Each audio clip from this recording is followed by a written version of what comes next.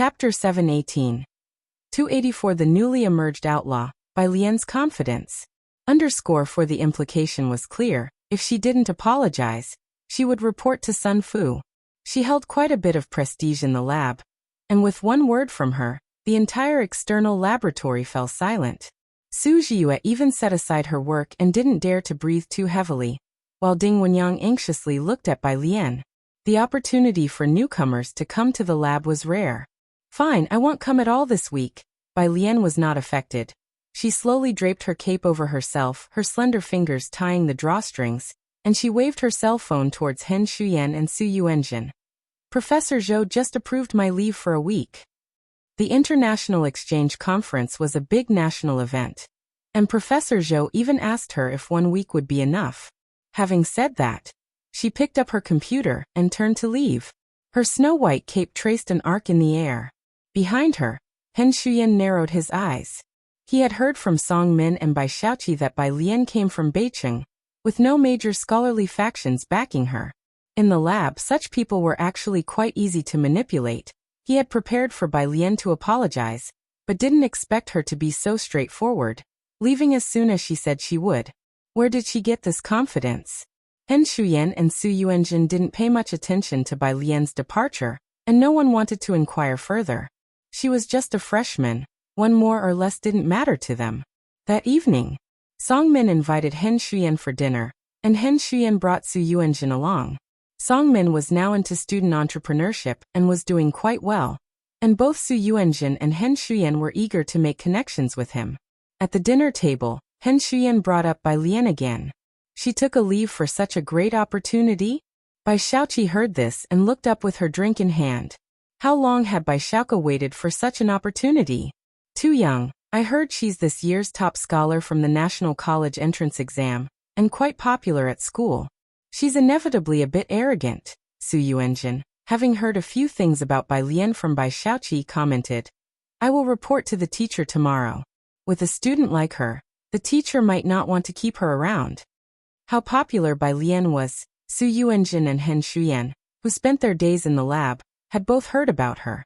Sitting to the left of Bai Xiaoqi, Song Min slightly lifted his gaze upon hearing this. Bai Xiaoqi smiled lightly and said no more. Just then, Su Yuanjin received a message from Sun Fu. After reading the message, Su Yuanjin put down her chopsticks. Is the group assignment done? The teacher just said he's coming in person on Friday to listen, so check on the progress. The teacher is taking it this seriously this time. Hen Shuyan was somewhat surprised. The two hadn't finished dining when Song Min drove them back to the research center. I can't believe she just took a leave like that. Under the research center's tall building, after the two entered, Bai Xiaoqi got into the car.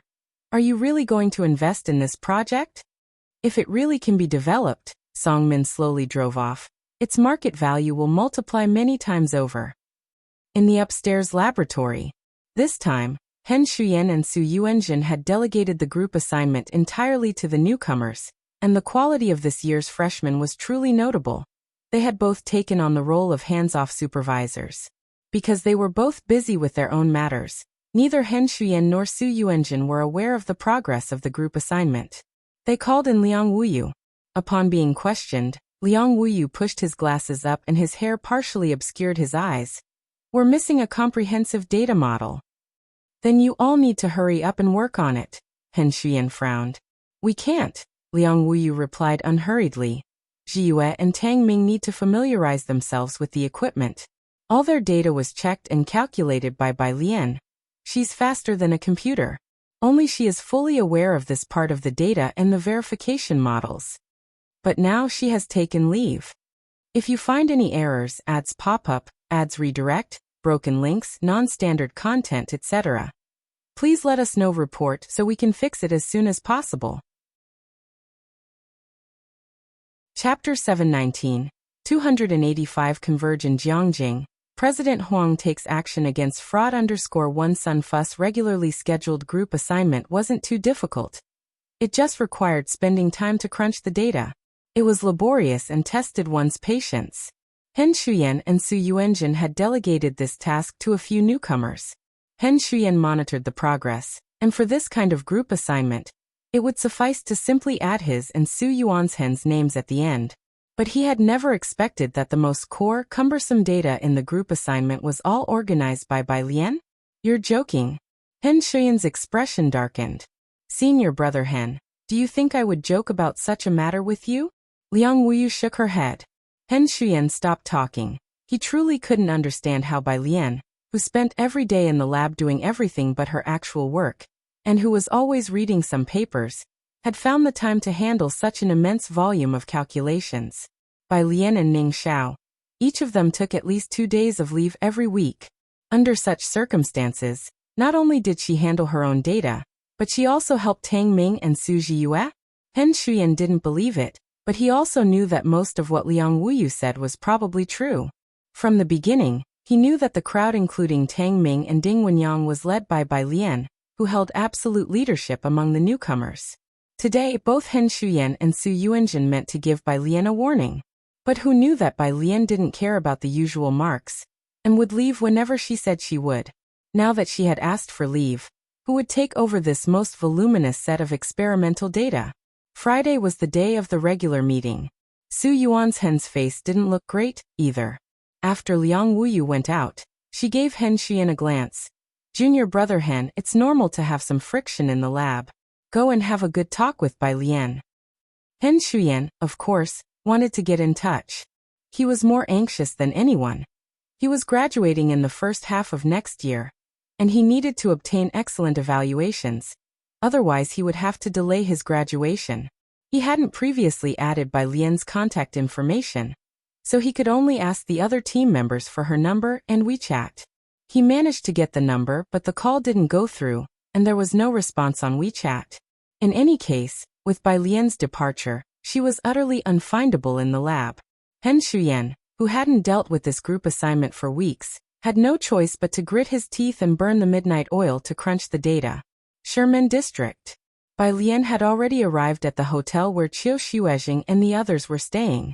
Sherman District is a tourist area, situated to the right of Xinjiang District. Qiu Xuezhing was communicating with the person in charge of this event. Having not seen each other for half a year, Jianzhe was more composed than before, not as impetuous, gentle yet reserved. Just past this street is Cultural Square, where we were originally slated to rehearse every day. Under the gaze of cameras from 4 nations, the slightest stage fright could affect performance. As for ability, no one was worried. After all, he was the top scholar of the last year's cohort. And when it came to stage fright, the Calligraphy Association, along with Qiu Zizhang's side, was even less concerned about that. The hotel beside Cultural Square had been expropriated by the officials to accommodate all the friends who had arrived for this event. Jianzhe took Bai Lian to a lounge in Xiangqing, pulled open a drawer, and handed over a document to Bai Lian. There's also this, from Brother Mao's friend who asked me to give it to you. Bai Lian reached out to take it. This was the order she had asked someone to investigate last time, held by Xiaoqi. Neurotoxins weren't common in the country, and Zhou Jian shouldered all responsibility for Su En's incident. Mao Kuan had also checked the source, and the Ren family was indeed uninvolved. But Ren Wengshuan's reaction to the order in Zioki's hands was significant. Bai Lian still had someone look into it. 20 years ago, when the internet wasn't widespread, all transactions happened offline. Backter Street was intricate and complex, making the investigation of relationships troublesome. Bai Lian skimmed the paper and found some good news. They had found the supplier. She lowered her gaze and slowly folded the paper, then slouched lazily in the chair beside her. You came this time. You should be planning to stay for the exams before you leave, right? The examination locations for Jiang University were fixed. Every year, very few students from other institutions dared to apply to Jiang University. After the symposium, Jianzhe would also be nearly ready for his postgraduate exams. Speaking of which, Su Wenyao was also taking the exams this year. Yes, teacher Qiu asked me to prepare for the interviews in Jiangjing. Jianzhe sat opposite her, picked up the Yixing teapot with practiced hands, brewed a cup of tea, and then poured one for Bai Lian as well.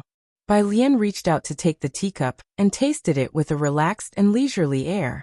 To convey culture to foreign guests, each room in the hotel had been equipped with unique Chinese teaware. Jianzhe, under Qiu Zhiheng's influence in Xiangqing, had learned to do it properly and said after drinking a sip, "This tea isn't as good as ours." As soon as Qiu Xuezheng came in, he heard Jianzhe's unabashed comments. He hung his overcoat on the left side, took a seat in the empty spot, and began detailing the developments of Xiangqing Calligraphy Association over the past 6 months to Bai Lian. Xiangqing Calligraphy Association wasn't just a simple official organization. Located on Internet Celebrity Street, it also bore the responsibility of promoting culture. Source: web novel. Com. Updated on InvGo. Co. If you find any errors, ads pop up, ads redirect, broken links, non-standard content, etc., please let us know. Report so we can fix it as soon as possible. Chapter 720. 285 Converge in Jiangjing. President Huang takes action against fraud _2 over the past 6 months. As people clocked in and word of mouth accumulated, the flow of visitors steadily increased, and the scale of the street expanded several times over, sparking various industries' bloom. Jianzhe became a representative figure for the Xiangqing Calligraphy Association. Because the college students who came to clock in all liked him. He was cultured and quite handsome. Many people came to Xiangqing just for him. How many members does the Calligraphy Association have now? Bai Lian asked. Qiu Xuezheng laughed. Over 100 members now, not including the children who come to learn. There are a lot of people, so I discuss with a few teachers and we increase the thresholds. Bai Lian tapped her fingertips on the lid of her cup. Her eyes lowered in thought, and she didn't ask further. Oh. Qiu Xuezheng saw she was deep in thought and didn't disturb her, but suddenly remembered something and he looked towards Jianzhe. I just saw Jianrong's name on the list. The members of your family should be there too. This kind of official exchange would be a gathering of masters. The Beiqing Writers Association and the Jian family would definitely attend. Other than returning to Beiqing once in June, Jianzhe spent the past 6 months in Xiangqing, focusing on learning and practicing calligraphy, without returning to Beiqing. Qiu Xuezheng suggested he take the time to go back and visit his family. I'll go visit in a couple of days. Jianzhe topped up Qiu Zhiheng's tea. Find some time, after the exchange meeting, ocean of ink and brush in a couple of days. We at the Xiangqing Calligraphy Association will start to get busy. Qiu Xuezheng said leisurely as he drank his tea. Watching the neighboring martial arts gym and clinic flourish, Qiu Xuezheng had been worried. Now he could finally relax. After eating, they returned to Shanghai apartment. Bai Lian sat on the carpet in piano room 302. She didn't have group homework due for the plasma laboratory today, and she had taken the time to try out the composition from Director Jian that was blooming on the trees. Director Jian's composition was too stunning. Her fingers glided across the strings, and she played it 2 or 3 times before stopping. It was no wonder this song was a hit. Both she and Director Jian were serious about it. At the weighty door of the piano room, Jiang Fulai held the door with one hand, papers from his group in his other, listening attentively. Bai Lian knew someone was behind her.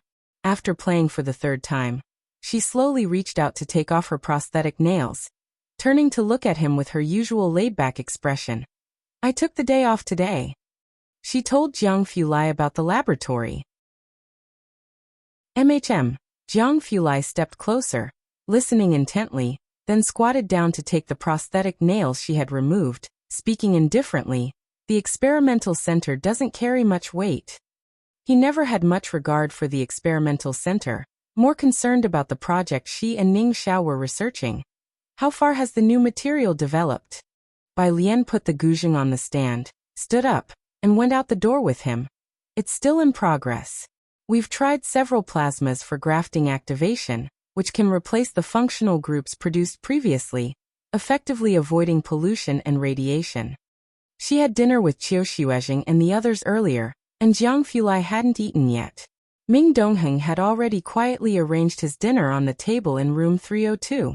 The two of them now had different research directions. The details were too technical for Jiang Fulai, but when Bai Lian spoke he could understand. Bai Lian said a few words and then brought up Zhang Xiai's. Qilu's student. How does he not resemble his teacher at all? She sighed lightly, starting to worry. As an active socialist builder who even uses WeChat shakes constructively, Miss Bai had no inkling at all. It was partly her doing that Zhang Xi's had gone so far off course. After all, the troops reflect their leader. Jiang Fulai sitting down ready to eat. He fell silent for a while, then poured her a glass of milk. Have some. On Friday, they finished a major mechanics class in the Tongfeng cohort in the morning. At noon, Bai Lian gathered her group to eat together. When she was in school, her group would use her card to pay for meals. At the rectangular tables in the third cafeteria, just enough seats for the whole group were filled. Ding Wenyang was describing to Bai Lian how Hen Shuyan had not slept for 2 days. He's so busy he doesn't even have the time to scold us, and the progress is still slow. Over the past days, Ding Wenyang and Tang Ming had finished their own tasks, and were even able to help Ning Xiao calculate data. Bai Lian, sitting across from Ding Wenyang, ate her meal methodically. But Sister Lian, after expressing his relief, Ding Wenyang was also quite worried. Will this affect your regular grade? The midterm experiment required them to spend every afternoon in the laboratory, so that the institute could better integrate them into the scientific research atmosphere. They were definitely meant to learn something. Bai Lian had offended both her senior brother and sister. Bai Lian finished eating her vegetables and then looked up, saying slowly, "It's fine." Next to her, Tang Ming, with his legs propped up, ate carefree, clearly unbothered, prompting Ding Wenyang to resume his meal with lingering concerns. Source: web novel. Com, updated on InvGo. Co if you find any errors, ads pop up, ads redirect, broken links, non-standard content, etc. Please let us know report so we can fix it as soon as possible. Chapter 721. 285 Converge in Jiangjing. President Huang takes action against fraud _3 Liang Wuyu whispered to Tang Ming, who after looking at him, thought for a moment, and then switched places with Liang Wuyu. After they switched, Liang Wuyu put down his utensils and spoke softly. Hen Shuyan only wrote his name and his senior sisters on the paper. It was a common yet unquestionably uncontestable tactic. Bai Lian picked up a thermos from the table, unscrewed the lid, took a sip, and with drooping eyes said, "How did those two manipulate the data?" "They basically copied yours," Liang Wuyu had observed carefully. Unlike the aloof Ning Xiao or the socially anxious Su Jiyue, his tone was slightly disdainful. "Without using your data, they wouldn't be able to calculate it even if given another week." "I see." Bai Lian idly tapped her finger on the thermos, smiling lethargically. "I'll join you for the regular meeting this evening." Not far away, the group led by Gao Yuan. The members were all connected through a network of relationships, interwoven and intricate, and there were also rumors about Bai Lian taking a month's leave due to poor relations with the lab seniors. Bai Lian had a high reputation at Jiang University, especially after the welcome party. It wasn't just Bai Lian. Now, Tang Ming's notoriety in the school even exceeded that of Gao Yuan and his group. However, Jiangjing had recently been thrown into chaos by Xian Kong, Yin Lu, and the Drama Academy, with most of the school forum discussing these issues. The response to Bai Lian's group in the laboratory was lukewarm, and the number of mentions they received on the forum recently had finally decreased significantly. Being smart is useless in experiments, Gao Yuan, who was recently quite buoyant, said. No one in the lab dared to exploit someone from the Gao family, and the seniors were always willing to include him in their projects. Don't worry about them, everyone just focus on their work in the lab. The research directions I posted in the group are important. Our group's performance is crucial before the end of the term. When he said the last sentence, Gao Yuan's expression was very serious. The people at the table looked at each other, and knew Gao Yuan must have some inside information. And it must be something significant. They finished dinner almost at the same time as Bai Lian's table and left. As they walked behind Bai Lian and Ning Xiao, it was clear to see that Ning Xiao, Ding Wenyang, and others were heading towards the research center, while Bai Lian was going in the direction of the west gate, planning to leave the university. Gao Yuan watched Bai Lian heading off, feeling relieved. After all, Bai Lian still hadn't experienced academia. She was used to being adored by students, unaware of how this circle operates. What use was her intelligence then? I wonder what she's going out for now, one of the boys said, patting Wang Shi on the shoulder with a laugh. Brother, you made the right choice joining our group. Gao Yuan's information is more advanced than the average professor's. This was something Wang Shi finally felt after joining the lab. From October to December, Wang Shi had felt a heavy burden on his chest, unable to breathe. The success of Bai Lian and Ding Wenyang made him anxious, but now he finally felt it dissipating. In the evening, the regular meeting of the plasma laboratory was in the amphitheater of the physics building. Bai Lian had made a special trip back from Ma Institute's laboratory. Lian's sister over here. Tang Ming saved her a spot in the last row. Sun Fu brought a few doctoral students, not many, but together with the assistants and lab heads, and the new group including Ding Wenyang, there were still over 20 people in the amphitheater. Bai Lian was most familiar with Hen Shuyan. She rarely saw the others, but they were all quite polite in greeting her. Dean Huang. In the middle of the meeting, Huang Yushua entered, and Sun Fu quickly got up. What brings you here? The second disciple of Ma Institute, a top figure in domestic quantum physics, Sun Fu was very respectful towards Dean Huang. Dean Huang, hands clasped behind his back, nodded slightly towards Sun Fu. I've come to listen in. His arrival injected enthusiasm among the present graduate students. The group led by Ding Wenyang was also curious. Only Bai Lian, seated in her place, casually flipped through a paper without looking up. Ding Wenyang was seated in front of her and turned back. The paper Bai Lian was pressing down was still the original. The arrival of Dean Huang livened up the atmosphere. The graduate student meetings were much higher in quality than the bi-weekly sessions of the Tongfeng class, and Ning Xiao and others listened attentively. Soon it was Su Yuan's Hen's group's turn. He Shuyan, holding a USB drive, went up after having stayed up for 3 consecutive days with only a few hours of sleep, dark circles under his eyes, disheveled hair, and his spirits dampened by anxiety. Still, his presentation and the data he showcased were quite polished. It seemed to pass muster, but something was lacking. The last slide of the PPT listed the primary authors of the paper. He Shuyan Su Yuanjin. Just the two of them. They've really got some nerve. Ding Wenyang couldn't help but become angry, whispering to Liang Wuyu. All the research materials were collected by us, and the data was done by Bai Lian. They just reviewed Bai Lian's data in the last 2 days, and now it's credited to them. They have no shame at all. The rest of the group was equally furious. As he spoke, Ding Wenyang sneaked a glance back. Bai Lian was pressing down on a paper with her left hand and loosely holding a black pen in her right, jotting down notes whenever she encountered a technical term. Still looking calm and collected. Such composure. Sitting in the front, Sun Fu was flipping through a paper. He was about to ask He Shuyan to step down, but when he came across a specific data point, he let out an in surprise, looked up with a rare smile on his face. Did you and Yuanjin come up with this together?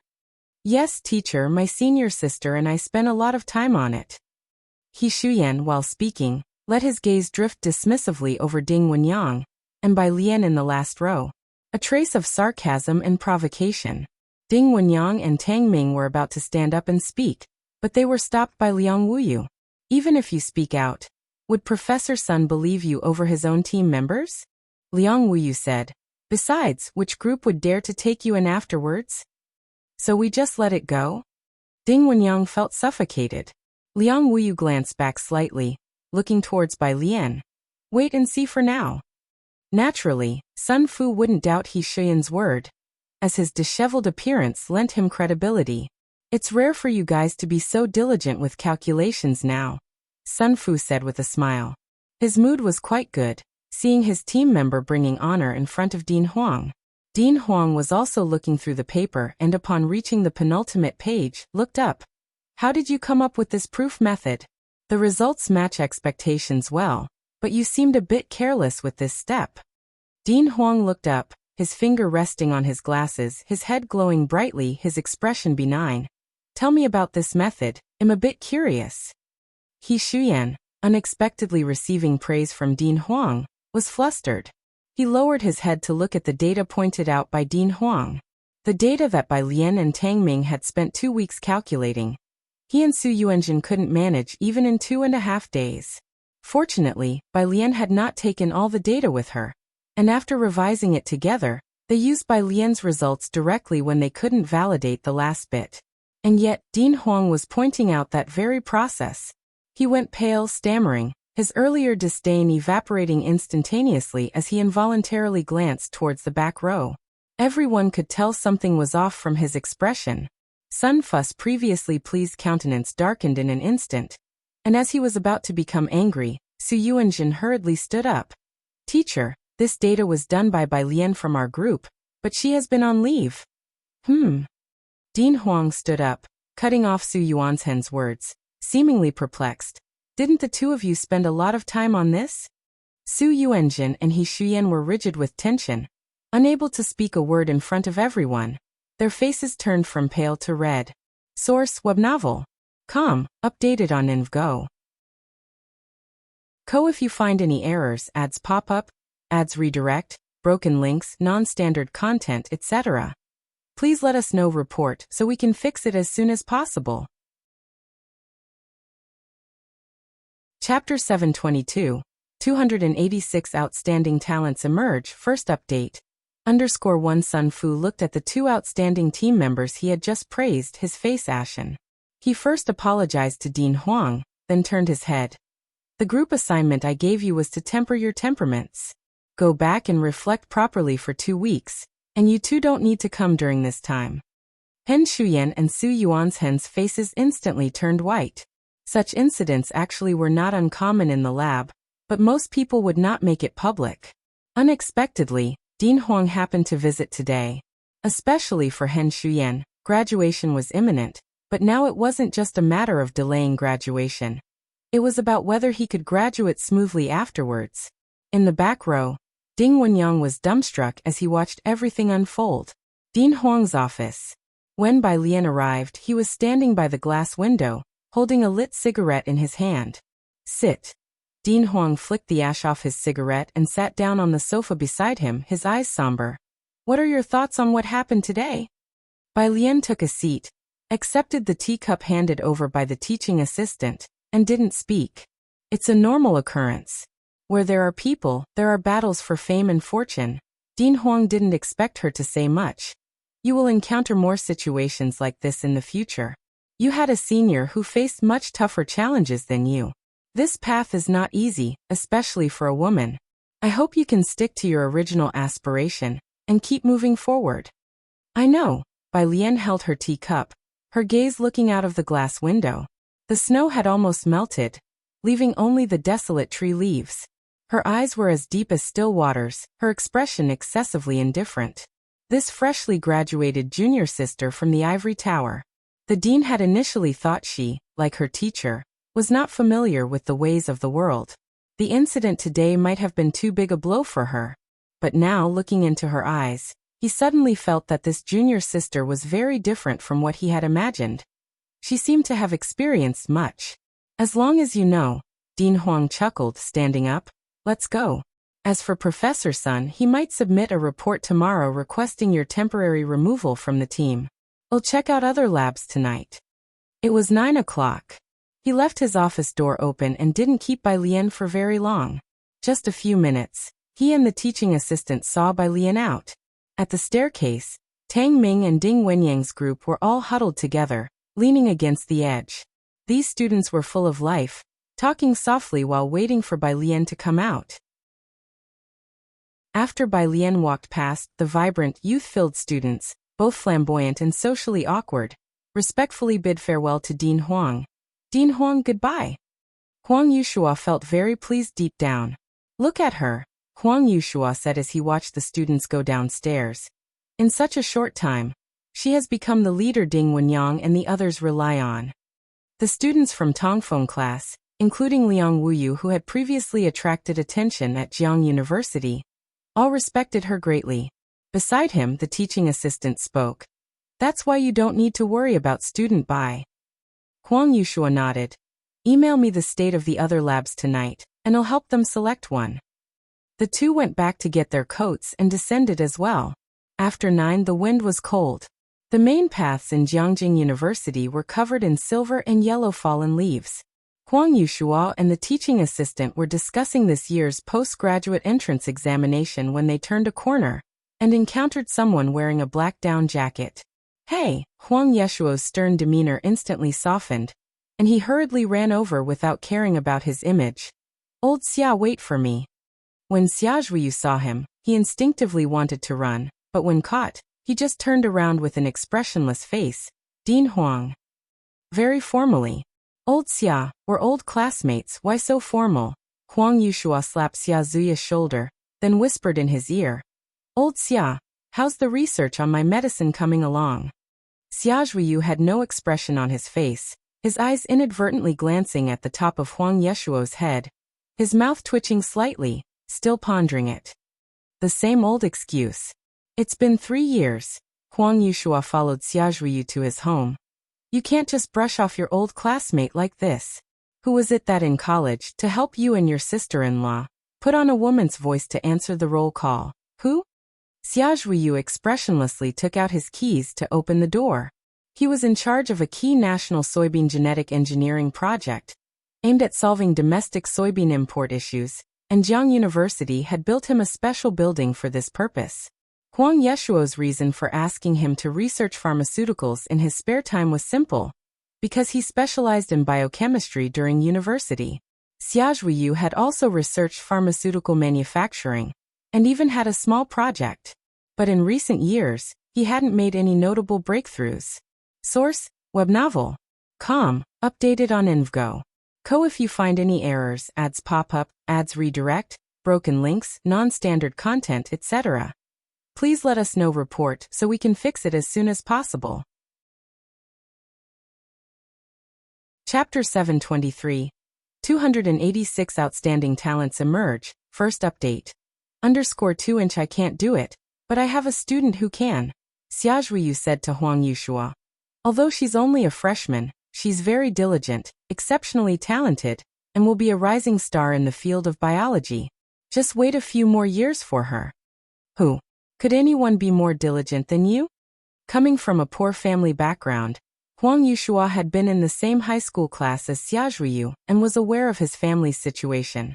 It was hard to get into university back then, and Xia was always studying, even when he was working part-time. He admired someone else's diligence? Yang Lin, my student. Xia Zhuyu went to boil water. With her tenacity, her name will undoubtedly be found in the future edifices of domestic biology. Huang Yushua sat on the sofa, joking aside. But Xia Zuyu's words surprised him. Initially, he was amazed that a freshman like Bai Lian had caught the eye of her professor, and now Yang Lin had quietly gained Xia Zuyu's favor? Xia Zhuyu, who had studied biology in D country for 10 years, and had only managed to return safely to his homeland after much obstruction abroad with the intervention of academician Ma, was the foundation of the domestic soybean field. His sudden references to my student suggested he was truly satisfied with Yang Lin. Beihang District. When Jianzhe came to see the Jian family, Jian Zhonghai was negotiating with President Yin. Jian Rong was talking with Bai Shaoqi and Song Min due to Bai Shuk's connection, and she was acquainted with both. Jianzhe was the only one sitting on the sofa. When he saw Bai Lian's message, he stood up, politely greeted. Grandfather President Yin, I have to leave early for an errand. Although Jian Zhonghai didn't look highly upon the businessman Bai Qiming, he was quite amiable towards the Yin family firmly established in Jiangjing. When he heard Jianzhe's words, he glanced briefly and continued the conversation. He didn't care where Jianzhe was going. Since Jianzhe had gone to Xiangqing to stand in for Jianrong, there had been little news, and Jian Zhonghai did not pay much attention to him. However, Jianzhe's father wanted to grab his son's ear, but with Jian Zhonghai and President Yin present, he couldn't behave so rudely and only followed Jianzhe a little further. Where are you off to? To meet Sister Lian. Jianzhe showed his father the message on his phone. She's called me to have late-night food. Sister Lian. Always that Sister Lian. Eat, eat, eat, that's all you think about, his father lamented in disappointment. As for Miss Liu, she's now getting along well with Jianrong. Her father is a renowned professor in the Chinese department at Beijing University, and he even introduced a professor from the Chinese department of Jiang University to Jianrong. Jianzhe recalled and realized Miss Liu was the lady he had been set up with the last time he returned to Beijing. But she seemed to prefer Jianrong's company. He nodded earnestly. Then I should congratulate Jian Rong. His father looked at Jianzhe, at a loss for words. As he passed by Xiaoqi and the others, Jianzhe greeted them politely too. Heading out so late? Bai Xiaoqi stood up out of politeness. There aren't many buses around here. I've already called a car, replied Jianzhe, showing his phone. After he left, Songmin looked to Bai Xiaoqi with a questioning glance, to which Bai Xiaoqi replied, he's Jianrong's older cousin. He was sent to Xiangqing in her place before.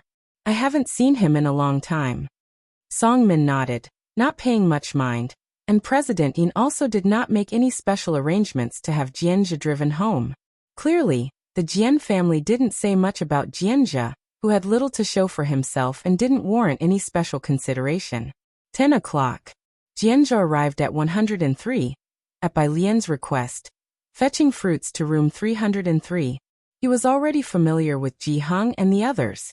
At this time, Ji Heng, Lance, and Dean Jian were playing mahjong. Jianzhe effortlessly filled Ji Heng's pipe with tobacco. Dean Jian sat to the left of Ji Heng and looked up at Jianzhe. I heard you're preparing for postgraduate studies at Jiang University. How's the review going? There shouldn't be any major issues. Jianzhe handed the pipe to Ji Heng. He stood straighter and spoke more confidently than when they first met, exuding an air of dignity. He was vastly different from how he was over half a year ago. It had to be said that Bai Lian was quite good at teaching. Dean Jian didn't like the Jian family people, but he found the current Jianzhe quite pleasing. He drew a two of bamboos.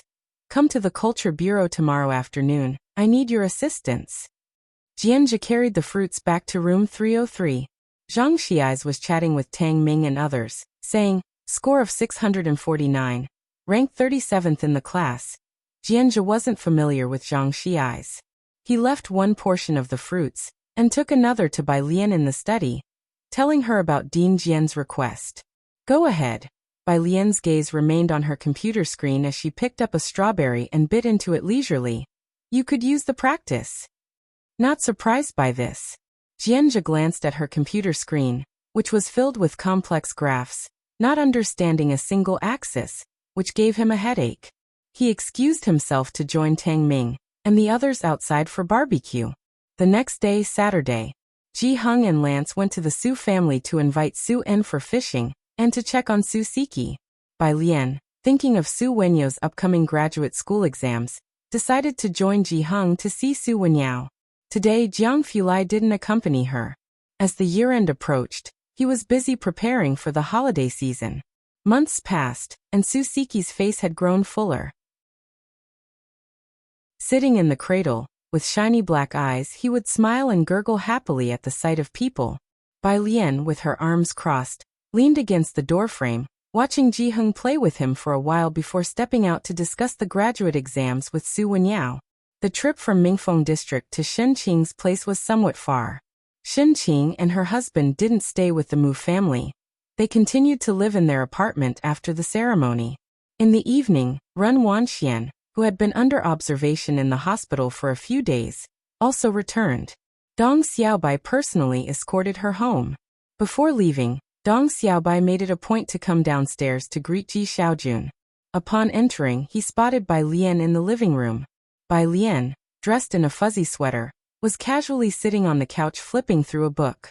Thinking about the Calligraphy Association matters, and the lack of communication from anyone, Dong Xiaobai was in the dark about the arrangements above. He and Elder Dong had guessed that perhaps the Jiang family had directly cancelled that part, so he inquired with Bai Lian. That matter. Bai Lian had a good impression of Mu Yining and Dong Xiaobai, so she closed the book, stood up unhurriedly and said, I'm on it. Dong Xiaobai was quite surprised. You. Source web novel. Com. Updated on Invgo. Co. If you find any errors, ads pop up, ads redirect, broken links, non-standard content, etc. Please let us know. Report so we can fix it as soon as possible. Chapter 724. Not so simple niece. Shocked members of the Jian family. Second update. _1 inch sure. Bai Lian stood up, as Jiang Fulai was almost there. After a moment of thought, she said, I will refer a doctor to Ren Wanxian for her hands, guaranteed to leave no sequelae. Dong Xiaobai was still immersed in shock and hadn't fully recovered. He responded subconsciously. No need, my dad has already found her an old doctor. Bai Lian nodded. All right then. If there are any issues later on, come to me. She said goodbye to Shenqing and Ji Xiaojun. She didn't stay for dinner. After Bai Lian left, Dong Xiaobai turned to Shenqing. Sister-in-law, Bai Lian, she's also learned calligraphy? Are you talking about Alien? She writes very well. Shenqing had Bai Lian's calligraphy at home. Not understanding calligraphy, Shenqing went to her room, took out the book that Bai Lian had left behind, where she always left her handwriting after reading. Shenqing flipped to the page with the handwriting. Look. Dong Xiaobai looked down. The script was neat and had a unique style. It was a very special Guanga style. Even he was impressed at first glance. But this is Guanga style. Dong Xiaobai went to the Calligraphy Association overnight. When the person in charge of brush and ink sees heard the news, he found Bai Lian's name on the computer, adjusted his glasses and said, Bai Lian, there is such a person, but the president has ordered it personally, and the Cultural Affairs Bureau has also approved it. What? The president personally approved it? Dong Xiaobai calmed down. If both the Cultural Bureau and the president had directly approved it, then this matter might not be what he had imagined. This was indeed very strange. After leaving the Calligraphy Association, Dong Xiaobai was hit by the cold wind and called Mu Yining in a low voice. Yining, I always feel that your niece is not so simple. The next day, early in the morning, Ding Wenyang and Tang Ming were among those who received a notice to suspend their lab visits. They were supposed to go to the plasma laboratory over the weekend. Now that they were free, Ding Wenyang took the opportunity to visit Ning Xiao's house. You got a house as a reward from your uncle for getting into university? Ding Wenyang, struck by the sight of Ning Xiao's ordinary clothes, said, Bro, you really got me good. Houses in the school district of Jiangjing are not cheap. Ding Wenyang had always thought Ning Xiao's thrifty family wasn't well off, so he took care of him subtly in everyday life. Ning Xiao, with a slightly gloomy look in his eyes, gave him a glance but didn't reply. After the house visit, Bai Lian happened to return from her morning run. It was cold in Jiangjing's morning, so she wore just a sweatshirt, her hair tied up behind her head with a ribbon, capped with the hood of her sweatshirt. Are you free today? Bai Lian went in using her fingerprint on 303's lock. Good, I'll take you guys to do some volunteering later, and you'll get a certificate for academic credit. It was the first day of the big event, and there were a lot of foreign guests. These few were fluent in English, perfect for volunteering as guides for the visitors. Volunteering? Ding Wenyang thought it was just the kind of volunteer activity arranged by a school club, and seeing that Bai Lian wasn't affected by the lab suspension, he touched his head. Actually, I still need to fulfill my practice credit. Just as he finished speaking, the door of 303 opened. At the dining table, a man holding chopsticks in a lazy manner slightly raised his head, his movements elegant and distant. His gaze, not too oppressive, somehow still gave off a sense of alienation. Ding Wenyang, instinctively avoiding making a scene, mindful of his image. Then he saw Ning Xiao, who was usually silent, respectfully bowing and calling out, Brother Jiang. Ding Wenyang, following the lead of Tang Ming and Ning Xiao, also respectfully lowered his head, Brother Jiang. Standing by, Ming Dongheng, who was fetching chopsticks for Bai Lian and the others, glanced at Ding Wenyang when he heard the Brother Jiang. Cultural Square covers about 1.5 hectares. A concrete avenue leads to the central square in the middle, surrounded by countless concrete paths, small gardens, and large patches of lawn. In spring, many schools organize elementary students for field trips and kite flying here. Today at the entrance, there were banners hanging. Brush and Ink sees Four-Nation Cultural Exchange event. It was the opening day of the event, with a gathering of masters. Outside, there were also a circle of the Four Nations flags, with the red flag in the center particularly eye-catching. The weather was cooperating, no snow, and the sun had just risen, not as harsh as in summer days, soft and distant. This cultural exchange event attracted many visitors, and police were managing order at the main entrance. As Bai Lian and the others got out of the car, they drew the eyes of many people and the media outside, but as the group was rather young, The reporters only took a few photos and did not approach for interviews. Jianzhe was waiting for them at the main entrance. These are the volunteers. Bai Lian indicated the few people behind her. Source web novel. Com. Updated on Invgo. Co. If you find any errors, ads pop up, ads redirect, broken links, non-standard content, etc. Please let us know report so we can fix it as soon as possible. Chapter 725. Not so simple niece. Shocked members of the Jian family. Second update. _2 As soon as Jianzhe saw Ning Xiao, he became respectfully solemn.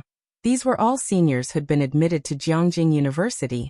Senior, follow me, there are volunteers with sleeve protectors behind. The dean of the Jian family was the main person in charge of this event. He didn't get along well with the Jian family, but Jianzhe got along well with Bai Lian, and the dean liked what he saw in him. He even introduced Jianzhe to a few people and distributed some tasks. Ding Wenyang followed the staff to the rest area on the left side of the square, and fastened the sleeve protectors around his arms. It was only after Bai Lian and Jianzhe had gone out that he tugged at Tang Ming's sleeve and whispered, "What kind of high-end event is this really? Can I handle it?" "I don't know either." Tang Ming adjusted his sleeve protectors, "but it should help us gain a lot of points, haha." Ding Wenyang. Sometimes he found Tang Ming's intelligence and sensitivity frightening, yet at other times he thought him to be excessively thick-skinned. The Jian family arrived early. Jian Zhonghai was not accustomed to this weather. He wore a thick coat as he stood at the red carpet entrance of Cultural Square, speaking with Jian Rong. "Did you manage to meet with Professor Feng?" Professor Feng was indeed the teacher Mr. Liu's daughter had introduced to him. Jian Rong shook his head. A professor from Jiang University was always busy, which was understandable. Jian Zhonghai wasn't surprised. "When your second granduncle arrives, remember to greet him right away. He'll acknowledge you after all." "Grandfather, don't worry." As the Jian family was talking, Jianzhe came their way with a girl and volunteers. Jian Rong recognized the girl at the front at a glance. Her face was slightly downcast. She wore a top with pipa sleeves, the cuffs tightly gathered. Below was a white pleated skirt, its base lightly colored, embroidered at the bottom with alternating lines of iridescent gold and blue thread, showcasing an elaborate pattern. On top were red chamomile flowers, with butterflies fluttering amongst them. A pure white cape was draped over her, interwoven with green grapevines. Sensing the gaze, she looked over lazily. Her beauty was fresh, and the cold winter sunlight illuminated her from behind, radiating a certain indescribable charm. Jian Rong was taken aback for a moment. Even though he had only seen her once, he recognized her as a contestant from last year's Lanting Awards in Jiangjing, who also seemed to be from Xiangqing. Jian Rong vaguely remembered that he had drawn a trip to Xiangqing, but in the end, Jianzhe went in his place. Upon seeing Jian Zhonghai and his father, Jianzhe greeted them politely, "Grandfather, father." Jian Zhonghai looked at Jianzhe and the group of unfamiliar volunteers accompanying him, then withdrew his gaze, not lingering any longer. "I asked you to come with your grandfather, but you didn't," Jian Rong's father whispered in his ear. "Now you're with these kids later on, just follow me. Your grandfather came here specifically for your second granduncle. Jian Rong is here too, and you can't be absent." Jianzhe was just about to speak.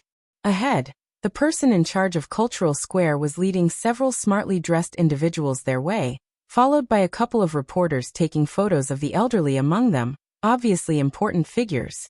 Jian Zhonghai recognized one of them at first glance and quickly perked up, "Professor Feng." Jian Rong also shifted his gaze away from Bai Lian, and went to greet Professor Feng. "Professor Feng, you are here today as well?" Professor Feng was a professor from the Chinese Literature Department at Jiang University. Jian Rong's father, watching the mingling of the group, tugged at Jianzhe's sleeve. "See that? That's Professor Feng. You should have met him originally." "I'm here for the cultural exchange to broaden my horizons." Professor Feng squinted slightly as he noticed Jian Rong and then recognized him. "Ah, it's you, Jian Rong."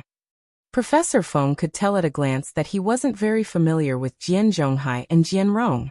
He stood on the side, waiting for the elderly man to finish his interview. He turned his head and spoke briefly to Jian Rong with little interest. When he turned his head, he saw a girl standing beside Jianjia, looking down at her phone. Professor Feng was astonished and quickly called out, "Bai student?" Bai Lian looked up in response. "It really is you, Bai student." Professor Feng's eyes brightened as he walked over, now speaking warmly with Jian Rong. "Bai student, you know Jian Rong and the others?" "Indeed, look." Because Jianjia had greeted Jian Zhonghai, they were all standing close to each other. Professor Feng subconsciously thought they knew each other. "I don't know them." Bai Lian shook her head. "Don't know them?" Professor Feng didn't ask further, but instead looked up at Dean Shu, who was still being interviewed, and called out, "Dean, Bai student is here too."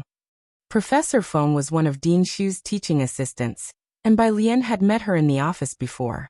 Bai Lian also recognized Professor Feng, and looking up again, saw Dean Shu declining the reporter's interview and walking over. He was dressed in a dark blue long gown, a wise and gentle elder. His temperament clearly distinguished him from others. "Dean Shu," Bai Lian gripped her phone, also somewhat surprised to see him there. "You're here too?" "Yes, the Cultural Bureau asked me to oversee the event." Seeing Bai Lian, Dean Shu was also pleased, his face much kinder. "Let's go in and talk." It was crowded outside. Bai Lian nodded and turned, giving Jianjia a look. Jianjia followed.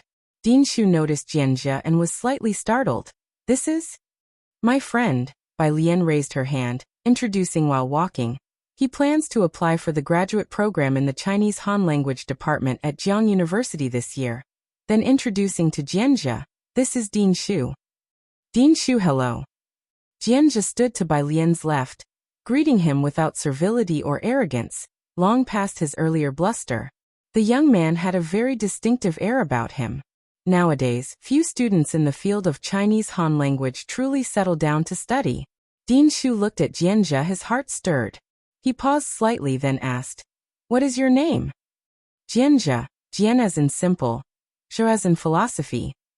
Dean Shu committed it to memory and nodded subtly, then began discussing school matters with Bai Lian. The few people chatted as if no one else was around.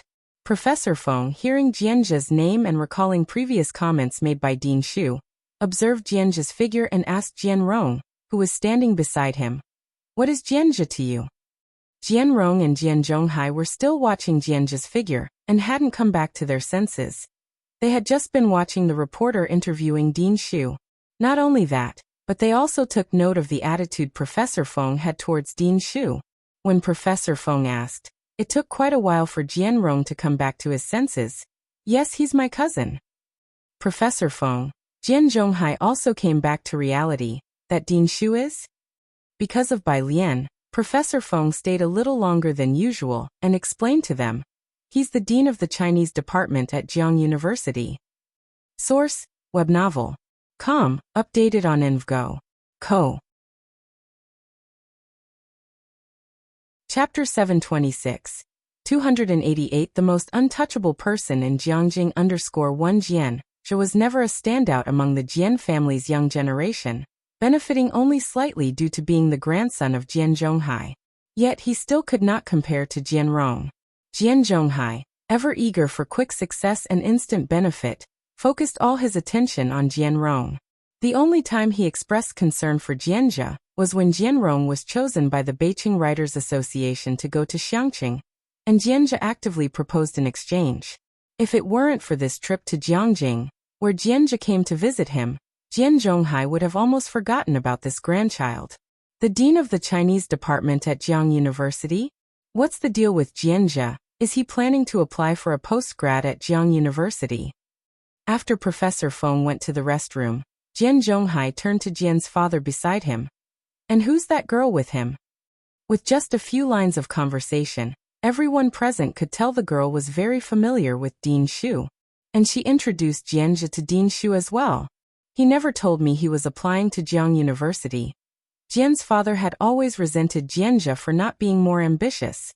Watching Jianjia's retreating back, he had not processed the information. That girl. She must be the one he often mentions. The first day was the opening ceremony, where calligraphers from all corners of the country gathered in Jiangjing, waiting for the grand event. Some were also hoping to seize the opportunity to show off their talents and become overnight sensations. It was quite lively. Meanwhile, at the Mu family, Mu Yining had her assistant Wang arrange for a time slot early in the morning. She had learned from Dong Xiaobai the day before that Bai Lian was attending the Four-Nation Exchange event and felt uneasy. This was a national event, after all. I've never heard of Miss Bai being proficient in Liang-style calligraphy, the building butler furrowed his brows. He only knew that Bai Lian's academic achievements were impressive, superior even to those of the past Mu Qiong. Chen, the old master, will also be present, with media and people from other countries in attendance. Are they really allowing Miss Bai to perform? I don't know. Mu Yining made a call to Ji Xiaojun. Ji Xiaojun was also unaware of this. You mean Alien? She has been busy with lab work recently. Lab work? Mu Yining paused for a moment, then hung up the phone. Miss Bai went to the lab this early? The building butler was startled, then remembered something. I heard from the son-in-law before that Miss Ren practices calligraphy every day, and she is personally coached by people from the Calligraphy Association and Old Master Dong. Miss Bai, she. The butler didn't place much importance on calligraphy. Besides Wan Xian, no one else in the Mu family had ever taken the art route. This event was indeed not to be taken lightly. A national affair. Assistant Wang, book a private room at Qingxin Building for tonight. Mu Yining sent a message to Dong Xiaobai, asking him to arrange a meeting with the personnel responsible for filming the event. And while you're at it, prepare a generous gift for me.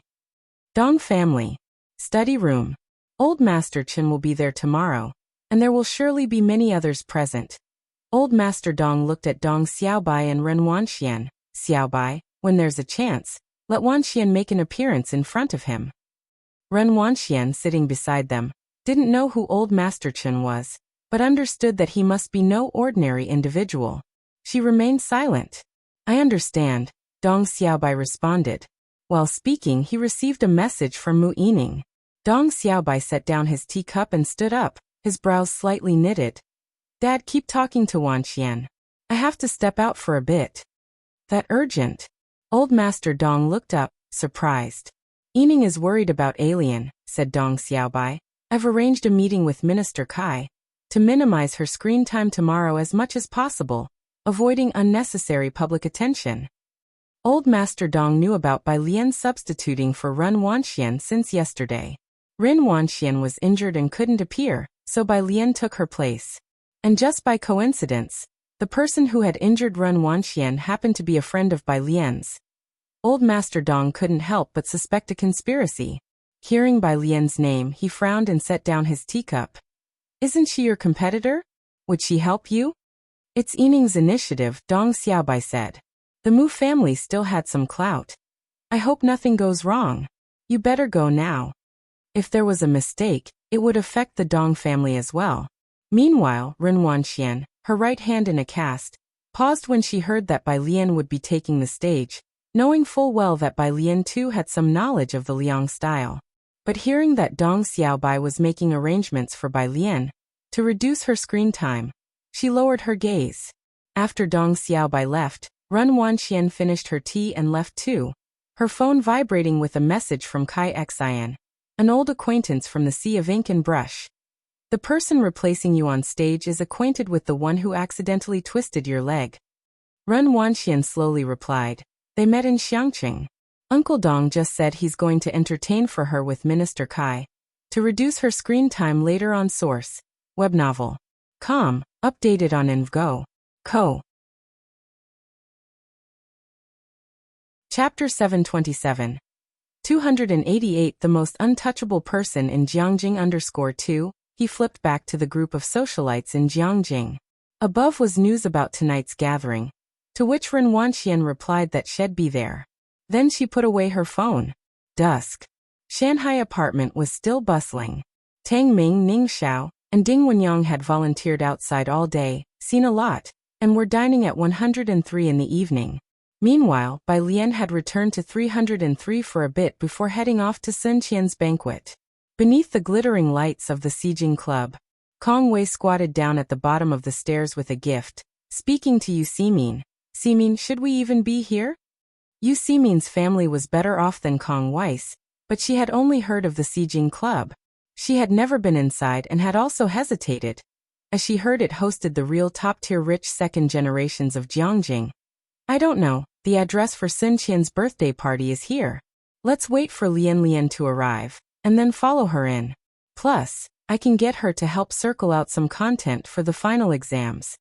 Although Bai Lian was not often seen in room 407, both Kong Wei and Sun Qian seemed to rely on her, intentionally or not.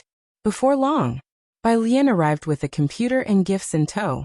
Yu Ximin and Kong Wei finally felt like they found their backbone, and followed close behind Bai Lian. The hostesses at the entrance of Xijing Club wore fur-trimmed kipayos. Security staff were in suits and leather shoes. The female attendants were beautiful, and the male ones handsome. They all took notice of the trio as they entered. The lobby supervisor, who had been giving instructions, perked up at the sight. He quickly came over to lead the way for Bai Lian and her party. Do you need me to carry something for you? The lobby manager, along with the rest of the staff at the Xijing Club, remembered Bai Lian's face very clearly from the summer holidays. Carrying a small gift bag in her computer, Bai Lian walked unhurriedly. No need. It's a bit cramped over there, you see, said the lobby manager respectfully after checking the private room and offering. Pressing the elevator button to the furthest right, he inquired, would you like to change to the VIP room on the top floor? Bai Lian continued to shake her head. Behind her, the staff were also very polite to Yu Ximin and Kong Wei, warm and thorough.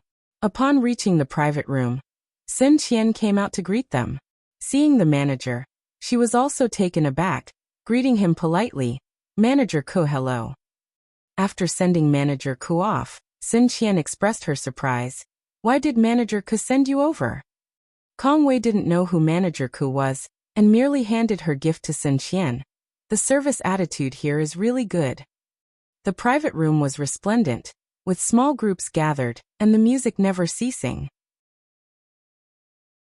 Sun Qian introduced Bai Lian and the others to her circle of friends, saying, these are my roommates.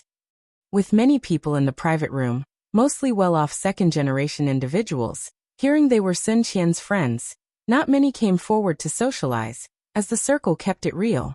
Near the bar inside, someone holding a champagne glass looked over at Ren Wanxian, then turned their attention to Bai Lian, showing interest. Wanxian, do you know them? You don't know them? Ren Wanxian leaned back on the sofa, her gaze flitting toward Bai Lian, who sat in a corner with the other two, checking their phones, ignored by everyone else.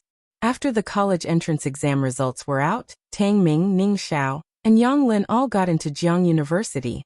The rumor around the school was that Bai Lian tutored them.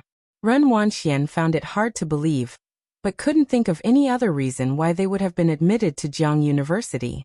During that time, all of Xiangqing celebrated, except for her and Chenju, who stayed shut in their rooms. Chenju repeated a grade. Ridden with restlessness, Ren Wanxian didn't stay in Xiangqing to retake classes, but instead enrolled in an art school in Jiangjing. Later, the Mu family surfaced. Ren Wanxian took a sip of champagne. She was now listed in the Mu family genealogy, ranked first in her major at the art school, and was a new member of the Calligraphy Association. In Jiangjing, she made many socialite sisters, while Bai Lian's friends were still the same few. No progress whatsoever. Ren Wanxian withdrew her gaze, looking toward Kai Xian. She's the one who will be on stage with you tomorrow. Her. Kai Xian frowned. Since learning about the change, Kai Xian had not seen Bai Lian come over for rehearsal even once. Her airs were bigger than those of their association's president. His eyes continued to follow Bai Lian's direction. It's a situation set up by my brother, Sun Qian, typically aloof, had good academic grades and usually didn't socialize with the others in the circle. Having received all the second generations, she then sat down next to Bai Lian's group. Thank you for coming. She let out a small sigh of relief. Kong Wei and Yu Ximin were fascinated by everything in the Xijing Club. Just after exploring the table next to them, they showed Sun Qian the key points Bai Lian had circled on their phones. Qian, we have hope for our finals complex functions now. Look at the key points Lian just drew for us. Source, web novel. Com, updated on InvGo. Co. Chapter 728. 288 The most untouchable person in Jiangjing_3 Yes, even students at Jiang University are afraid of failing a class. Sun Qian coldly asked Kong Wei to send it to her. At that moment, someone pushed open the door of the private room again. This time, it was a young woman who pushed open the door, wearing a beige cheongsam and a black coat over it. As soon as she entered, the young masters and Mrs. Present were taken aback, then all stood up. Even Sun Qian, who was sitting next to Bai Lian and others, stood up and walked to the door. Second Miss Su Genie glanced indifferently around the room, her gaze pausing slightly on Bai Lian. The young woman's traditional clothing and overly delicate face caught her attention for a moment. But just for a moment. I was upstairs just now and heard your brother mention that it's your birthday today, so I specially came to congratulate you. Su Genie handed the gift she was holding to Sun Qian. Thank you, Second Miss. Sun Qian replied with great respect.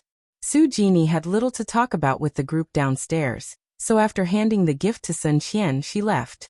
After she left, some of the socialites and young masters let out a sigh of relief and started discussing quietly. Ren Wanxian also lowered her voice to inquire. That second miss is Su Genie, the Sun family's second young miss. In our circle, you can offend anyone but not her. A male student beside Ren Wanxian explained.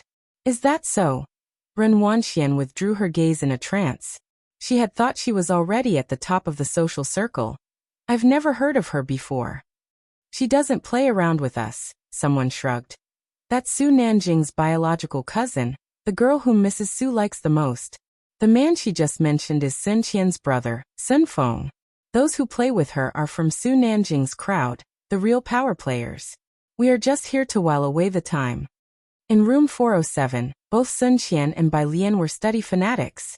After Bai Lian outlined the key points of complex functions, Sun Qian sat next to her, scrutinizing them intently. Kong Wei and Yu Ximin were laughing and playing pool on the side. Kong Wei didn't quite get it, so Yu Ximin taught her. They were laughing and playing, unconcerned with the stares from others. Today was Sun Qian's birthday, and realizing she wasn't quite comfortable with the setting either, Bai Lian kept her laptop on her lap without leaving early. She pointed at the screen, drawing the material diagrams Ning Xiao needed.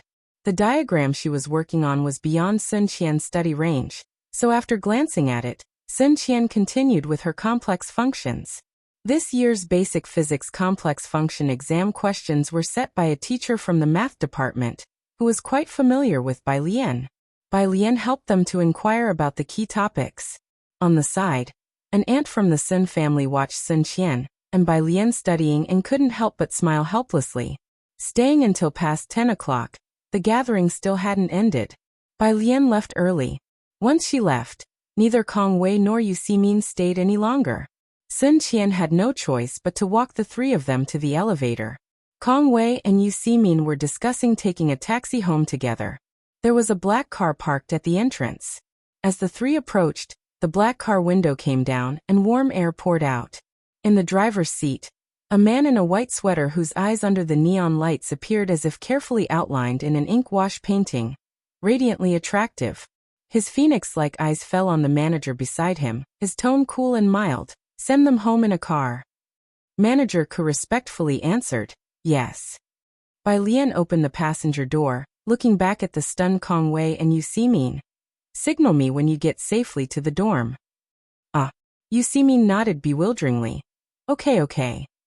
In the car, the heater was turned up high. Bai Lian rested her cloak on her legs and lazily propped her chin with her fingers. She turned on the car stereo and played the song Blossoms on the Tree. Qin Si's voice was lower than Yan Lu's, creating a unique charm when heard. Jiang Fulai's long fingers tapped the steering wheel, glancing slightly sideways. President Huang said you're going to change labs? Yes, but not to your lab, Bai Lian replied casually. Jiang Fulai gave her a glance and then fell silent. I still have a day off tomorrow, Bai Lian remembered, having taken a week's leave that lasted until tomorrow. President Huang said the new lab will likely be settled by tomorrow evening. The two arrived at Shanghai apartment. Mu Yining and Dong Xiaobai were waiting for Bai Lian to return in room 103. Walking beside Bai Lian, Jiang Fulai carried her laptop.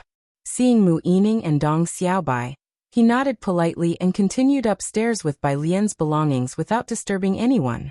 Mu Yining clearly didn't expect Jiang Fulai to be there too. She waited until Jiang Fulai had gone upstairs before daring to speak. Alien, do you know how to write in Liang script? Chapter 729, 289 The old ancestor leading their cause returns. Second update. _1 Bai Lian nodded, saying unhurriedly, right. Mu Yining exchanged glances with Dong Xiaobai, particularly Dong Xiaobai, for whom Bai Lian's answer was unexpected yet reasonable. Though they were surprised, both of them also breathed a sigh of relief. How well have you learned the Liang style? Dong Xiaobai inquired. Bai Lian narrowed her eyes slightly. It's okay. It's okay. Liang style is difficult to learn as it requires great wrist strength. Dong Xiaobai nodded, not surprised that there were only a few in Jiangjing who were proficient in Liang style. But it doesn't matter. We have communicated with tomorrow's event staff. You just need to perform normally. As long as Bai Lian knew it, that was enough. Dong Xiaobai completely put his mind at ease, knowing that as long as Bai Lian could do Liang style, and since the main shots tomorrow weren't focused on her, there was no need to worry. After Bai Lian went upstairs, he made a call to Elder Dong. The next day, Cultural Square. Dong Xiaobai kindly brought Ren Wanxian along. Ren Wangshuan's hand was bandaged in plaster, her complexion pale, and Dong Chuan accompanied her. Dong Xiaobai introduced her to a young woman. Wanxian, this is Yajun, whom I've mentioned to you. She is currently the #1 in Liang style at the Calligraphy Association, personally taught by the former president. Yajun, this is Wanxian, Xiaochuan's girlfriend. Su Yajun glanced over Ren Wanxian and nodded with a smile. Hello, I'm Su Yajun. Ren Wanxian looked at Su Yajun. In fact, they had met last year in Xiangqing. But back then, she wasn't important enough to catch Su Yajun's attention, and Su Yajun didn't even remember her. She was now only wondering if Su Yajun had any relation to Su Jini from last night since they shared the same surname. Hello. Su Yajun didn't remember, but Ren Wanxian wouldn't bring it up either. Su Yajun seemed to be in a rush, exchanged hasty greetings, and then left. After Su Yajun had gone, Dong Xiaobai then said to Ren Wanxian, surprised that I specifically introduced Miss Su to you? Please tell me. Su Yajun comes from an average background, used to live in the suburbs and now resides in Guangyuan district. But that's not important, Dong Chuan, still looking where Su Yajun had left, explained on behalf of Dong Xiaobai. What's important is her other identity, as a student of the president of the Calligraphy Association. She's young, and without any surprises, she should be the next president of the Calligraphy Association. And the current president of the Calligraphy Association is a trusted confidant of the Chen family's patriarch. The president of the Calligraphy Association practices Liang-style calligraphy, and is the sect leader of the Guzheng schools, who first became famous because of the White Robe Journey. Both masters have a special relationship with the Chen family's patriarch. Actually, seeing the trends of the recent years, one knows why Liang style has become so prevalent. It's all pushed by the Chen family from behind. The Chen family is a grand clan with 1,000 years of legacy, numerous family members, leaders in politics, elites in scientific research, magnates in commerce. They have a presence in almost every field. Many people seek connections to join the Calligraphy Association, simply to integrate into this circle. Fawning over elegance is merely incidental. Ren Wanxian seemed to understand but not quite grasp it all. The resting room in the innermost area. Outside the door, 3 black-suited bodyguards stood guard. Inside the resting room, Su Yajun paused her writing, waiting for the ink to dry. Next to her, the president picked up her writing and brought it to the Yuanyue tea house, to show the Chen family patriarch sitting in the middle. The Chen family patriarch was watching Ding Jian make tea, the latter's actions taking him by surprise. Who did you learn this from? A white porcelain's snowy froth exuding fragrance. From a young friend. Ding Jian placed the tea set down with a gentle tap 3 times and handed the tea to the Chen family patriarch. Later on, I'll introduce her to you, you'll surely like her. The two enjoyed their tea, whilst appreciating the calligraphy brought over by the president of the Calligraphy Association. Dean Jian also admired the writing. Yajun's calligraphy skills have improved quite a bit. This piece, if auctioned, would certainly fetch a good price. Su Yajun, being a student of the president of the Calligraphy Association, naturally received strong support from them. With her good looks and great talent, writing mainstream Liang style, she also became a small calligraphy star with many calligraphy fans. Rarely willing to endure the hardships of practice, the patriarch of the Chen family also nodded with a look of appreciation on his face.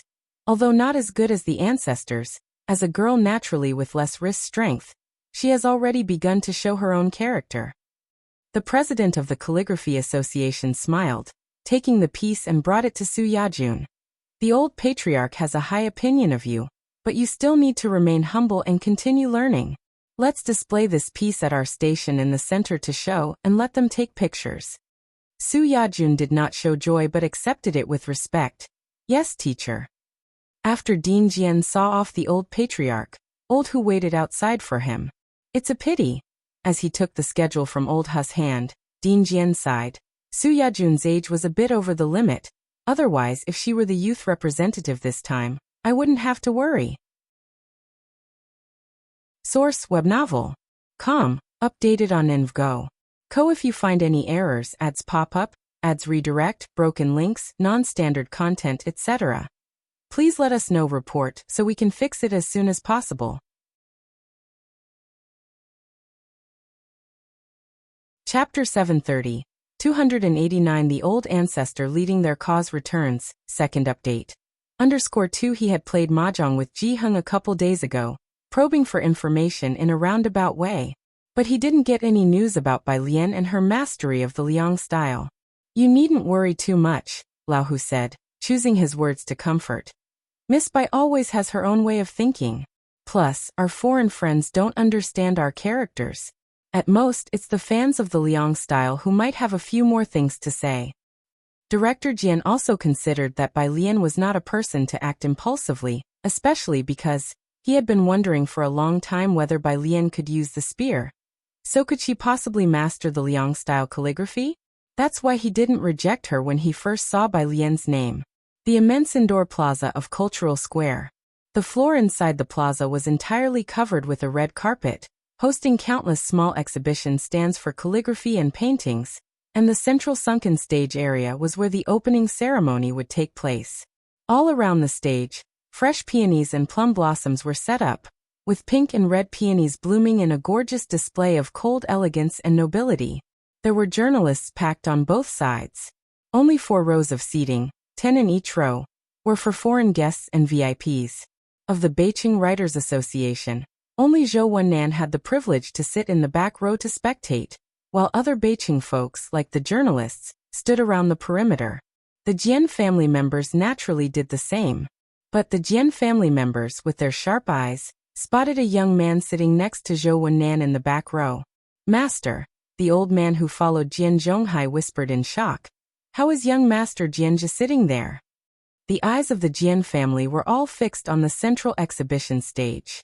At the old man's mention, they then noticed that the label stuck behind the first seat from the left in the back row bore just 2 characters, Jianjia. From the beginning with Director Xu to the present, the Jian family members were becoming desperately curious to know why this was happening. To be seated here, one must be a master in the field of calligraphy, or someone with significant influence among calligraphers. Jianjia, he had no relation to any of this, right? Old Master Chen was seated in the center of the first row, with orderly media taking photos and filming the entire event. Bodyguards stood at the sides of the first row. Outside the cordon, police with weapons were maintaining order. With old Master Chen personally attending today, the number of reporters coming and going was double that of yesterday. Backstage, the green room was heated. Bai Lian took off her overcoat, wearing only a white dress with tea-colored flowers. In the waiting room before going on stage, as Bai Lian entered, Kai Xian was already seated inside. Upon hearing the door open, he didn't look up, sitting on the sofa, toying with a wolf hair brush as if no one had come in. It was Kai Xian whom she would be performing with on stage. Bai Lian had heard about him from Jianjia. Bai Lian's etiquette was meant only for those who deserved it, and she paid him no mind, taking a seat on the other side, pulling out her cell phone and leisurely browsing through academic papers. Just before it was time to take the stage, Kai Xian stepped out for a moment. When he returned, the program responsible person smiled at them reassuringly. Kai, Ms. Bai, it's your turn. Don't be nervous. Bai Lian dusted off her sleeves, standing up at a leisurely pace. Across from her, Kai Xian looked up and glanced at her. Outside, on the central stage, the host introduced Bai Lian and Kai Xian, and then translated everything into 2 languages. When Mu Yining arrived, Dong Xiaobai and several others were looking for seats in the front rows. Fortunately, a few people from the Calligraphy Association who knew Dong Xiaobai and Ren Wanxian gave up their seats for them to view the ceremony. They even asked why Ren Wanxian wasn't on stage. Beside Dong Xiaobai, Mu Yining, surrounded by dense crowds of journalists and listening to the clear voices of a few young people, wondered, "There won't be any problems, right?" "I've spoken to Minister Kai," Dong Xiaobai comforted her. "Don't worry." Mu Yining's gaze fell on the center of the first row, on the man seated furthest to the right, wearing a duckbill cap, his back straight and posture relaxed. Her own anxiety gradually subsiding. It should be all right. On stage, a writing desk and the 4 treasures of the study were all neatly arranged. The host announced enthusiastically, "Next up, our 2 young representatives." Scattered applause rose, with quite a many fans in the audience shouting the names Kai Xian and Su Yajun, and occasionally, the name of the budding talent in the calligraphy world, Ren Wanxian, though not often. The girl in white ascended the stage. The live broadcast camera first gave her a close-up. The girl's delicate face had no bad angle on the official broadcast, very beautiful to look at. But this group of calligraphy enthusiasts had never seen her before. "Who is this?" "Heard she's a new member of the Calligraphy Association, something Ren. Who is this Bai Lian?" "Isn't this the young lady from Jiang University who went viral in that video? Did she walk onto the wrong set?" Source: Web Novel. Com. Updated on InvGo. Co. If you find any errors, ads pop up, ads redirect, broken links, non-standard content, etc., please let us know. Report so we can fix it as soon as possible. Chapter 731. 289 The old ancestor leading their cause returns. Second update. _3. I checked, and although she's a member of the Xiangqing Calligraphy Association, her calligraphy level is 0?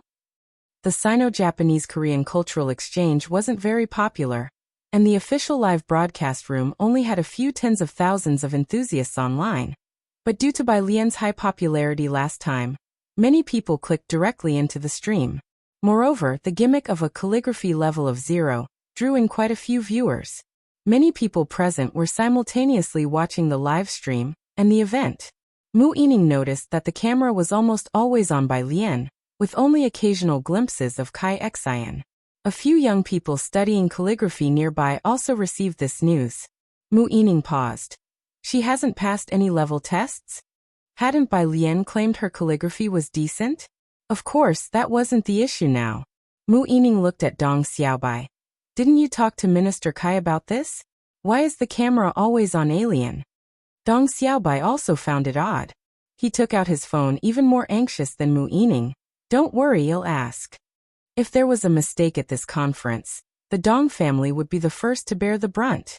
They might even fade out of this circle in the future. Dong Xiaobai was already regretting why he had introduced Ren Wanxian in the first place. But no one answered Minister Kai's phone calls. Both Dong Xiaobai and Mu Yining were clever people. Seeing that nobody answered Minister Kai's calls, they pretty much understood why. Dong Xiaobai felt a cold sweat on his back. Backstage, Minister Kai turned off his cell phone and tossed it aside. He slowly pulled out a cigarette, speaking leisurely. Keep the cameras on this Bai Lian. Not giving Master Kai the spotlight? The staff member was startled. Minister Kai lit his cigarette, the smoke curling. No need. Well, give Kai Zin's writing a shot after she finishes writing. Our Kai Xian doesn't care about these things. You're really generous, the staff member said earnestly.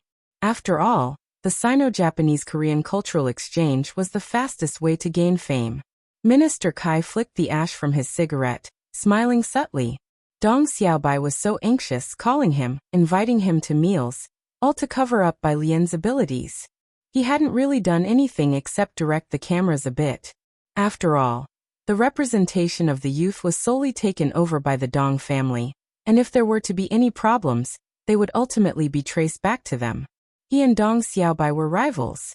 In order to bring Dong Xiaobai down, Minister Kai didn't even save face for Mu Yining this time. There were sacrifices to be made, and they spared no effort. In the center of the exhibit, the host started with a smile. Let's appreciate the talent of the young generation. The camera switched entirely to the female side. Under the high-definition lens, the young woman was dressed in a white pleated dress with T-frills, her hair casually pinned up with a hairpin, the falling strands brushing her pale cheeks. When she slightly looked up, under the bright lights of the venue, one could see those carefree, wild and pitch-black eyes. In her right hand, she held a wolf hair brush, her knuckles distinct and forceful under the camera, while her left hand loosely held up her pipa sleeve. She started with a reverse stroke, the brushwork firm. Strive to become stronger without ceasing. Carry virtue in great measure. The 8 characters leaped onto the paper. Although it was an encouraging phrase, the prominent bones in the writing carried a sharpness, like a drawn sword. Under the enlarged live shot, the previously chatty members of the Calligraphy Association fell silent. Jingjing stared at these 8 characters. Even through the lens, the online viewers seemed to see, across the words, the image of a person in white, courageously venturing into Fengdu. Liang Zuan's style varied with each person who wrote it. His own characters were gentle. However, the writing of his proud disciple was ambitious and sharp, with an inherent intent to kill. The authentic works left behind were few, and over the years, almost no one could replicate the style of Bai Xiangjuan. Even the president of Jiangjing could only grasp a fraction of it. Until today, when this young woman in a white pleated dress with T-frills put down her wolf hair brush, slightly raised her head, and smiled serenely at the camera, under the countless spotlight of the reporters, she silently announced to everyone. The progenitor of their Liang style had returned. Source: Web novel. Com. Updated on NVGO. Co. If you find any errors, ads pop up, ads redirect, broken links, non-standard content, etc., please let us know. Report so we can fix it as soon as possible.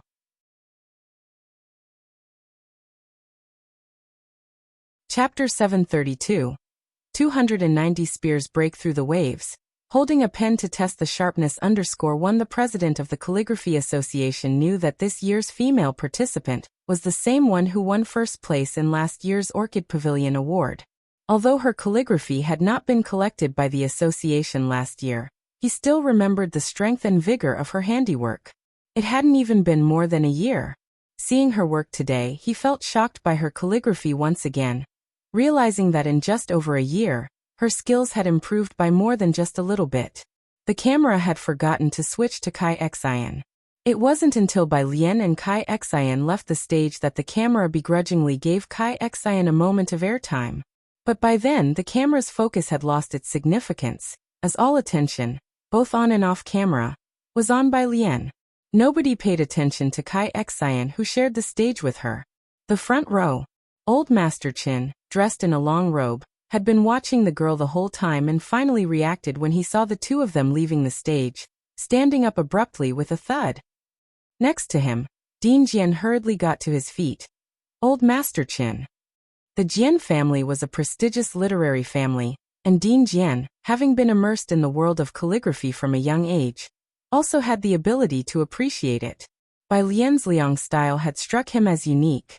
Nowadays, most people's calligraphy is based purely on copying others, polished from start to finish, rarely reflecting any sense of beauty or artistry.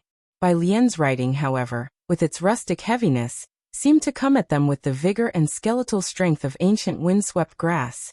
Old Master Chen's gaze still lingered on the left side of the stage. Realizing the event had not ended, he felt he had lost his composure and reseated himself, not even turning his head. "Who is that girl?" "She's the child I wanted to introduce to you," said Dean Jian. surprised at old Master Chen's reaction. He knew old Master Chen always took great interest in anything related to the Bai family, but he hadn't expected such a strong reaction.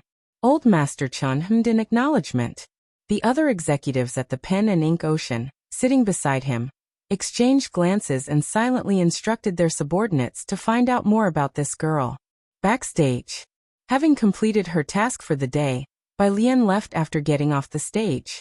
She picked up a cloak nearby and walked out the door. At the back door, Jiang Fulai was waiting for her. He had donned a cap and leaned casually against the doorframe. The brim pulled low so only his firm jaw was visible, his pale and slender fingers fiddling absent-mindedly with a cell phone. Only when he heard footsteps did he turn his head slightly. There were many people at today's event, but he didn't linger. Instead, he took Bai Lian by the arm and led her straight out of the main entrance. "Let's go directly to the Ma Institute," Bai Lian said languidly as she followed Jiang Fulai. "I've taken leave from Professor Zhou's place. I don't need to go there today." In such a hurry, Jiang Fulai had specifically taken time out to watch the competition today. They had come quietly and left unnoticed. As Bai Lian discussed with him Ning Xiao's material analysis situation. "He's still missing a piece. It'll take the time today to finish the last few experimental data. The machine was running all day yesterday. I don't know if it caught anything." When it came to plasma materials, Bai Lian was still a bit inexperienced. She mainly helped Ning Xiao by crunching the numbers.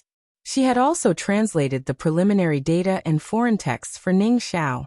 As they passed by various booths, some people had already recognized that Bai Lian was indeed the same person who had been on stage earlier, but nobody dared to approach her. Not to mention Jiang Fulai by her side. Behind the two of them, Ming Dongheng wore a black long t-shirt, hands crossed over his chest, trailing 2 meters behind. His eyes constantly scanned the crowd. Security followed close by them. Perhaps knowing they were not ordinary people, the crowd bustled around but never dared to come too close. They moved quickly. By the time Dean Jian took old Master Chen to the rest area, they had already disappeared. In the crowd, it was Mu Yining's first time experiencing the event in person. Like everyone else, she was stunned for a while, only coming to her senses after the event ended and the crowd dispersed. The people around her were very quiet. Some were discussing Bai Lian's name in hushed tones. Dong Xiaobai also snapped back to reality. He suddenly turned his head, his eyes shining brightly. Yining, who did she learn her calligraphy from? He was a scholar and always had been reserved and modest. Mu Yining was taken aback for a moment by his look before coming to her senses. "I don't know, she never mentioned it. Is alien really that good?" "This is far beyond just good," Dong Xiaobai said softly. "Such poise, such a sense of weight. Whom did she study under?" Although she could guess from the audience's reaction that Bai Lian might be pretty good, she had not expected Dong Xiaobai to admire her to such an extent. Previously, when Dong Xiaobai knew that Ren Wanxian was proficient in calligraphy, he also praised her, but then he had merely said, "She writes very well," enabling Mu Yining to sense the surprise and admiration in his tone. Source: web novel. Com. Updated on InvGo. Co. If you find any errors, ads pop up, ads redirect, broken links, non-standard content, etc., please let us know. Report so we can fix it as soon as possible.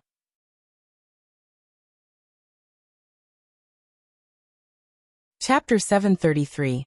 290 spears pierced through the wind and waves, holding a pen to test the sharpness _2. But today, she heard something shocking in Dong Xiaobai's tone. "I didn't hear Xiaojun and the others mention it." Dong Xiaobai's reaction meant that Bai Lian hadn't made any mistakes this time, which allowed Mu Yining to breathe a sigh of relief. Then Minister Kai, she narrowed her eyes slightly. The Mu family was keeping a low profile these days, not actively provoking anyone, but not afraid of trouble either. Minister Kai could refuse, but that might prompt Mu Yining to approach someone else.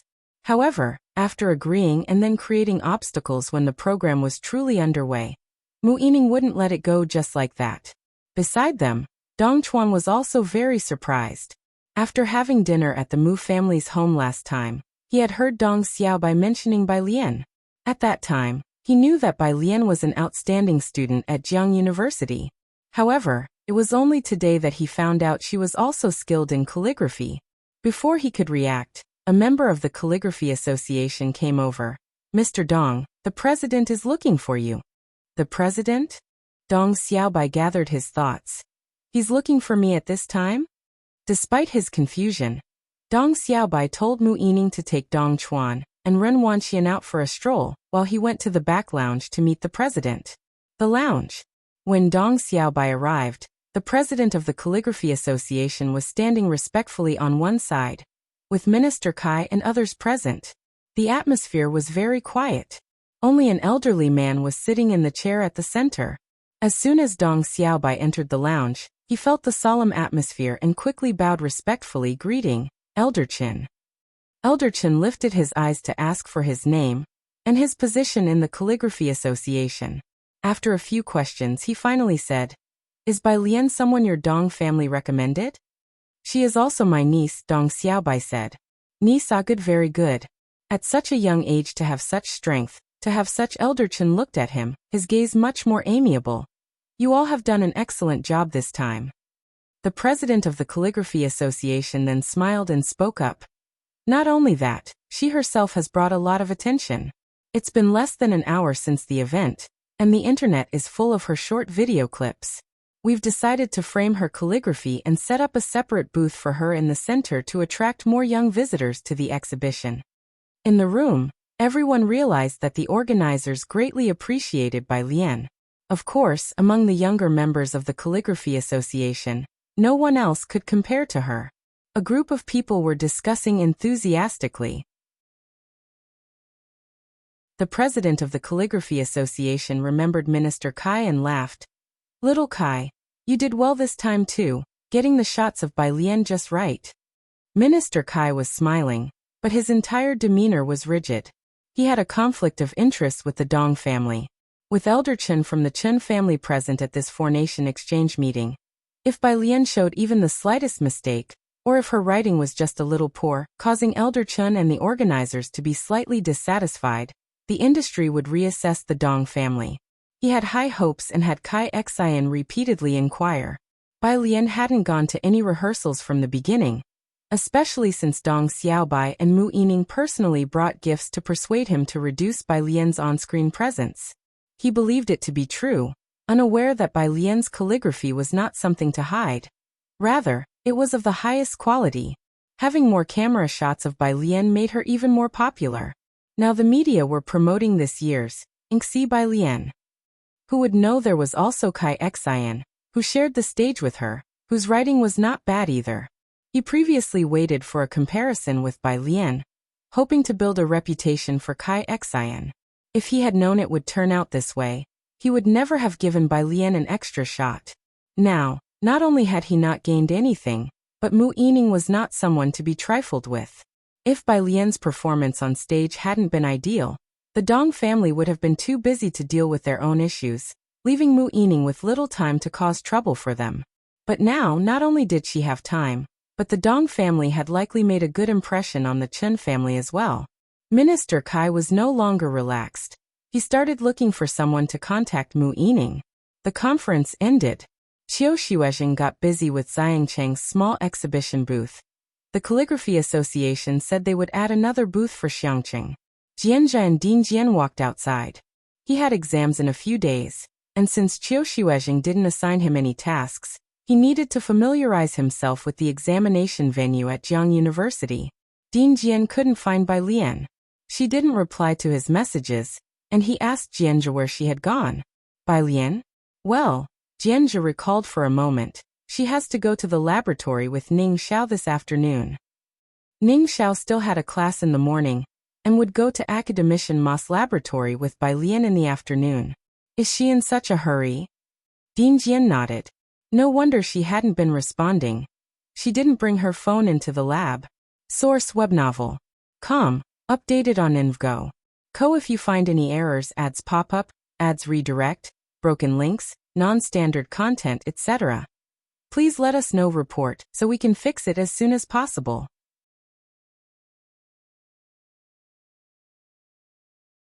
Chapter 734. 290 spears cut through the wind and waves. Holding a pen to test the edge _3. Seeing no sign of Bai Lian, Ding Jian grew impatient and decided to return to Chang'an district with Jianjia, heading straight to Shanghai apartment to wait for Bai Lian. After all, the guzheng, the long spear, the Liang-style calligraphy. Ding Jian reflected on the past events. Even the old Mr. Chen did not wait any longer. Together, the two of them exited the main entrance. Outside, the Jian family had been on stakeout for Ding Jian since yesterday, but when Ding Jian came by yesterday, surrounded by a swarm of security guards and reporters, they were kept beyond the security line, unable to speak to Ding Jian for the entire day. They had come early in the morning today to stake out again. Upon catching sight of Ding Jian from afar, Jian Zhonghai hurried excitedly in that direction. Yet he was still stopped by the security on site. "Old sir, please do not cross the security line." "That is my brother." Jian Zhonghai gazed in the direction of Jian Zhongyo, his voice rising.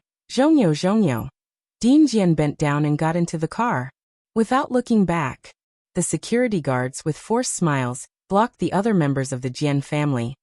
"There are others who claim to be the long-lost sons and daughters of Ding Jian, sir. Please do not make it difficult for us."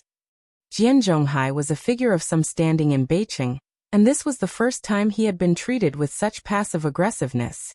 His aged face struggled to remain composed. Beside him, an elderly member of the Jian family squinted at another silhouette entering the car, and was slightly stunned. "Old master, look, isn't that young Master Jianjia getting on the car? Today is Monday. The physics department has its routine meeting in the afternoon." Din Huang sat at the front with his hands resting on the table, palms together, surveying the room. "Zhua, what about your project?" His gaze settled on Zhua Jinhua. Din Huang supervised many students, but had only a few direct disciples. Some were assisting at Academician Mas Research Institute. Zhua Jinhua was a quasi-free-range doctoral student. Missing an opportunity in this year's mathematical modeling competition, his performance fell short, and he had not yet been promoted to a professional title, nor had he been promoted to associate professor. Bai Lian was his future junior sister, and without even thinking, Din Huang knew how brilliant the path ahead for Bai Lian and her line would be. He had recently heard that Bai Lian and Ning Xiao had been in Academician Mas lab. During this period, Sun Fu let Bai Lian and the others leave the lab, and Din Huang did not try to persuade Sun Fu otherwise. He was willing to give Zhua Jinhua a chance. Bai Lian was still accessible now, but in the future, trying to get to know Bai Lian and her group might prove difficult. Zhua Jinhua adjusted his glasses, looking at Din Huang. "Teacher, my lab has two newcomers this year. One is Bai Shaoka and the other is Qi Shuyan." Qi Shuyan was planning to take his master's exams this year. Although Zhua Jinhua was still only a lecturer, because he was a student of Din Huang, there were not a few who applied to study under him, but usually the truly high-quality candidates applied to those above professor level. Zhua Jinhua found it difficult to manage two newcomers, especially since Qi Shuyan wasn't really a newcomer. As for Bai Lian and her group of 10, not even Professor Sun's lab could accommodate them, so naturally, Zhua Jinhua didn't want to either. "I see." Din Huang glanced at him and did not ask further. Instead, he turned to others in the room. In the conference room, most coincidentally bent down to sip their tea, avoiding eye contact. Din Huang nodded. "That concludes today's meeting." Zhua Jinhua felt a sigh of relief seeing that Din Huang did not bring up the matter again. Although Tongfeng class students deserved respect, with top students emerging each year, the only one who truly broke free from constraints was he one. The others who had achieved in research were all connected insiders. After so many detours, Zhua Jinhua had come to understand this. This was also why he accepted Qi Shuyan. As a mentor, Din Huang had not often created shortcuts for Zhua Jinhua, so naturally, Zhua Jinhua assumed that Din Huang was pushing the trouble onto his team. If Din Huang had firmly assigned Bai Lian to him, he would have had no choice but to accept. In the evening, at 5 o'clock, the research building of Academician Ma, Bai Lian removed her white lab coat, stepping out from the indoor space. Beside her, Ning Xiao wore his coat open, holding a pen in one hand and a notebook in the other, noting down data. "I plan to collect all the materials and apply for this project." Research materials were not easy to come by, and actualizing them was even harder. "Write the report in paper first. Bai Lian, holding her lab coat, entered the restroom. Her research was not in this direction. Don't worry about the rest for now. After both entered, they picked up their respective mobile phones. Aside from calls from Dean Jian, Bai Lian's phone had also received calls from Dean Huang. Dean Jian had messaged her on WeChat, saying that he was at Shanghai apartment, while several other messages were from Qiu Xuezheng, asking her to discuss matters about the Calligraphy Association that evening. Source web novel. Com. Updated on InvGo. Co. If you find any errors, ads pop up, ads redirect, broken links, non-standard content, etc. Please let us know report so we can fix it as soon as possible.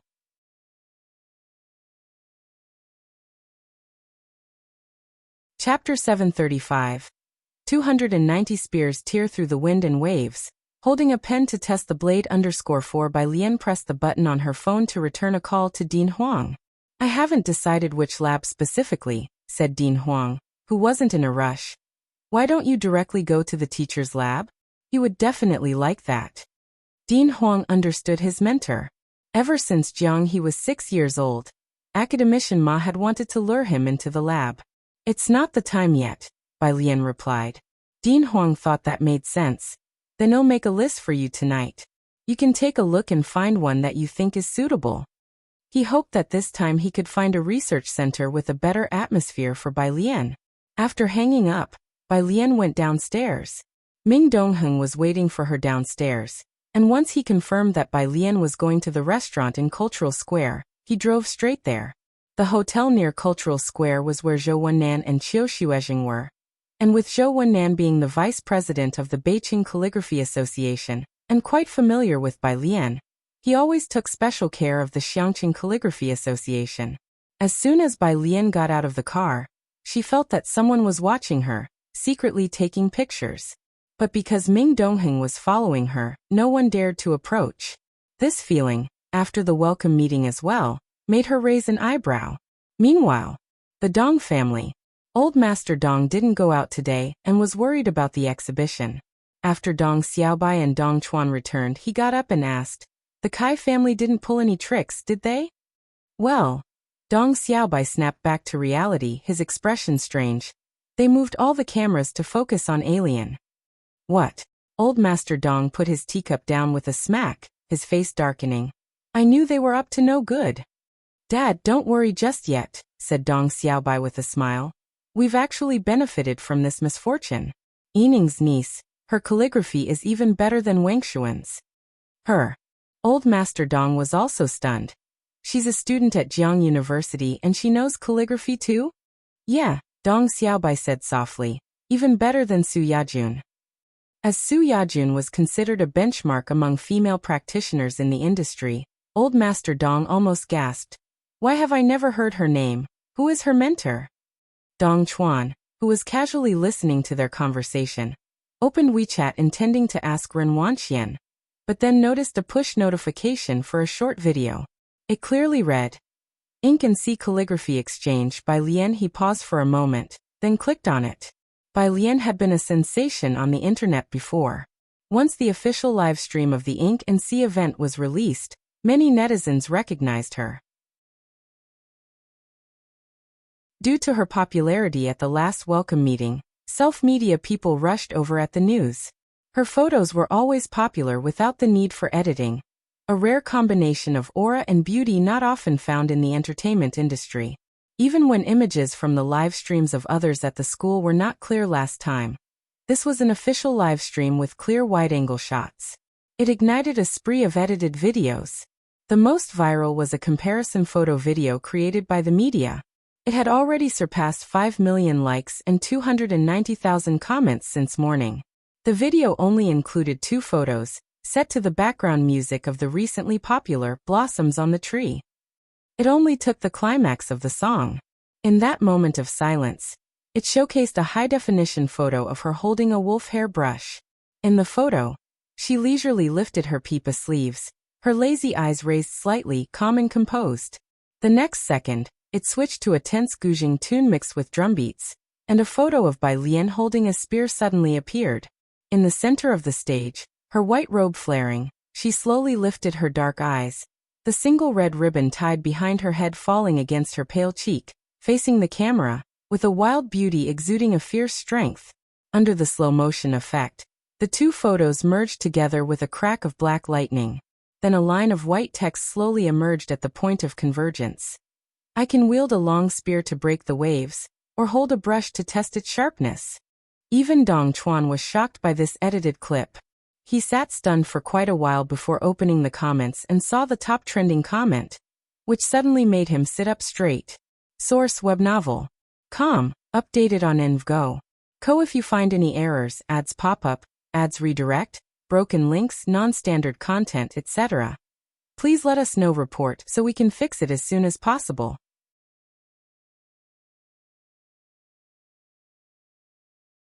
Chapter 736. 291 Godlike by Jian_1. Top comment in the comment section. Snack-eating citizen Little Wang. By Lian, member of Xiangqing Calligraphy Association. Calligraphy level. Has never participated in grading exams. Awards won. First prize in the 9th Lan Ting Award. Someone replied below. Most people probably have never heard of the Lan Ting Award. Let me educate everyone. The Lan Ting Award occurs once every 3 years with groupings, and getting a third-place award allows entry into the National Calligraphy Association. There are typically 3 first-place awards and 6 second-place awards. However, last year, which was the 9th Lan Ting Award, there was only 1 first-place award. The usual seeded contestants from the Calligraphy Association, Su Yajun and Xie Jinyuan, ended up with second-place awards, and those previously in the running for second place were moved to third place. For this reason, the 9th Lan Ting Awards Youth Prize became the one with the highest gold content in history. That first-place winner with no competitors is R by Lian Flower. Hold on, out of curiosity, I looked it up, and has anyone noticed the name by Lian Yu seems familiar? Image. By Jian? Is she also a fan of Yan Lu and the Jian God? How is that possible? The Lan Ting Award was more than 2 months earlier than gambling with liquor. Could it be a coincidence?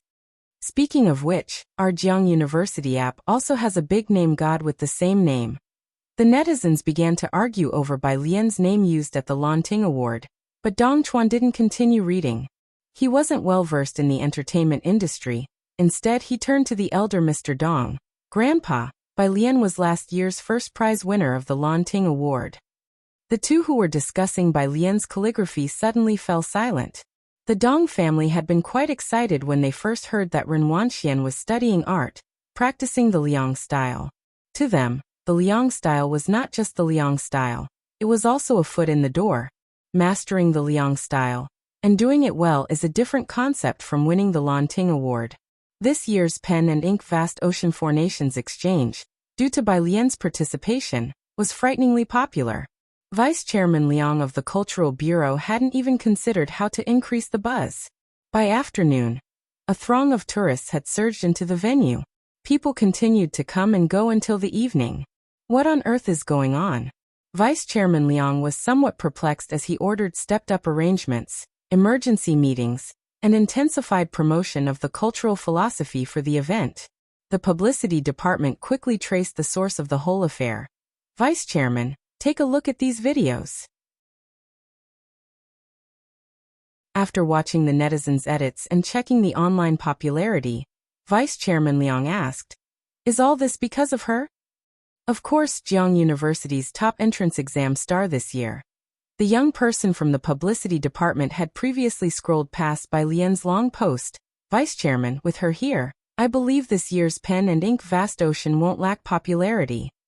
Vice Chairman Liang looked down at the list. He felt that the publicity department's statement sounded familiar. Thinking about it more carefully, it seemed that last week, when Dean Jian received the new list, he had also said something similar. At a restaurant near Cultural Square, Qiu Shiwezhing and Zhou Wennan had drunk quite a bit. Qiu Shiwezhing lived nearby. He walked with his hands clasped behind his back, alongside Zhou Wennan, heading back. Deputy Zhou, you live in Chang'an District. Could you go back with Bai Lian? Zhou Wennan played a crucial role in the success of the Xiangqing Calligraphy Association to date. No need, my younger brother will come to pick me up. Zhou Wennan smiled and shook his head. Well then, I'll submit another application for the Xiangqing Calligraphy Association. How many applications did you receive today? 986 just today? Qiu Xuezheng marveled. And this was only the first day. In Jiangjing, they hadn't felt it yet, but as reported by the Xiangqing Calligraphy Association, by this afternoon, the number of people strolling on Wallow Street had exploded, with many out-of-town visitors queuing up at the Calligraphy Association to experience traditional culture. The Xiangqing Calligraphy Association was not large, and the Cultural Bureau had sent an additional 20 people to help, already starting to limit the flow of visitors. This was the era of information explosion through viral content. More extravagant than Qiu Xuezheng had imagined. Bai Lian stood by the roadside, waiting to see Zhou Wennan off. From behind, Ming Dongheng silently handed her a black cape. There was no snow these past days, but the temperature in Jiangjing remained very low. Qiu Xuezheng rubbed his hands together, blowing out clouds of white breath, still discussing the future direction of the Xiangqing Calligraphy Association with Zhou Wennan. Bai Lian had good physical resilience, and wasn't as susceptible to the cold as others. She casually draped the black cape over her shoulders. It wasn't made by Ji Heng, with black velvet fabric, a Chinese-style design, broad sleeves on the sides, and thick white fur sewn at the cuffs and collar. Aside from a lifelike red rose on the left side of the collar, there were no other decorations. Simple and elegant. Zhou Wennan's car slowly approached, the speed lowered, and the person in the driver's seat got out, greeting Qiu Xuezheng. His gaze shifted to Bai Lian standing nearby. Bai Lian. Professor Zhou? Bai Lian also felt surprised that Zhou Wenqing was actually Zhou Wennan's brother. Wenqing, you know each other. Zhou Wennan pulled out a cigarette and handed it to Qiu Xuezheng. Then looking at the two, he also realized. Right, you are both from Jiang University. After saying that, he continued to discuss today's matter with Qiu Xuezheng. Zhou Wenqing didn't know much about calligraphy art, so he talked to Bai Lian about the classes she missed at the Tongfeng group today, and about the next literature report. Bai Lian lowered her head, meticulously straightened her cloak's sleeve, listened to him finish, then asked, Professor Zhou, how many members are in your lab? Ning Xiao often went to help Zhou Wenqing, and Bai Lian knew Zhou Wenqing was also working on projects at the moment. The Zhou family studied a variety of fields, with some in politics, some researching literature, and some engaged in scientific research. Zhou Wenqing lacked a foundation at Jiang University. For members, Ning Xiao sometimes comes over to help them, but Ning Xiao is just organizing data. The entire mentor group was in a state of limbo. Zhou Wennan finished chatting with Qiu Xuezheng before getting into the car and leaving. Zhou Wenqing in the car. Zhou Wennan sat in the passenger seat, and after a few words about Bai Lian and the Calligraphy Association, he remembered the main issue. Dad went to Xiangqing to inquire for you, but so far there's no news. Zhou Wenqing's hand rested on the steering wheel. No worries, just keep an eye out for me. For the application you submitted, I remember Jiang University has its allocations, right? Zhou Wennan asked. Green light. Zhou Wenqing started the car. The price is high, output even lower. The quotas are limited each year, all allocated to key projects. The portion allocated to my lab was used up by June this year. It couldn't be helped. This was a metal scarce across the entire world. Zhou Wenqing's main research focus was also this, and with the experiment halted, he had accepted the task of guiding new students assigned by the Physics Institute to earn a bit of performance pay to support the lab. Jiangjing University, Girls' Dormitory 407. After returning, Bai Lian saw Kong Wei sitting at her spot browsing her phone, with Yu Ximin's hand on her chair, watching along. And as soon as Bai Lian came back, both their gazes turned towards her, without a word. Bai Lian paused, first looking towards Sun Qian, who lifted her head from the desk, indicating she was clueless. Fine, Bai Lian closed the door of the dormitory behind her, sat down calmly in her chair, set up her computer, and leisurely logged into WeChat to type out a message for Ning Xiao to send the data over. She still had to help Ning Xiao with the graphs. Dean Huang's message also popped up at that time, a list of academic labs with good atmospheres that he had screened. Dean Huang. Choose one. Bai Lian's fingertips rested on the mouse, zoomed in for a glance, and didn't see any familiar names before replying frowny face. Professor Zhou also has projects. Can we join his lab? On the other side of the computer, Dean Huang was surprised. Zhou Wenqing? Despite being a professor, he was assigned to lead the Tongfeng class, but in reality, he didn't have many good projects on hand. The master's students he led were the same as him. They attended academic conferences more for the refreshments than anything else. How come Bai Lian was interested in him? Feeling puzzled, Dean Huang drafted a document and sent it to Zhou Wenqing's email. Where Bai Lian went wasn't really a big issue. After all, this was just a stepping stone for her. After she discussed with Dean Huang, she laid back to slowly draw the graphs. Meanwhile, Kong Wei exchanged glances with Yu Simin. Both being avid surfers, they naturally also came across the hottest comparative photo edits of the day. They reacted quite well to the Lanting Award, but they were studying something else. It was Bai Lian's old nickname mentioned in the comment section during the Lanting Award. Bai Jian. Netizens naturally didn't connect this nickname with Yan Lu's exclusive composing wizard, as Yan Lu's arranger was Dean Jian, a venerable figure and a traditional classical music inheritor. Now the two had collaborated again for a theater with blossoms on the tree. In the netizens' hearts, that Bai Jian should be someone of the same generation as Dean Jian. But then Kong Wei clicked on Bai Lian's WeChat name, a prominent Bai Jian. This wasn't anything. You could find many Bai Jians online nowadays, but Bai Lian gave her the impression she was very familiar with Yan Lu. Kong Wei held her phone, a ridiculous idea bubbling up in her mind. She kicked the floor, sliding her chair next to Bai Lian. Lian. Bai Lian was still drawing her graph from this angle. One could even see her long curled eyelashes. What is it? It's just, what's your relationship with Sister Lu's exclusive composer? Source web novel.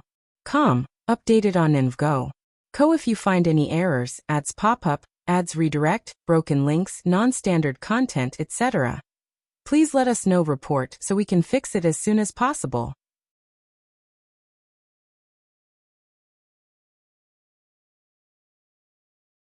Chapter 737. 292 Are you going back to Bamjiangjing? Second update. _1 Bai Lian was still examining the atomic arrangements at various temperature points in the simulation process, when 5-bar graphs unfolded. She plotted the MSD versus time curve, fitted a straight line, and differentiated a ratio to replace the slope, her brows and eyes still. Why do you ask? You two use the same screen name. Do you know each other? Kong Wei asked earnestly, glancing at Bai Lian's computer. At a glance, she saw the bar graphs, the NPT system above with a simulation time of 195 ps written below, followed by the interfacial energy. Her eyes blurred from gazing too hard, and she quickly averted her gaze. Bai Lian tilted her head slightly and said unhurriedly, sort of. Kong Wei had simply blurted out the question on a whim, not expecting to receive such an answer, and realizing she had interrupted Bai Lian's research. She hopped back to her own desk. She exchanged glances with Yu Simin. Sort of, what does that mean? She asked in all sincerity. Sort of know each other? Yu Simin looked at her with frustration. You should have asked whether it's a boy or girl, how old they are this year. Tuesday early morning. Bai Lian finally returned to the Tongfeng class for lessons. Having taken a week off, it had been a long while since the people in the Tongfeng class had laid eyes on her. It was rare for anyone at Jiang University to take time off, let alone an entire week. Gao Yuan and others sat in the middle, and as soon as Bai Lian entered, many eyes fell on her. I heard they had a conflict with Professor Sun's lab members. Wang Shi murmured next to a male student, so Professor Sun filed a report to send them away. By the way, Gao Xiao, do you know which lab they're going to be assigned to? Without looking up, Gao Yuan said indifferently, it should be Professor Zhou's lab. Professor Zhou? Hearing this, Wang Shi lowered his head. Although Zhou Wenqing was their advisor, everyone in their group came from some background and knew. If a professor had key projects, the school would not assign them to lead freshmen. The only reason Zhou Wenqing was assigned to teach them was that he didn't have any key projects on hand. Labs like that are always of little value. At least our group has Gao Yuan, who goes straight into Dr. Gao's lab. The male student beside Wang Shi sighed again. Wang Shi had always believed his choice was correct. He felt even more certain that leaving Ding Wenyang's group for Gao Yuan's had been a wise move. Compared to them, What seemed even more bizarre was Zhou Wenqing, who, after 4 hours of lecture that morning, waited for Bai Lian at the door. Bai Lian, carrying her canvas bag, handed her card to Tang Ming, asking him to wait for her in the canteen. Almost all the other students had left, and she remained with Zhou Wenqing in the hallway. Bai student, you didn't tell Dean Huang you were going to another group? Zhou Wenqing tapped his fingers on the teaching plan he was holding, speaking earnestly. My lab is quite small, with only 4 members, and we don't have a full range of tools. The members had also been lackadaisical lately. Zhou Wenqing felt he couldn't be much help to Bai Lian and the others. It's fine, Bai Lian said after he finished, lifting her chin slightly, her tone unhurried. You just need to not refuse us. Zhou Wenqing had prepared many arguments to tell her that choosing a good lab was important to them, but looking at Bai Lian's expression now, he said helplessly, I want refuse, but my lab's research topic is quite vague, and most of the 4 members are just coasting through for a degree. I'm afraid it'll impact you. Probably only Zhou Wenqing could admit the mediocre quality of his students. He stood there, watching Bai Lian's retreating figure. He couldn't help but pull out his phone and call his assistant. Help me apply for more palladium with the higher-ups. Zhou Wenqing decided to make an effort. Having newcomers was an excuse.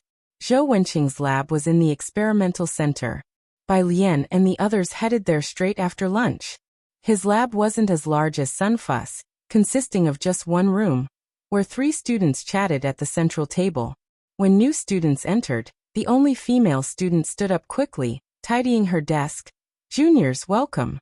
I'm Huyu, and this is the senior brother Lu, and the second senior brother. Huyu, with her short hair and tall figure, was straightforward and efficient. She seemed like the kind of student Zhou Wenqing would take on.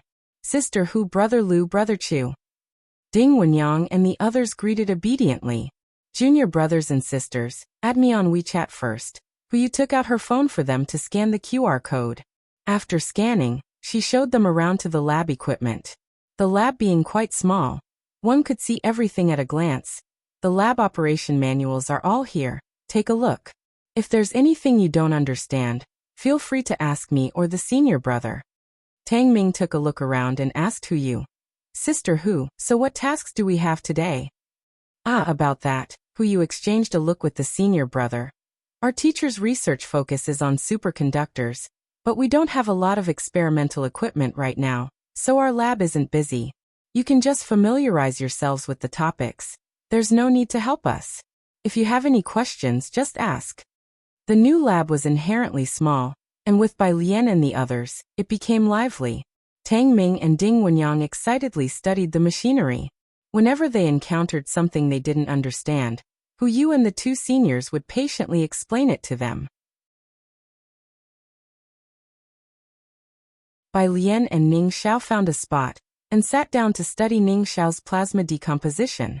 At 2 o'clock in the afternoon, Huyu and a few others were going to attend an academic lecture. Huyu, sitting across from Bai Lian, rested her chin on the table and asked, Do you guys have any favorite desserts? I'll bring a few extra for you during the tea break. The tea breaks at Jiang University are famous after all. The academic event wasn't exactly in Huyu's field, but the school required attendance, and they were quite willing to go, not so much for the conference, but for the delicious tea break. Upon hearing this, Tang Ming immediately looked up. Taro Xiaobei. A little after 4 o'clock, Huyu returned with Senior Lu and a few others, each holding a paper bag. They placed the fruits and cakes on the long table in the middle and invited the seniors and juniors in the lab to enjoy the afternoon tea. Taro Xiaobei, mousse cake, chocolate cookies, we have it all here, take whatever you fancy, juniors. Bai Lian was sitting in her spot, having already completed the diagram for Ning Xiao. She was somewhat surprised to see the tea snacks Huyu and the others brought back, not expecting them to bring so many. Thank you, senior brothers and sisters. Tang Ming put down the experimental equipment he was working with. Bai Lian also set aside what she was doing and leisurely took a strawberry, taking a bite. Chatting with Huyu, senior sister, did you say there was a shortage of lab equipment? Not exactly lab equipment. Huyu spoke to Bai Lian as it wasn't a secret. Our teacher's research topic is superconductors, and there's a very important metal element in there, palladium. But the annual quota of palladium is limited, and after April, our experiments have hardly progressed. Palladium. Bai Lian finished off the rest of the strawberry. She pulled out a piece of paper from the table and leisurely wiped her hands, deep in thought.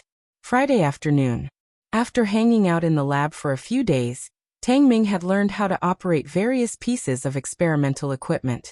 Like Ning Xiao, he was quite interested in all this. Right now, Senior Lu was discussing previous experimental data with Ning Xiao and Tang Ming, and was not at all secretive. He patiently answered any questions they had. Bai Lian saw they were still busy researching, so she didn't wait for them and left the lab by herself. Downstairs at the research center, Jiang Fulai was waiting for her, seeing her come out in a fleece-lined slant-collared outfit, holding a cloak in her hand, too lazy to put it on herself. "Aren't you cold?" There was heating on in the car. He was just wearing a black sweater, which only made him look even cooler. His left hand resting on the steering wheel, his right hand touching the back of her hand. Good, her hand was warmer than his. The words that were about to come out of his mouth vanished instantly. On the passenger seat, there was a white milk tea bag. Bai Lian picked up the bag and sat down, leisurely poking a straw in and took a sip before saying, "Haven't you been drinking your medicine recently?" In the bag, apart from a cup of milk tea, there was also a bright red rose. Bai Lian took out the rose, holding it in her hand. "At the lab, I didn't let them bring it in," Jiang Fulai mentioned casually. He had been on a herbal medicine regimen throughout the winter, prescribed by Bai Lian last year. However, in the lab, he hadn't allowed the Jiang family to bring it to him, and he had always been quite nonchalant about such things. No one in the Jiang family dared to manage him. Bai Lian's fingertips touched the bright red petals. She glanced at Jiang Fulai without saying a word. Back at Shanghai apartment, Jiang Fulai went to check on Jiang He in room 103, while Bai Lian returned to the study. She placed the flower in a vase. She and Jiang Fulai hadn't been back for a week. The previous flowers had wilted a bit, but the one today was fresh, with a droplet of water sliding down the vibrant petal. She slightly lowered her gaze, looking at the flower for a while, then leaned against the desk, took out her phone, and sent a message to He-Wan. There were many unread messages on the phone. "Wang, finish the tally, where should I send it?" He was responding to Bai Lian's previous question. Bai Lian knew Wang Yufeng owned a mine, and had inquired about palladium with him after hearing about the lab's shortage. Bai Lian sent over the address of Shanghai apartment. On the other end of the phone, abroad, Wang Yufeng looked at the address. It was Jiangjing. He took out his lighter and lit a cigarette for himself. "I'll have a couple of teams send it back." His confidant looked toward Wang Yufeng, aware of the immense value of such a rare metal. "Do you have someone to receive it there?" Wang Yufeng exhaled a ring of smoke. "No, it's not for any business partner. It's for the kids at home. I'll personally take it back." Confidant. Wasn't this, to put it bluntly, going to blow up Jiangjing? Double vote month, guys. To put it bluntly, let's blow up some monthly votes. Source, web novel. Com. Updated on InvGo. Co. If you find any errors, ads pop up, ads redirect, broken links, non-standard content, etc., please let us know. Report so we can fix it as soon as possible.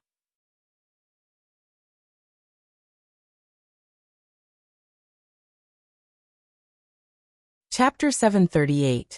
293 is so much like our ancestor. _1 Shanghai apartment style. After Bai Lian sent out a message, she casually took the wilted roses from the vase as Xiaowu and Mao Kuan arrived. Sun Chun didn't come? Bai Lian pulled out a chair to sit down, leaning back, the dry roses carelessly held in her hand as she idly fiddled with the stems. Xiaoqi showed her the recent business project update. She's at the new store in Sherman District.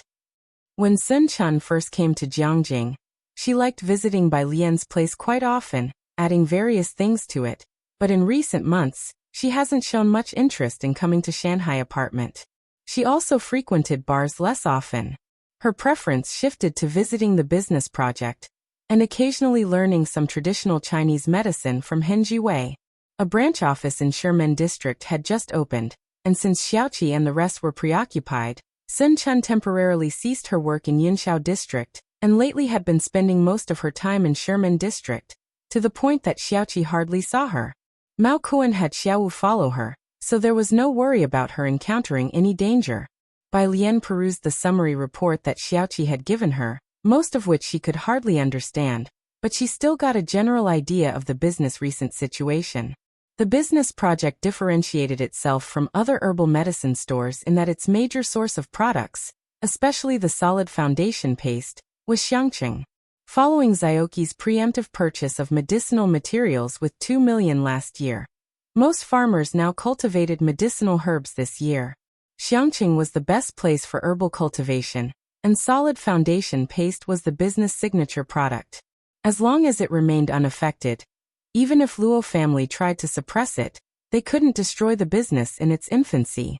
After solidifying its position, Xiaoqi then launched acupuncture for myopia, without Lance's knowledge, instantly becoming a sensation online, even though such popularity was fleeting. But the successive day-in acupuncture for myopia check-in videos that continued to trend ensured ongoing attention. Following this, once the efficacy of the acupuncture for myopia was confirmed, there was no fear of being forgotten by the public. Of course, on top of this foundation, there was another vital factor. The endorser for solid foundation paste was Yen Lu. This was also a crucial factor in breaking into first-tier city markets from the lower-tier ones. How are the negotiations with traditional Chinese medicine university going? Bai Lian looked at Xiaoqi. Dr. Han is discussing with the professors at the school. Xiaoqi sat opposite Bai Lian, his hand resting on the table. There aren't many doctors willing to intern with us, but some senior professors are very interested in Dr. Han's acupuncture techniques. This wasn't surprising. After all, medical students preferred to intern at large hospitals, or at least authoritative institutions. The business had only been established for a bit over a year and lacked professional authority in the field. Bai Lian wasn't surprised. The two discussed some issues about the business, and then Bai Lian brought up the problem with the old bill. Have you thought about finding your biological parents? Xiaoqi's expression was exceptionally calm. It doesn't matter anymore. 103. Shenqing came over early in the morning with groceries. The weekends were always bustling at Shanghai apartment. With Jiang Fulai watching Jiang he solve Olympiad math problems downstairs. Lance was playing Go with Pu Xiaohan. Jianjia had an exam tomorrow, and Ji Heng had specially called him over for dinner. At the moment, he was helping in the kitchen. Chief Chen got off work early today, having just learned a few cooking tricks from Qi Yundai the previous week, and was showing off his skills in the kitchen. Shenqing was examining the blender next to her, surrounded by a variety of fruits, researching how to make juice. When Bai Lian came down, Jiang Fulai was maintaining a cold expression towards Jiang He. Lance and Pu Xiaohan had moved their small table 2 meters away, to keep a distance from the two. Jiang He sat at the dining table, his feet 20 centimeters off the ground, his right hand holding a pen, and his left pressing down a test paper. Jiang Fulai sat beside him, his elbow on the table, slender fingertips holding a phone, his sharp eyes slightly askew. An answer that one knows with a mere glance.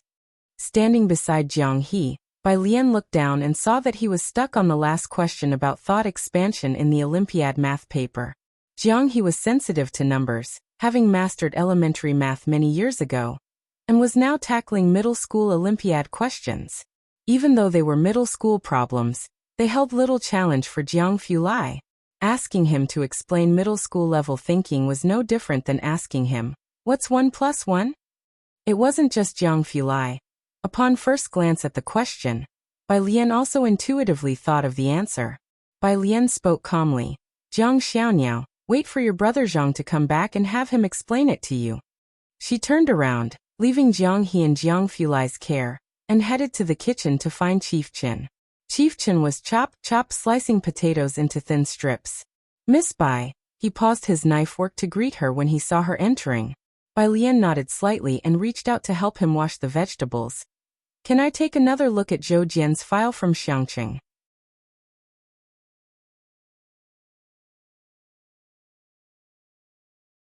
Chapter 739. 293 is so much like our ancestor. _2 The transaction records from Baxter Street have come through, listing Zhou Jian as one of the tradespeople. It's hard to account for transactions from over a decade ago. But because Zhou Jian frequently dealt with buyers, he remembers clearly that one of the buyers was Zhou Jian. Zhou Jian. It took Director Chen a while to recall who this person was. Zhou Jian, the man who nearly caused Su En to suffer brain death, Ren Qian's secretary. Zhou Jian's file is at the Xiangqing branch, said Director Chen, who was also promoted straight to Jiangjing from Xiangqing. A lot of people in Xiangqing remembered his kindness. I'll ask them to find the file and scan it over tonight, and find a time for Sun Fei to take you directly to the system at the Yunxiao branch. It's not advisable to send internal materials from Xiangqing over carelessly. Gao family, study room. Gao Yi was talking to Mu Yujun. You haven't seen her yet? Mu Yujun placed the teacup beside him. She hasn't returned to the Mu family, let alone me. Even Yining seldom sees her. Forget it, no need to bother. Gao Yi said no more and took the teacup, lowering his gaze to take a sip of tea. After she had left, Gao Yi turned to Gao Jiechen. You know that Professor Ma's laboratory is looking for an undergraduate, right? This could be a breakthrough for Gao Yuan. Dad, don't worry, I'm guiding my cousin in the core research, Gao Jiechen said, with his whole team now working for Gao Yuan. This year, both Liang Wuyu and Bai Lian are strong competitors. Which team are they in now? Zhou Wenqing's team, I checked. They are researching superconductors, but after 3 years, the project has made little progress, Gao Jiechen informed Gao Yi. Gao Yi slowly set down his teacup. No progress in 3 years. What are they doing with so much scientific research funding every year? Make them deliver results this year, or there's no point in continuing this project. Saturday. The National Graduate Student Entrance Examination begins. This year, Su Wenyao and Jianzhou are both participating in the big test. Jiangjing doesn't get much rain or snow, but the cold is particularly biting. All the lakes in Jiangjing are frozen. Today Ji Heng and Director Chen are ice fishing at Jiayu Lake. Pu Xiaohan wants to check in at the ancient buildings of Jiangjing. Lian, will you join me?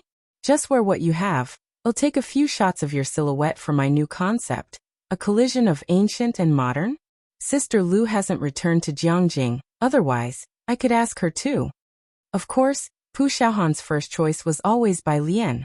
Bai Lian was reading documents in the study room, and without giving it much thought, joined Pu Xiaohan.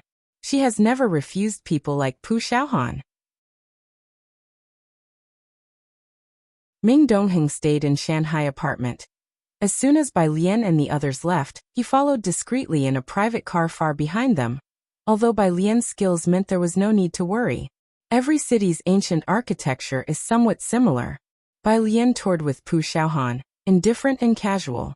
Not until they walked further down the path, and Pu Xiaohan set down her camera, pointing to the sign on the left, did she say, Bai Zongyi's tomb is just ahead.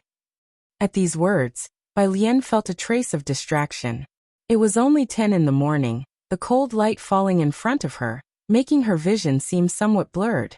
She could only vaguely make out the ancient sandalwood sign ahead, inscribed with the white characters, Tomb of Bai Zhongyu. The people and sounds around her seemed to blur into obscurity. She was resigned to facing her own tomb, but at the sight of the characters for Bai Zongyi's tomb, it was as though an invisible hand gripped her heart tightly. Pu Xiaohan continued to marvel to Bai Lian that the people of Xiangqing had always had a special affection for the Bai family, and she knew that Bai Lian shared the same faith as the people of Xiangqing. This wasn't her first visit to Bai Zongyi's tomb. After a couple of sentences, she realized that Bai Lian had been silent the whole time. Surprised, Pu Xiaohan tilted her head, finding Bai Lian beside her staring fixedly at the sign. From this angle, all she could see was Bai Lian's fair profile, her dark hair half up and draping over her shoulders, her black eyes heavy with mist. Bai Lian was wearing a snowy white cloak today, her head slightly raised to look at the sign, the peony on her white jade hairpin swaying gently with the wind. Her skirt and cloak fluttered in the breeze. Pavilions and towers. The young woman with her hair half up seemed to be on a different layer from the people at the scene, as though she had traversed from the ancient primordial past. Most of the passing tourists couldn't help but stop to gaze at her. Street photographers captured the moment without hesitation. Lian, Realizing the crowd was growing, Pu Xiaohan snapped back to the present and tugged on Bai Lian's cloak. Let's go ahead first. Pu Xiaohan was familiar with the place and had been here before. Holding incense in her hand, she led Bai Lian to Bai Zongyi's tomb. Source web novel. Com. Updated on InvGo. Co. If you find any errors, ads pop up, ads redirect, broken links, non-standard content, etc. Please let us know report so we can fix it as soon as possible.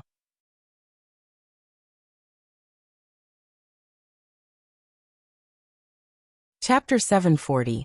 293 is so much like our ancestor. _3 When Bai Zhongyu died, like Bai Li, he left no body behind. Lady Bai erected a cenotaph for him, so the grave was not large, and it was fenced off by people from the tourist area.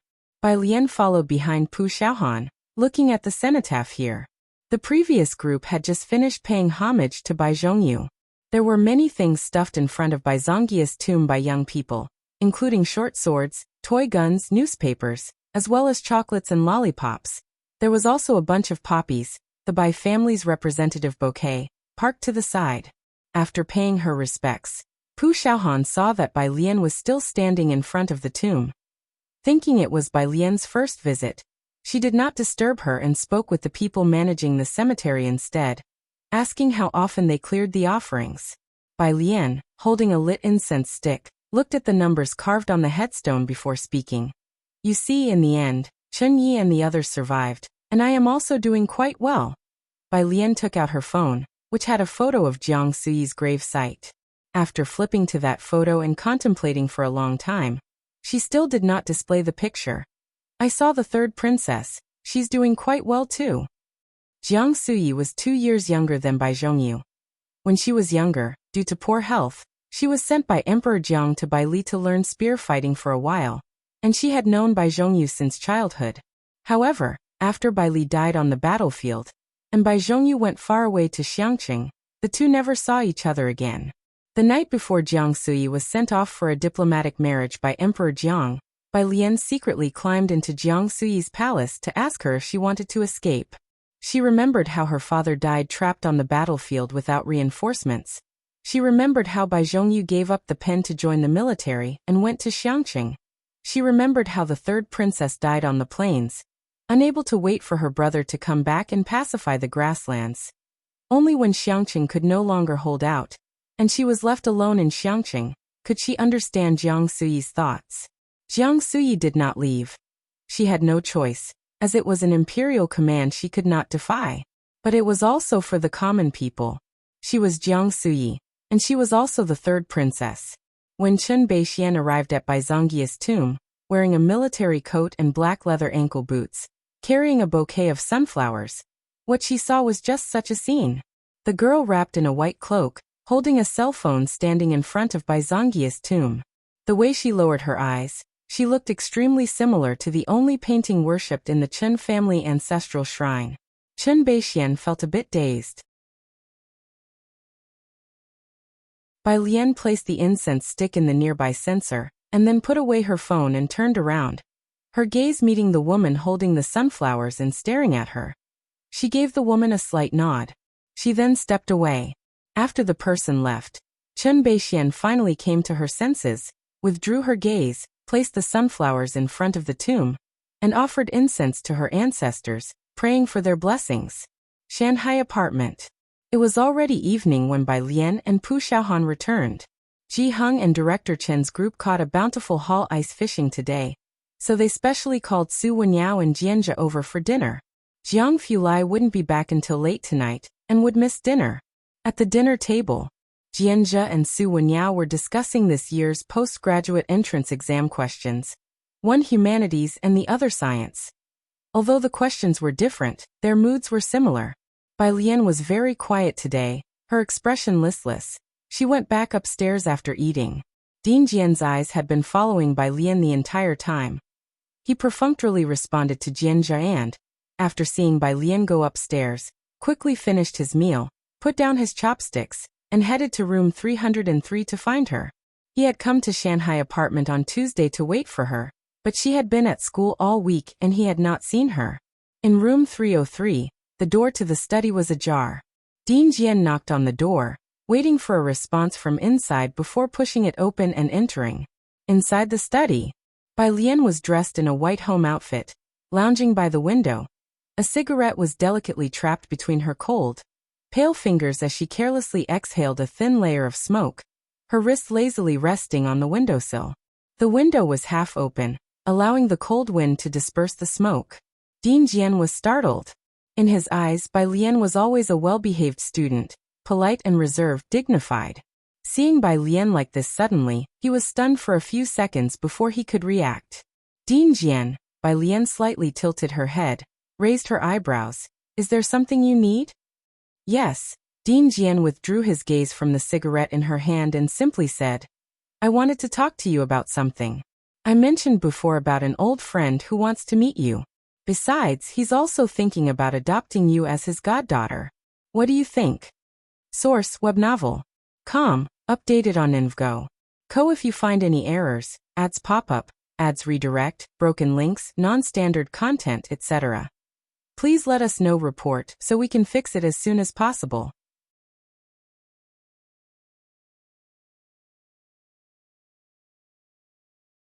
Chapter 741. 294. How much do you want? Is 100 Jin enough? Second update. _1 adopted daughter? Bai Lian raised an eyebrow. Why is there another one looking to adopt a daughter? Who is it? Bai Lian flicked the ash off her cigarette lazily and turned her head to look at the director of the institute. The director did not conceal the truth. The elder from the Chun family. You probably don't know him. He was sitting in the audience last time watching you. And he's also the old friend whom I mentioned I wanted to introduce to you. The Chun family? Bai Lian propped her hands behind her on the windowsill. Which Chun? Their Chun family, the director's voice lowered as he spoke, with a hint of wariness and a sigh. A family line that has been handed down for thousands of years. Their ancestor is General Chun Yi. Ah, Bai Lian bit on her cigarette, the smile on her face enigmatic. Chun Yi, huh? Her tone was so casual, as if she were talking about the Wangs next door. The director. Yes, General Chun Yi, the director slowly explained to Bai Lian. You should think this over carefully. It's not as simple as just writing a song. This is very important for you.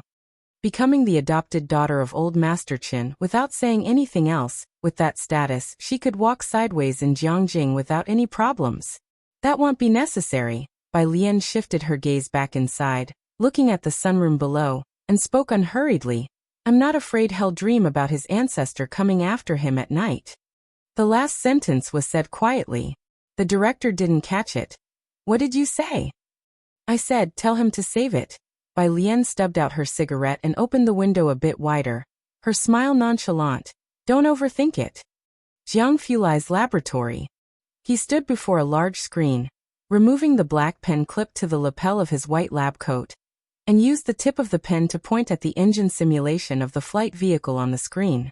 The image showed the engine propelling an energy body that diffused in all directions. Standing there, his posture rigid, his eyes, under the glasses, were chilly, his eyelashes slightly lowered. Inside the conference room, all the team members and professors were silent, just quietly watching the big screen. After the presentation, he capped the pen and inside the conference room, most professors discussed the engine they had just seen. Some didn't catch the key points during the meeting and dared not ask Jiang Fulai. Only Hewen followed Jiang Fulai with his notebook in hand.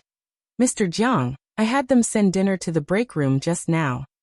Jiang Fulai walked towards the laboratory, clipping the pen back onto his chest and smoothing out any wrinkles on his clothing. Regarding the turbulent chaos system I just mentioned, how much did you understand? I recorded it. Hewen pulled out his voice recorder.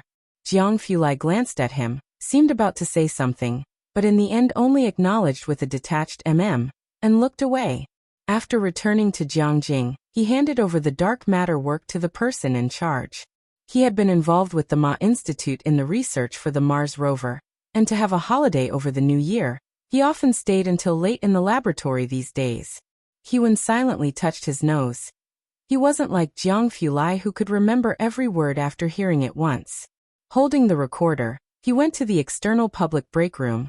opened the cupboard to get his phone, and while eating his boxed meal, he sent a message to Bai Lian. Inside, Jiang Fulai was still analyzing data. Next to him, a team member with paper and pen listened and cautiously wrote down the issues mentioned by Jiang Fulai. The cell phone in his pocket lit up. He was the founder of the laboratory and, like an academician at the Ma Institute, could bring his cell phone into the lab. Eat just 2 words, not even a punctuation mark.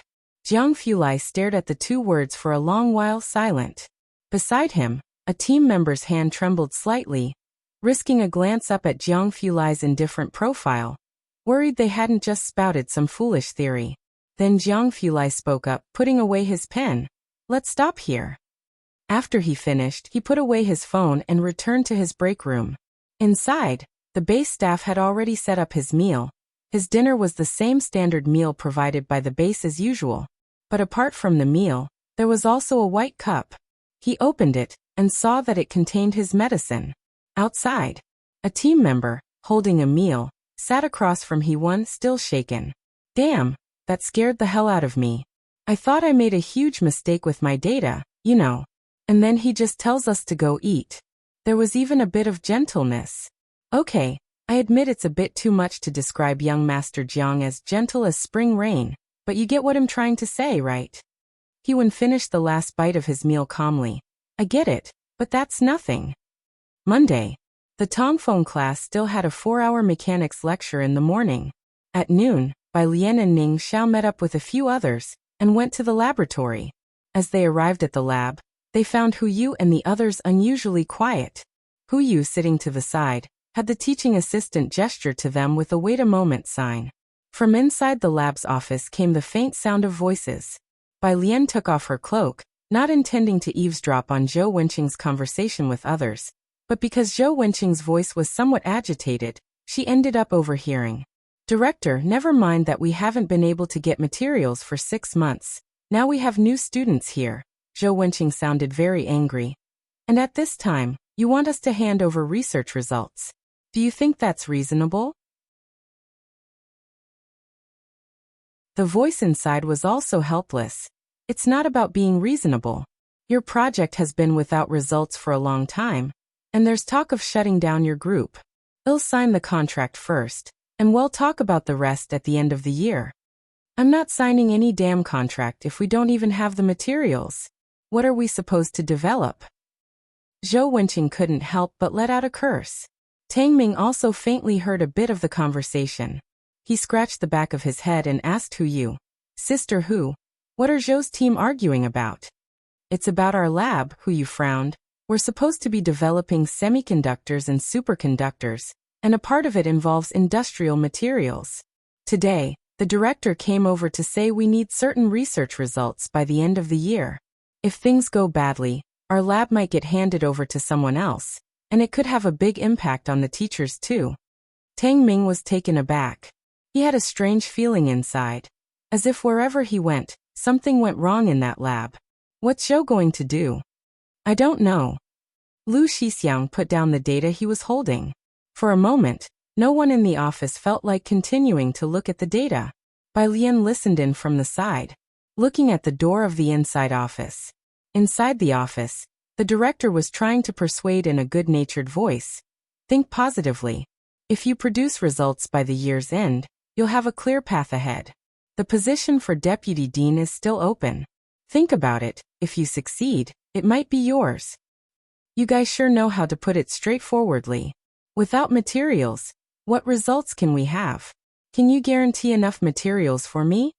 Zhou Wenqing was laughingly angry. I have 4 students under me and 10 interns. What are you going to have them do? Seeing that Zhou Wenqing could not be swayed, the director lost patience. He simply put down the papers, pulled open the door and walked out. This is an order from above. You're supposed to sign it no matter what. A bunch of students inside the lab watched the director leave. And the director didn't look at anyone as he left with an upset expression. Bang! The door to the lab was closed. The teaching assistant hurried in to check on Zhou Wenqing. Ding Wenyang, Tang Ming, and the others looked at each other, almost all turning to Bai Lian. What do we do now? Bai Lian took off her cloak without a word, just poured a cup of tea, knocked on the door, and entered Zhou Wenqing's office. Inside the office, Zhou Wenqing's desk was in disarray, and the teaching assistant was comforting him. By student. Zhou Wenqing looked at Bai Lian's calm face and pressed his brow. You're just in time. I think you should talk to Dean Huang and consider moving to another lab. Bai Lian didn't respond to that, but instead bent down to place a disposable cup in front of Zhou Wenqing, and said unhurriedly, It's okay. You drink some tea first and calm down.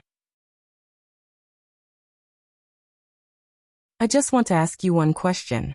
Zhou Wenqing picked up the disposable cup. The water was cool, and having drunk it, he sobered up a bit. Go ahead.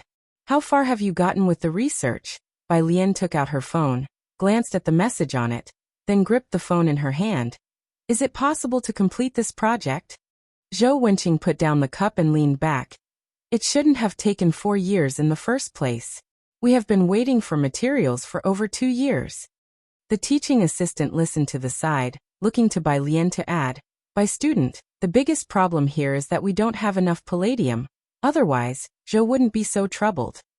Then I think we might not need to change labs, Bai Lian said, lightly tapping her phone, her expression still serene. Zhou Wenqing was taken aback and looked up. Bai Lian wasn't exactly clear on how much they needed but lazily asked, Zhou, how much do you need? Is £100 enough? Source web novel. Com updated on InvGo. Co if you find any errors, ads pop up, ads redirect, broken links, non-standard content, etc. Please let us know report so we can fix it as soon as possible.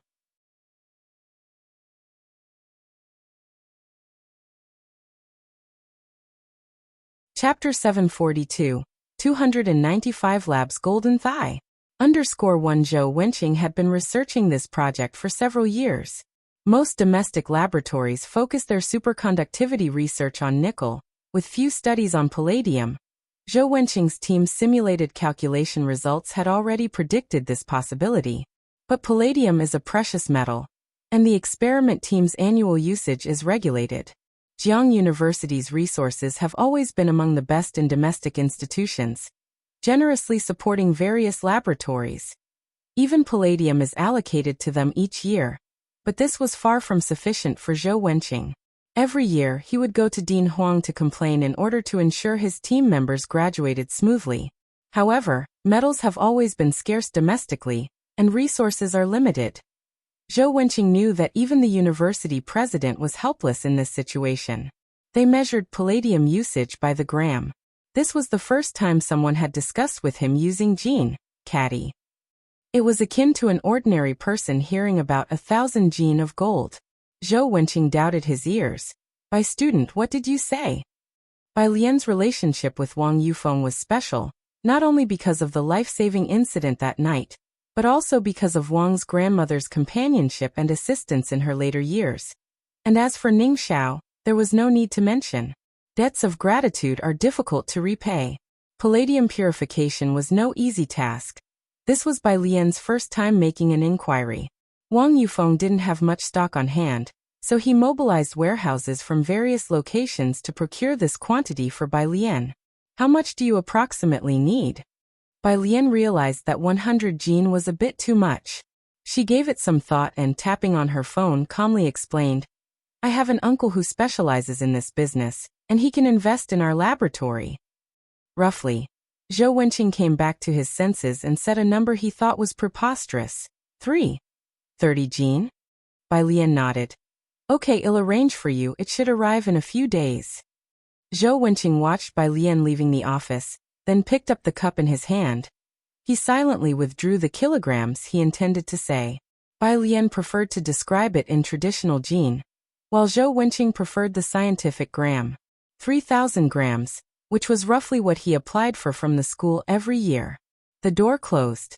On the side, the assistant heard the 30 gene from Bai Lian's mouth, which was 30 gene of the experimental material palladium, not 30 gene of cabbage. The office ambience, which had been very tense just a second ago, now took on a fantastical air. The assistant watched Bai Lian's figure. He had heard of Bai Lian through working with Zhou Wenqing for Tongfeng. This year's freshman, good-looking, with exceptional thinking.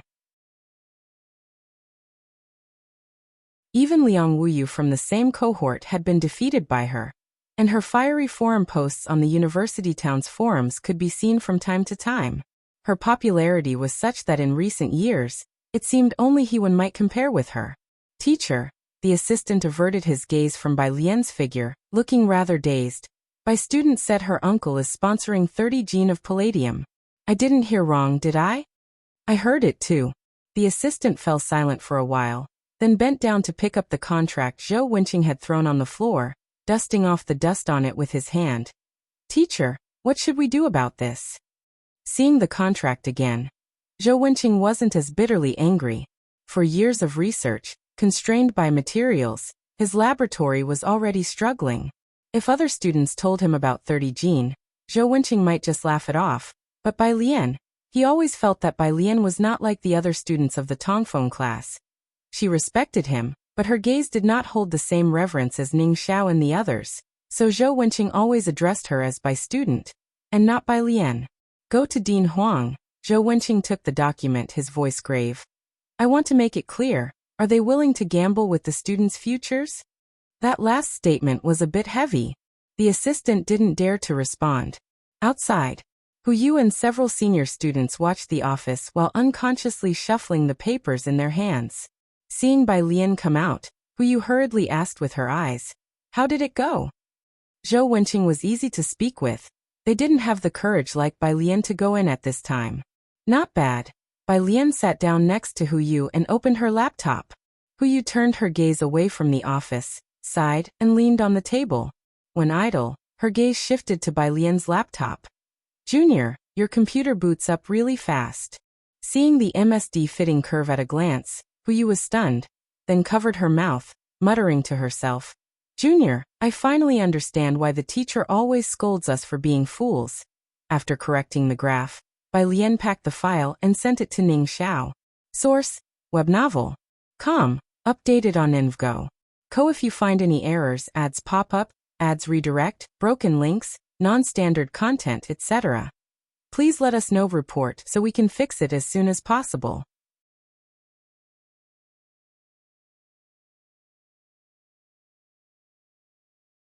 Chapter 743. 295 Labs Golden Thigh. _2 She immediately opened the mixing software Dean Jian had sent her, and put on her headphones.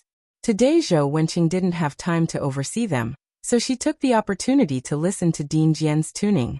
Hu Yu looked at the software which went from simulating components to a black and white page that seemed to be an audio page, which she did not recognize. What is this? She asked, pointing at Bai Lian's computer. It's for listening to music, Bai Lian said, seeing that Hu Yu was also free, and handed her the other headphone. Hu Yu had her mind on Zhou Wenqing's matters, and wasn't in the mood to listen to music.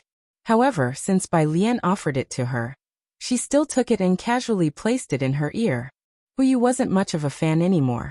Although she was somewhat out of it compared to others, her time was still fragmented during her graduate studies, so she rarely had time to listen to music or watch dramas. The music in the headphones was a classical melody she had never heard before. A very beautiful melody. Just by listening to the music, one could ride across the Jianghu, experiencing joy, enmity and eventually, a poignant retreat from the world. Hu Yu had never studied music and her sense of music was so. She couldn't make out the details and tilted her head to ask Bai Lian, what instrument is this? It sounds so good. For a moment, her ears were filled with nothing but music. She momentarily forgot about the major incident that had just happened in the laboratory. Kong Ho Xiao Yangqin Eru, Bai Lian said, her pale fingertips tapping on the table, tilting her head slowly as she spoke to Hu Yu. And there's a guzheng solo coming up later. Hu Yu had heard of these instruments, but she did not know what they sounded like. It was the first time Hu Yu had heard such beautiful music and sound quality. She asked Bai Lian the name of the song. Bai Lian didn't know the name of the song either. This was a new song that emerged spontaneously after Dean Jian had finished composing Blossoms on the Tree with her, the lyrics which Bai Lian hadn't written yet, so she didn't know either. She crossed her arms, leaning lazily against the back of the chair, tilting her head. Senior sister, do you have any thoughts after listening? After listening, I feel like sailing the high seas. Yu sighed lightly, normally indifferent to worldly matters, happy even when called to fill a headcount for academics because she could enjoy the tea break, but now she felt a rare sense of sadness. I don't know if the eldest apprentice brother can graduate next year. Only after coming to do her postgraduate studies did Yu realize that academia was not so pure either. Once it involved interests, everything became very complicated. He will, Bai Lian interjected. On the other side, Ding Wenyang was making a fuss, calling her sister Bai because the voltage he set wasn't right, leading to a disagreement with Tang Ming. Bai Lian went over to take a look. Behind her, Yu saw that Bai Lian hadn't mentioned the name of the song in the end, and observed her assisting Ding Wenyang with the testing of data, so she didn't disturb Bai Lian and opened the Songhound app. Can't recognize it? Yu stared at the app, then gave it a 2-star rating. In Sherman District, Xiankong Pharmacy, with 2 storefronts, the number of people making reservations for acupuncture and lining up for it was quite large. Su Wenyao arrived early in the afternoon. Sun Chun wore a white lab coat, holding a needle pack in her hand, her appearance not as bright as in the bar, only her eyes still enchanting, her hair entirely tied up. I haven't learned for long from the teacher. Are you sure you want me to do it? She pulled out a silver needle shimmering with a silver light. Su Wenyao was quite elegant. He was still holding a paper full of foreign text, took off his black coat, and sat down opposite her, gesturing for her to go ahead with the acupuncture without minding him. Sun Chun didn't speak further, swiftly finished applying the needles on him. She used her left hand. After applying the needles, she packed away her needle pack and went to the back to prepare medicine for others, while Xiaowu, who was squatting in the corner playing games, timely looked up. How does he know you're here? Strange. Sun Chun's whereabouts at Qinglong Bar were never made public. Sun Chun pulled open a drawer and grabbed a few qian of Baiji. Student from Jiang University. The bar's few waiters are enough for him to get information from. People like Su Wenyao and Bai Lian could casually turn a few corners and get the news they wanted. And on top of that, people would even help them count the money after being sold out. Xiaowu hadn't been to school for more than a few days and didn't quite understand. Sun Chun glanced at him. After the new year, you should go to school too. I want. Xiaowu quickly stood up and went to the back to help with unloading goods, protesting.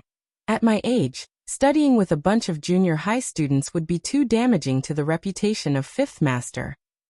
He made up an excuse to slip away to help with the unloading, then remembered he hadn't heard about Sun Chun attending school either. Yet he thought she was very capable. She could do calculations, was artistic, and could also mix drinks.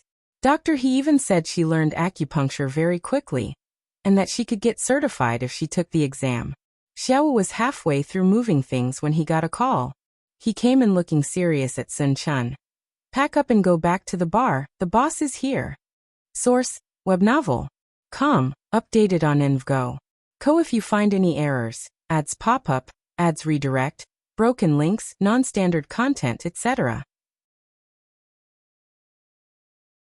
Please let us know report so we can fix it as soon as possible.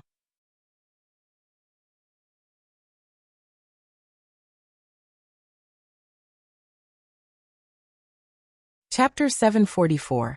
295 Labs Golden Thigh. _3 Their top boss, Wang Yufeng. Not to mention Xiaowu, even Mao Kuan dreaded him. Su Chun quickly set aside what she was busy with and asked Hen Jiwei to check on Su Wenyao's status. Su Wenyao looked at her and asked, Do you desperately need money? I have to make money for the boss. Su Chun picked up her cotton coat and glanced back at her. But when it comes to money, who doesn't like it? She left. Su Wenyao needed to remove his four early, as he was considered Bai Lian's brother. Hen Jiwei had heard about him from Xiaowu, and was also very polite toward Su Wenyao. He drove back to the Su family mansion after removing the four. He played with Su Siki in the living room for a while. He had just finished his graduate examinations, and needed to start preparing the application materials for the follow-up interviews in a couple of days. Old Madame Su spoke with him for a while, her fingers rolling a string of Buddha beads in her hand. She had lately been thriving and was more spirited than ever. I had your aunt arrange a dinner with a few professors. Have you decided whose research team you want to join? I have some thoughts, Su Wenyao said, leaning on a nearby table and slowly twirling a rattledrum, his demeanor relaxed. If you had gone with the Qi family at that time, old Madame Su began, but didn't finish, recalling something. Your father is dining with an old classmate tonight. You've heard of his daughter, Su Yajun. Now, the Su family was gaining more influence in Yunxiao district, making old Madame Su stand tall and confident in the presence of the Qi family. Qi Shuyan was no longer her only choice. Her sights began to shift towards other eligible young women. Su Wenyao never argued with old Madame Su about such matters, and went upstairs to tidy up in the study. Wenyao. Old Madame Su watched his retreating figure as he ascended the stairs. Are you still entangled with that bar girl? Su Wenyao didn't respond to her. Old Madame Su gazed at his departing back, her expression profound. Old Madame, the butler tucked Su Siki in with a blanket. The young master always has his own thoughts. You needn't worry too much about him. Butler Su, the old lady lowered her gaze, her hands idly twisting the Buddha beads. She spoke slowly. Arrange a meeting with that woman for me. 29 Talls Street. The Su family dinner time. Old Master Su put down his chopsticks and accepted the cup of green tea handed to him by the servant, looking at Su Jiueming. I heard there was some unrest in Jiangjing today? Su Jiueming glanced at Su Jueling and Su Nanjing at the dining table, and replied without much emotion. Jiangjing has been quite lively recently. Even old Chen has been stirred up. He stepped out the Chen family's doors 4 times in just a few days. They discussed the latest happenings in Jiangjing. What about the Mu family? I heard that their old man has made an appearance. Old Master Su said slowly. Su Jiueming didn't pay much attention. What can they accomplish anyway? After dinner, Su Jini walked alongside Su Jiueming, inquiring whether they should court favor with the Mu family. I heard the Mu family has ties to the Jiang family. But such rumors, no one dares to spread casually. How could that be? You see, even the Gao family isn't taking it to heart. What connection could the Mu family have with them? Su Jiueming thought it was a smokescreen. Mu Qiong is gone, the Mu family poses no threat now. With that time, had rather strengthen communications with the Ming family and the Lung family. In the meantime, Su Jueling and the others returned to the courtyard, and he then asked Su Nanjing, "What's with your uncle being so secretive?" Su Nanjing was acquainted with Chen Beixian and Jiang Shijue. He was more in the loop than his father. Today it seems someone arrived in Jiangjing. Su Nanjing knew only so much. I heard from Sister Beixian that the visitor is a high-ranking member of the Dawson family. The Dawson family, the behind-the-scenes owners of the Azure Dragon Bar and proprietors of the auction house. Who exactly had come, the Chun family hadn't found out yet. But without exception, even the Chun family wanted a partnership with them. No wonder he's being so secretive, Su Jueling contemplated. Su Jini and their group are chummy with the Azure Dragon Bar. Beijing is indeed lively recently. What about the Mu family? Regarding this, Su Nanjing said without a change in expression. Take the opportunity to have tea with President Mu more often. While the two of them were discussing serious matters, Gao Yin wasn't listening. She was on the side, discussing with the Su family's butler about picking a day with good weather for Bai Lian and Gao Shu to visit the Su family and appreciate the plum blossoms, and to arrange the desserts for the occasion. Wednesday, after morning classes ended, Bai Lian didn't go to the cafeteria to eat, but instead left Jiangjing University. An hour later at Qinglong Bar. At this time, the bar hadn't opened for business yet. Quite a few people were loitering at the entrance. Bai Lian got out of the car, wearing a black cloak, and entered through the front door. By her side, a young man who wanted to remind her that the bar wasn't open at noon was startled to see a manager-looking person respectfully coming out to welcome Bai Lian. He ended up looking up at the enormous sign of Qinglong Bar, extremely shocked. That's right. Qinglong Bar. Who is this girl? 20 minutes later, Bai Lian came out with a canvas bag in hand. Yinxiao district has always been the economic center. Today is Wednesday. Bai Xiaoqi and Song Min were in the same class, and they only had classes in the latter half of the afternoon. The two of them came to Yinxiao district's Chamber of Commerce at noon. as this year Yunshao District's Chamber of Commerce was holding a wine reception. Both of them refused help from their families and used their own connections to get into this reception. In the car, after having food with Bai Xiaoqi, Song Min started the car, and then saw Bai Lian across at the bus stop. He paused for a moment. Bai Xiaoqi's gaze also fell on Bai Lian. Bai Lian was looking down at something in her hand, holding an inconspicuous canvas bag that looked a bit like it belonged to a student. Bai Xiaoqi paused slightly. What is she doing here? Having started a business with Song Min, and achieving quite some success, she rarely paid attention to Bai Lian anymore, as their paths had diverged. The two sat in the car while Bai Lian waited for the bus. Bai Xiaoqi didn't understand. Isn't it said that her stepfather is quite rich?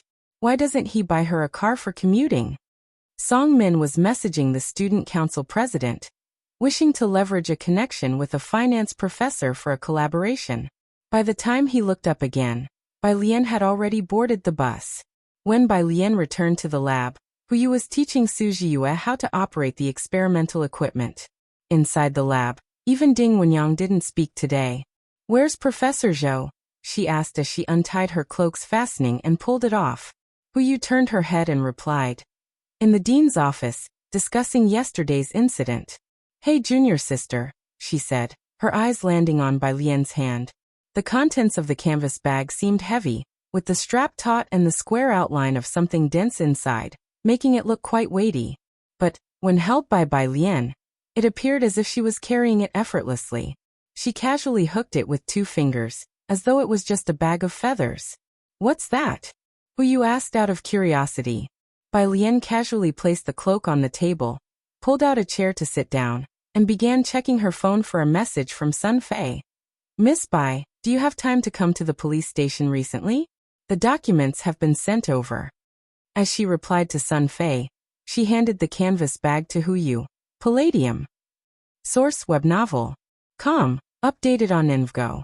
Co. If you find any errors, ads pop up, ads redirect, broken links, non-standard content, etc. Please let us know. Report so we can fix it as soon as possible.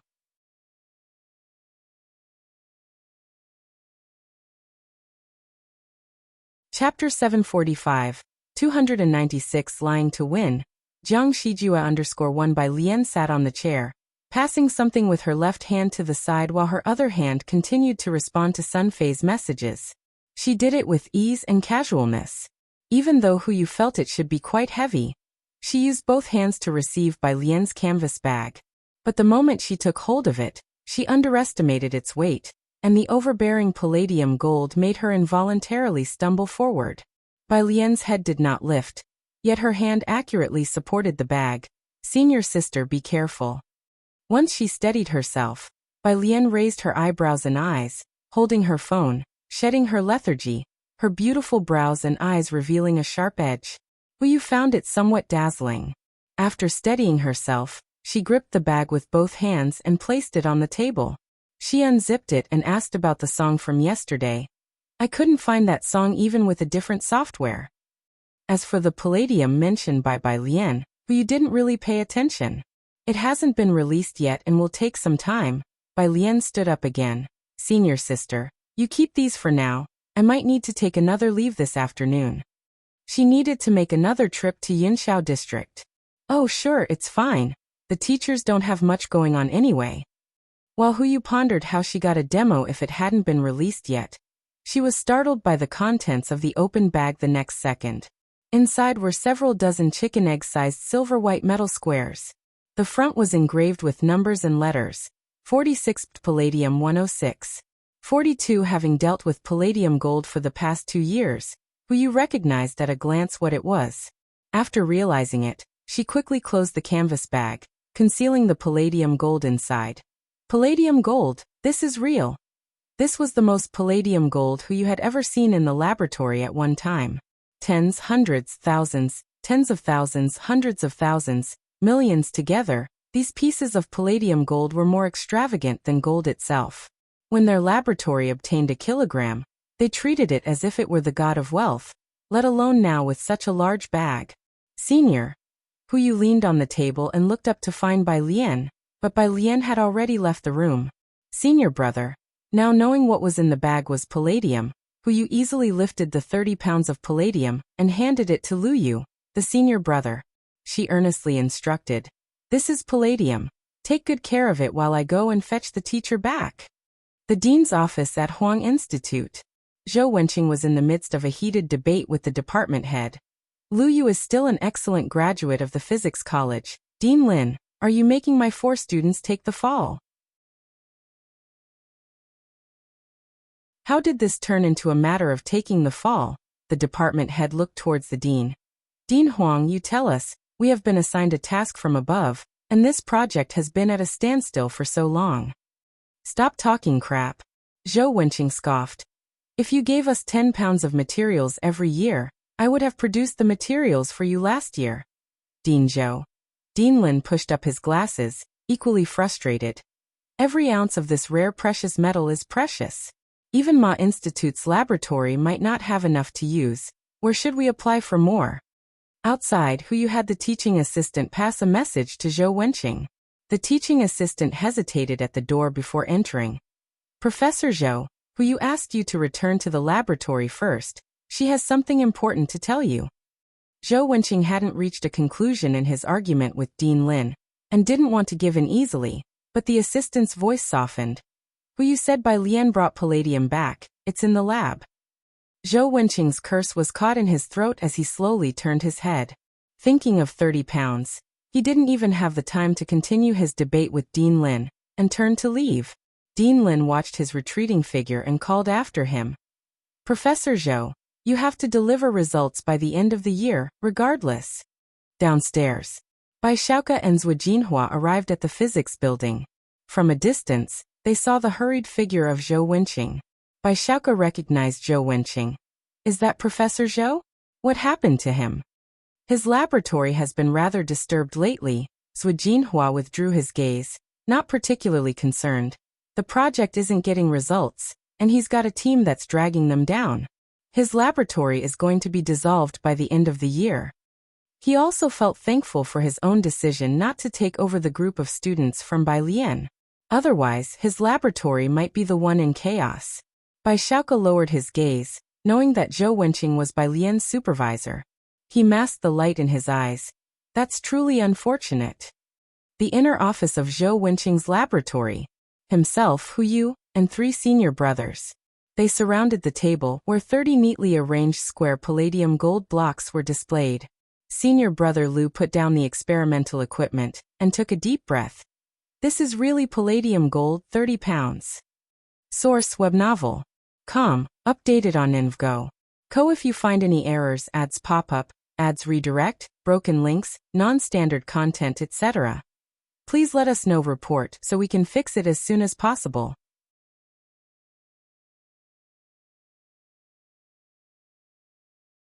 Chapter 746. 296 Lying to Win.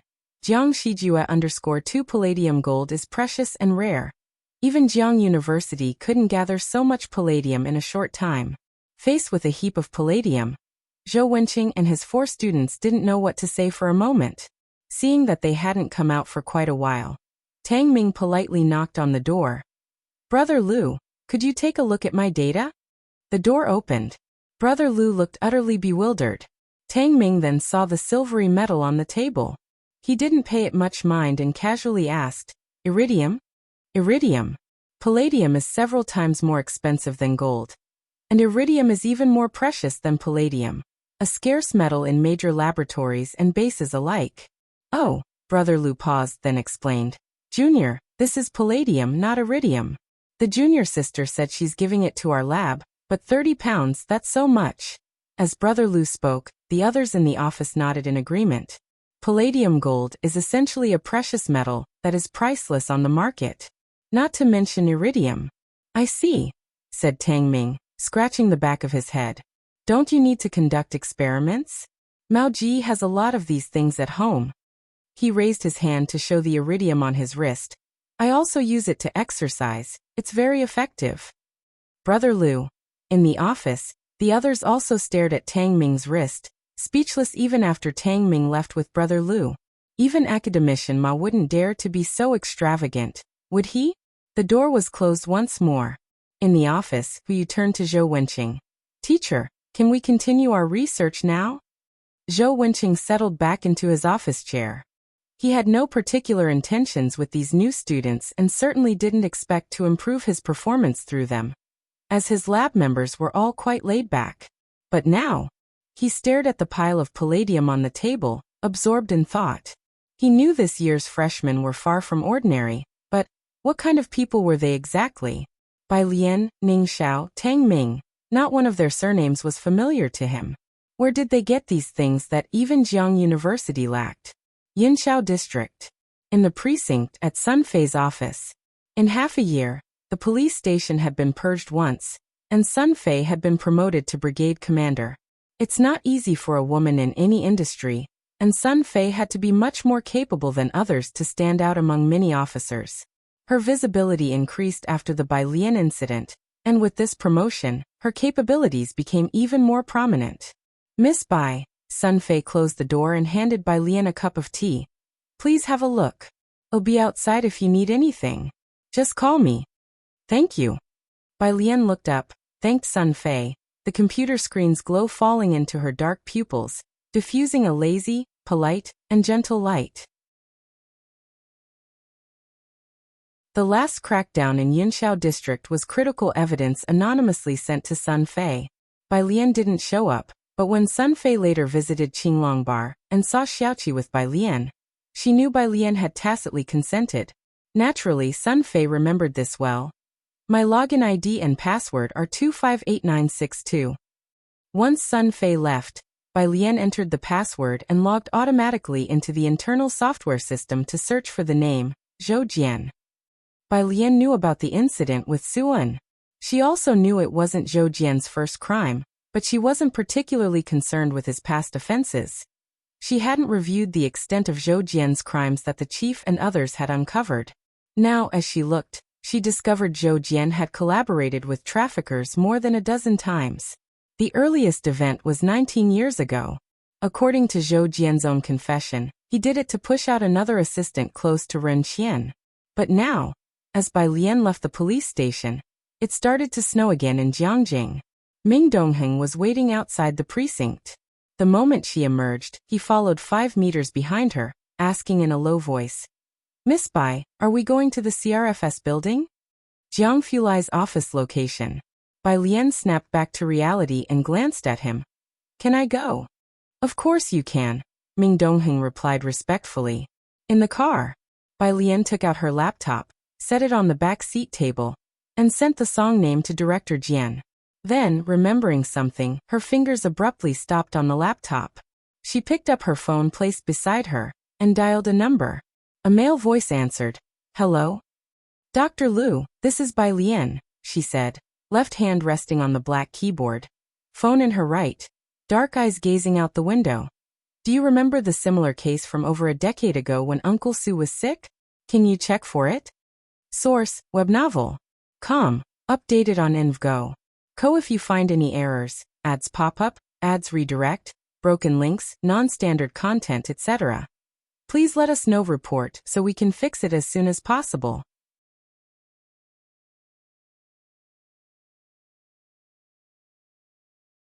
Chapter 747, 296 Lying to Win, Jiang Shijua _3 Xiangqing. After putting down the phone, Chief Physician Liu went to the Medical Affairs Department to check the medical records. The illness of Suan was not common, and that particular case was also a classic one for the hospital. Since the patient had been hospitalized before, their electronic records were preserved. Dr. Liu had reviewed them last year, and still had some memory of it. As soon as Bai Lian arrived, Chief Physician Liu sent her the patient's information and details of the illness. A black car stopped in front of the CRFS building. Bai Lian's apricot-colored embroidered shoes landed on a thin layer of snowflakes. Her cold fingertips opened the message Dr. Liu had sent, which contained an image. The patient information found by Dr. Liu. Patient name, Ji Xiaorong. Bai Lian put away her phone. Jiang Fulai was still in the underground lab. The temperature was low, so he was wearing a coat covered with a white lab coat. With fingers as pale as his coat, he held a black pen. He was methodical in whatever he did, although sometimes he could be impatient with his team members. After he finished analyzing the data for the day, he reached out to turn off the projector. Everyone in the lab was flipping through their notebooks. Outside the door, the waiting assistant entered as he finished. "Young Master Jiang, Mr. Ming is here." "Ming Dongheng?" Jiang Fulai gave an in response, his face expressionless. He closed his notebook and was about to head inside. Having worked overtime recently, he had finally created the concept drawing for the engine. Hesitantly, the assistant spoke up. "Mr. Ming has brought a girl to the top-floor lounge." Jiang Fulai's footsteps halted. He looked back, gathered his pen and notebook, and while taking out his mobile phone from his lab coat pocket, he removed his coat and walked out. His emotions were clearly displayed. "When did they arrive?" he asked in a deep voice. "While you were in the meeting," the assistant replied, observing his expression and movements while wondering who the girl Mr. Ming brought could be, and quickly followed him. Jiang Fulai casually carried his white coat and passed through the air raid shelter door after an iris scan. The black hem of his clothes flowed in a noticeable arc. When he entered the elevator, his light-colored eyes landed on the assistant. "Next time she comes, let me know in advance." He didn't specify which she, but the assistant got the hint. It probably wasn't referring to Ming Dongheng. The two reached the first floor. Jiang Fulai's private restroom was at the top of the building, accessible by a separate elevator. He exited the elevator and headed to another one that wasn't open to other people. In the lobby on the first floor, a group of people happened to be passing by. Men and women. Leading them was a strikingly attractive man in a suit, speaking with a middle-aged man beside him. Upon seeing Jiang Fulai, he quickened his pace and approached. "Brother Jiang." Jiang Fulai nodded slightly towards the man, his refined features betraying no emotion. As for the others, he didn't glance at them, and without stopping he entered the elevator and pressed the button for the top floor. For a moment, the entire first floor fell into silence. Everyone watched as the elevator reached the top floor. Only when the red numbers stopped did they finally breathe a sigh of relief. Jiang Fulai's assistant stepped aside, took a pile of documents in his arms, and greeted the arriving man. "President Jiang." This was Jiang Shijue, the CEO of Zhongxing Group. Jiang Fulai's assistant was also very polite to Jiang Shijue, Assistant Yi. Assistant Yi smiled and left with the documents. Jiang Shijue watched Assistant Yi go before withdrawing his gaze. "Director Li, let's reschedule for another day." No one dared to object to him. After Jiang Shijue left, Director Li turned to the man behind him. "President Ming, let's call it a day. President Jiang doesn't have time today." Once President Ming got into the car outside, he carefully exhaled. Even though he had only stopped by the first floor to look at the model today, it was a unique experience in their circle. But his luck was also very good, having met the crown prince of the Jiang family. Wiping the sweat from his forehead, he turned to the girl in the back seat and shared the day's events, only remembering something at the end. "Zongyao, how are things going with the young master from the Yu family?" Ming Zongjiao's gaze was on the computer. "He's getting engaged to someone from the one family at the end of the year." Bai Lian was simply in a different place to look at data. On WeChat, Hu Yu Zhou Wenqing and others had sent a bunch of messages, and there was also a message from Director Jian. When Jiang Fulai took off his coat and came in, he saw her sitting at the desk, processing data and messages, and his usually cool brow and eyes softened somewhat. "How come you didn't say anything when you came over?" Jiang Fulai walked behind her, and saw she was chatting with Director Jian. She and Director Jian had decided on a name for the new song, Flatboat. This was influenced by Hu Yu. The lyrics she wrote had a certain Far Ocean feel of a flatboat. Source web novel. Com.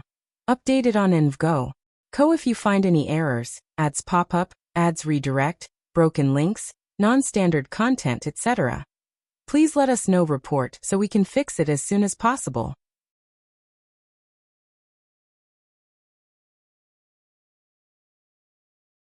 Chapter 748. 296 Lying to Win. Jiang Shijue _4 Jiang Fulai was indifferent to the songs for Yen Lu, his long and powerful fingers resting on the armrests on both sides of the seat. Casually glanced at the computer screen, and then his gaze moved to her face. She wore a celadon-colored top today. Her hair was entirely pinned up with a pin that faintly emitted a purple hue, revealing a pair of dark eyebrows. Her facial features exuded a lazy scholarly air. "Come and take a look." Bai Lian didn't bother with Hu Yu's flooding messages, replying with 2 words to Dean Jian. Jiang Fulai leaned over, his lips landing gently yet firmly at the corner of hers.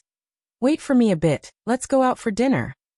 He had casual wear on standby here, grabbed an outfit, and went to the bathroom at the back to shower. Outside, Jiang Shijue leaned on the bar, his eyes on the door to the lounge, casually talking to Ming Dongheng lifting weights nearby. "Xiaoming, is Miss Bai really in there?" Answered Ming Dongheng, lifting a dumbbell with one hand, his response light and unaffected.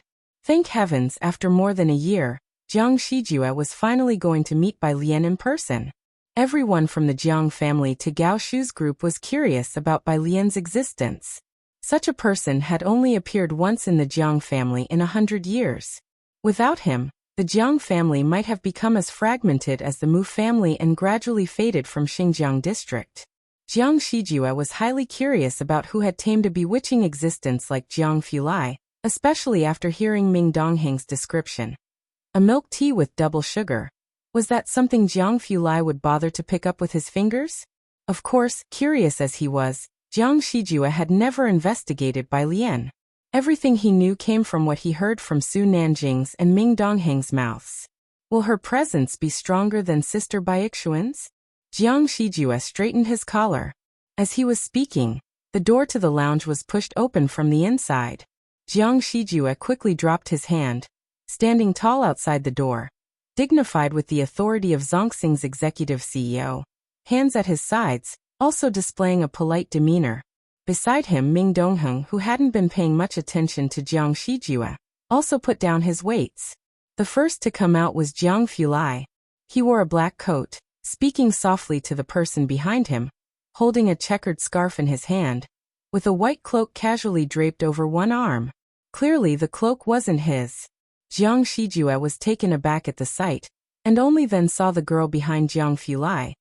She was only holding a laptop, wearing a casual celadon top, white buttons done up to her neck, her eyebrows modestly lowered. She wasn't what Jiang Shijue had imagined. Instead, she had a subdued lazy air. When she lifted her brows and eyes, those black pupils betrayed some of the edge she couldn't quite hide. "Jiang Shijue," said Jiang Fulai with a slight lift of his brows, casually introducing her. Jiang Shijue hurriedly straightened up, warmly introducing himself to Bai Lian. "Miss Bai, hello, I'm Jiang Shijue, just call me by my name." "Hello." Bai Lian handed the laptop to Ming Dongheng and nodded to him. Jiang Fulai, not wanting to beat around the bush with Jiang Shijue, directly left with Bai Lian. Ming Dongheng, holding the laptop, followed them to drive. Jiang Shijue saw them off to the elevator, and only after the elevator reached the first floor did he take out his phone to call Chen Beixian. Chen Beixian was direct. "It's Wang Yufeng. Not only has he come, but he also brought a large shipment of goods. As to where he is, you each have your own skills to find out. I can't locate him." Clearly, many people had called her about this before. "I'm not asking about that today." Jiang Shijue smiled cordially, pressing the elevator button again. "I unexpectedly saw Miss Bai today. She's quite different from what I'd imagined. Seems very well behaved." The meeting was so sudden, he hadn't had the chance to give his gift. Now only Chen Beixian had not met Bai Lian. She asked Jiang Shijue a few more questions. Zhou Wenqing's lab had acquired a new batch of palladium, and everyone got busy. Zhou Wenqing originally asked Hu Yu and her team to guide Bai Lian and the others properly. However, when the experiment truly began, Hu Yu found they didn't need teaching at all, especially Bai Lian and Ning Xiao. The two could almost keep up with their pace, even calculating data for them. At midnight, Hu Yu was starting to flag, but inside the lab, none of the new recruits had left. She couldn't help but touch her nose, sip some coffee, and get wrapped up with them. This group of new recruits was so energetic that not a single one was sleepy. At 20 past midnight, Bai Lian stood up, handing a set of data to Hu Yu. "Senior sister, I'm going back to the dormitory." Once she left, the others stopped as well, Ning Xiao handing over a model to Hu Yu. Hu Yu, looking at the data, yawned and was about to lock up and leave when she saw the data calculated by Lien. She was jolted awake, and sleepiness vanished. Source: web novel. Com, updated on InvGo. If you find any errors, ads pop up, ads redirect, broken links, non-standard content, etc., please let us know. Report so we can fix it as soon as possible.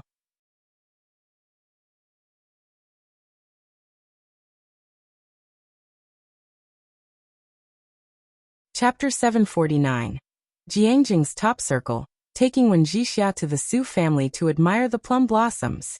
_1 Mathematics requires a certain talent. If you don't understand a problem, even a teacher's 10 years of explanation would be useless. Aside from that, it also requires a passion and practical skills. Ning Xiao had never received formal tutoring in mathematics, and yet back in Xiangqing he was already considered on par with Ren Wanxian and Chen Zhu. Later on, he joined the enhanced class and with guidance from Jiang Fulai, his long-term foundation and hard work meant that his current research on a project and direction was in no way inferior to Hu Yu. There's no need to mention Bai Lian. She had already understood the concept of integration back in Daong, where they used A, B, C, D instead of the simplified numbers of today. Previously, her master had only taught her about measuring land and constructing specific diagrams of riverbanks and water channels. Modern science was a powerful addition to her arsenal. Zhou Wenqing's lab had few students, and the department head had issued an ultimatum. The lab was busy recently.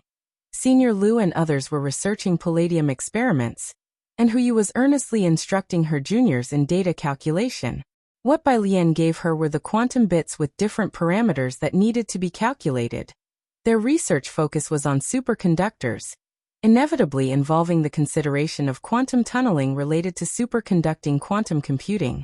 This was a crucial part of their project. Hu Yu planned to first familiarize her juniors with this project, but to her surprise, in just a week, Bai Lian had already given her parts of the calculated results. And then there was Ning Xiao. At this moment, Hu Yu was truly wide awake. She turned on her computer to check the material structural model provided by Ning Xiao. One bit after another. Hu Yu did not leave the lab. Instead, she took out her phone to contact Senior Liu. Senior Liu had already showered and was ready to sleep when he received Hu Yu's call. Puzzled, he asked, "Junior sister, you're not asleep yet?" "I can't sleep anymore, senior brother," Hu Yu said spiritedly as she looked at the computer. "Come over and look at the material model Ning Xiao constructed, and also, the quantum parameters estimated by Junior Bai. Come to the lab first and see." Previously, due to the insufficient palladium, the number of quantum bits they captured wasn't stable. The dozy Senior Liu hurriedly grabbed his coat and headed to the lab. At 3 in the morning, Senior Liu and Hu Yu finished reviewing the results achieved by Bai Lian and Ning Xiao over the past week or so. They looked at each other in astonishment. They had thought that the 10 new students were just there to experience the atmosphere and earn easy credits. But now it seemed that while people like Ding Wenyang truly were, Bai Lian and Ning Xiao were definitely not. How did junior sister manage to calculate this? Senior Liu sat in front of the computer, his bewildered expression slowly turning to shock as he sat up straight. And what about junior brother? What does he do? Are all freshmen these days like this? It's one thing to freely provide them with so much palladium, but how can they keep up with their experimental progress so effortlessly? What were Professor Sun and Dr. Zhu thinking? Senior brother, I think, Hu Yu paused, gingerly pointing to the data beside her. Our teacher might really become the vice dean soon. Zhou Wenqing and his team had been preparing for more than 2 years, and now they had an additional group of new students who seemed unserious, but turned out to be exceptionally talented, along with enough experimental materials for a significant breakthrough. Actually, the group consisting of Bai Lian, Ning Xiao, and others was quite famous. Apart from Liang Wuyu, several of them were from Xiangqing. Many people in the school were keeping an eye on them. There's also a circle in scientific research, where even if some people achieve results, it's uncertain whose name will hang as the first author. The group of Bai Lian and Ning Xiao was rejected by Professor Sun, which was immediately discussed on the University Town Forum. She had always been a hot topic on the University Town Forum since enrollment, Almost every interval, she would dominate the forum for a while, with girls on the forum even asking for the link to her cloak not long ago. The group of girls from the university town managed to thread about Bai Lian's black cloak over 1,000 replies. Although there wasn't much discussion about Bitumihai on the forum, most people had come across her promotional video on short video platforms. The subsequent rejections of several new students by Professor Sun and Dr. Zhuo were also shared to the forum. After Zhou Wenqing took over the new students, his lab was faced with an ultimatum, and most people on the forum were skeptical about Zhou Wenqing's lab and the group of new students led by Bai Lian. Some directly expressed their opinions. Among these new students, I think the one most likely to make it to the end is Gao Yuan. He has been with Dr. Gao's research lab all along, and there will be scientific research outcomes by the end of the year. This year's Tongfeng class special scholarship is probably going to be Gao Yuan's. It's not necessarily so. You have to understand that the group of students including Bai Lian and God Ning, as well as Tang Ming, cannot be judged by normal thinking. Do you know how many points Ning Xiao has in the preparatory camp? 4.79 million. Gao Yuan only has a bit over 2 million. Source webnovel.com, updated on InvGo. If you find any errors, ads pop up, ads redirect, broken links, non-standard content, etc. Please let us know report so we can fix it as soon as possible.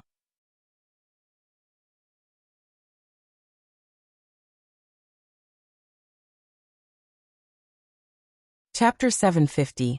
Jiangjing's Top Circle, taking Wen Jixia to the Su family to admire the plum blossoms. _2 Influenced by Tang Ming, he always referred to Ning Xiao as the study god, and the forums all knew this title by now. And indeed, he truly lived up to the name of study god. That's not how you calculate it. Did the original poster not consider the hard requirements? Bai Lian and Ning Xiao are certainly smart, but Gao Yuan is from the Gao family, and lately, I haven't seen Bai Lian and the others much. Looking at Gao Yuan's social media, they have been continuously preparing for this year's Jiang University Science and Research Contest, getting ready for the boss training camp. Bai Lian should be smarter than Ning Xiao, but why haven't I seen her at the preparation camp? A bit disappointing. According to incomplete statistics, the school only gave Xiangqing 2 spots for the preparation camp. She probably didn't register. People on the forum were arguing noisily, with many being fans of Bai Lian, staunchly supporting her and her group. But most remained rational, questioning whether Zhou Wenqing and his team's project could even continue into the end of the year. Bai Lian was unaware of everything on the forums. For the past week, she had been helping Hu Yu and the others with data modeling, and most of the time, it was Tang Ming and his team who took turns bringing food to the laboratory. After handing over the process data to Hu Yu, the next evening Bai Lian took her laptop and said to Hu Yu, "Senior sister, Ning Xiao and I won't be coming to the lab these next few days." The new junior didn't need someone to guide her, and she could even help with the core data. Especially since she could also earn a lot of gold coins. Where could you find such a junior? Hu Yu stopped her discussion with Ding Wenyang, preparing to see Bai Lian off. "Junior sister, you have things to do, and even if you're busy until the end of the semester, that's fine. This little bit of research, Ding Wenyang and I will handle it with ease." "Junior sister, goodbye." She stood at the entrance of the laboratory building, waiting until Bai Lian was out of sight before she couldn't help but jubilantly return to the lab. She began chatting with Ding Wenyang about the gossips on the forum. "Little Ding, does Ning Xiao really have over 4 million points?" There had been a lot of discussion about Ning Xiao on the forum lately. Many doubted the authenticity of the over 4 million points since even Gao Yuan had only more than 2 million points, and with Ning Xiao himself not confirming it. Some suspected it was an upperclassman with the same name. Yes, what about it? Ding Wenyang handed the report he had printed out to Hu Yu. Hu Yu. She felt these newcomers had a talent for driving people crazy. You calmly mention 4 million points like it's nothing, and you're asking her, "What about it?" Ding Wenyang didn't think there was anything wrong with his tone. When he first learned of Ning Xiao and Tang Ming's points, he too was surprised, but then guessed it was Bai Lian. He didn't think Ning Xiao's points were a big deal. even though his own points were just a bit over 1 million. Jiangjing University was completely covered in snow. The snow on the main roads had been cleared, but the trees and green belts around were layered with thick snow, weighing down all the branches. Bai Lian stood under a camphor tree, waiting for her ride. Snowflakes occasionally fell from the leaves above. Just as Bai Lian spotted the car, she received a call from Mao Kun. "Sister," Mao Kun's voice was noisy. He walked outside to a quieter place. "I've got no use for the remaining palladium. Should I have it sent over to you?" The palladium prepared for Bai Lian by Wang Yufeng was naturally not going to be taken back. He handed it directly to Mao Kun. Bai Lian had only taken 30 pounds last time. There were still 70 pounds left at the Azure Dragon Bar, untouched. Another clump of snow fell, landing on her pure white collar.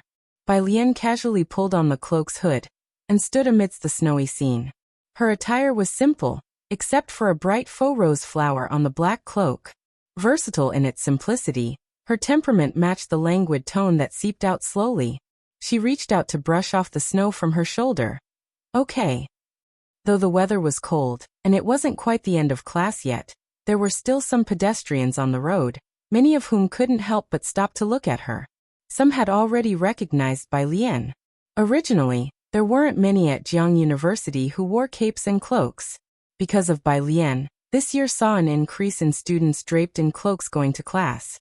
But only she could wear a cloak with such an effect. A black car slowly stopped in front of her, compressing the snow at the roadside. In the back seat, Jiang Fulai put down his computer, watching her get in, and then pointing to a gift box on the adjacent seat. "This is a welcome gift from Jiang Shijue." The gift was something that Jiang Shijue had been preparing for several months. After their last meeting, he had always wanted to give it to Bai Lian, but had not found the right opportunity. Unlike Su Nanjing, he couldn't use Gao Yan to send gifts to Bai Lian. Source: Web Novel. Com. Updated on InvGo. If you find any errors, ads pop up, ads redirect, broken links, non-standard content, etc. Please let us know. Report so we can fix it as soon as possible.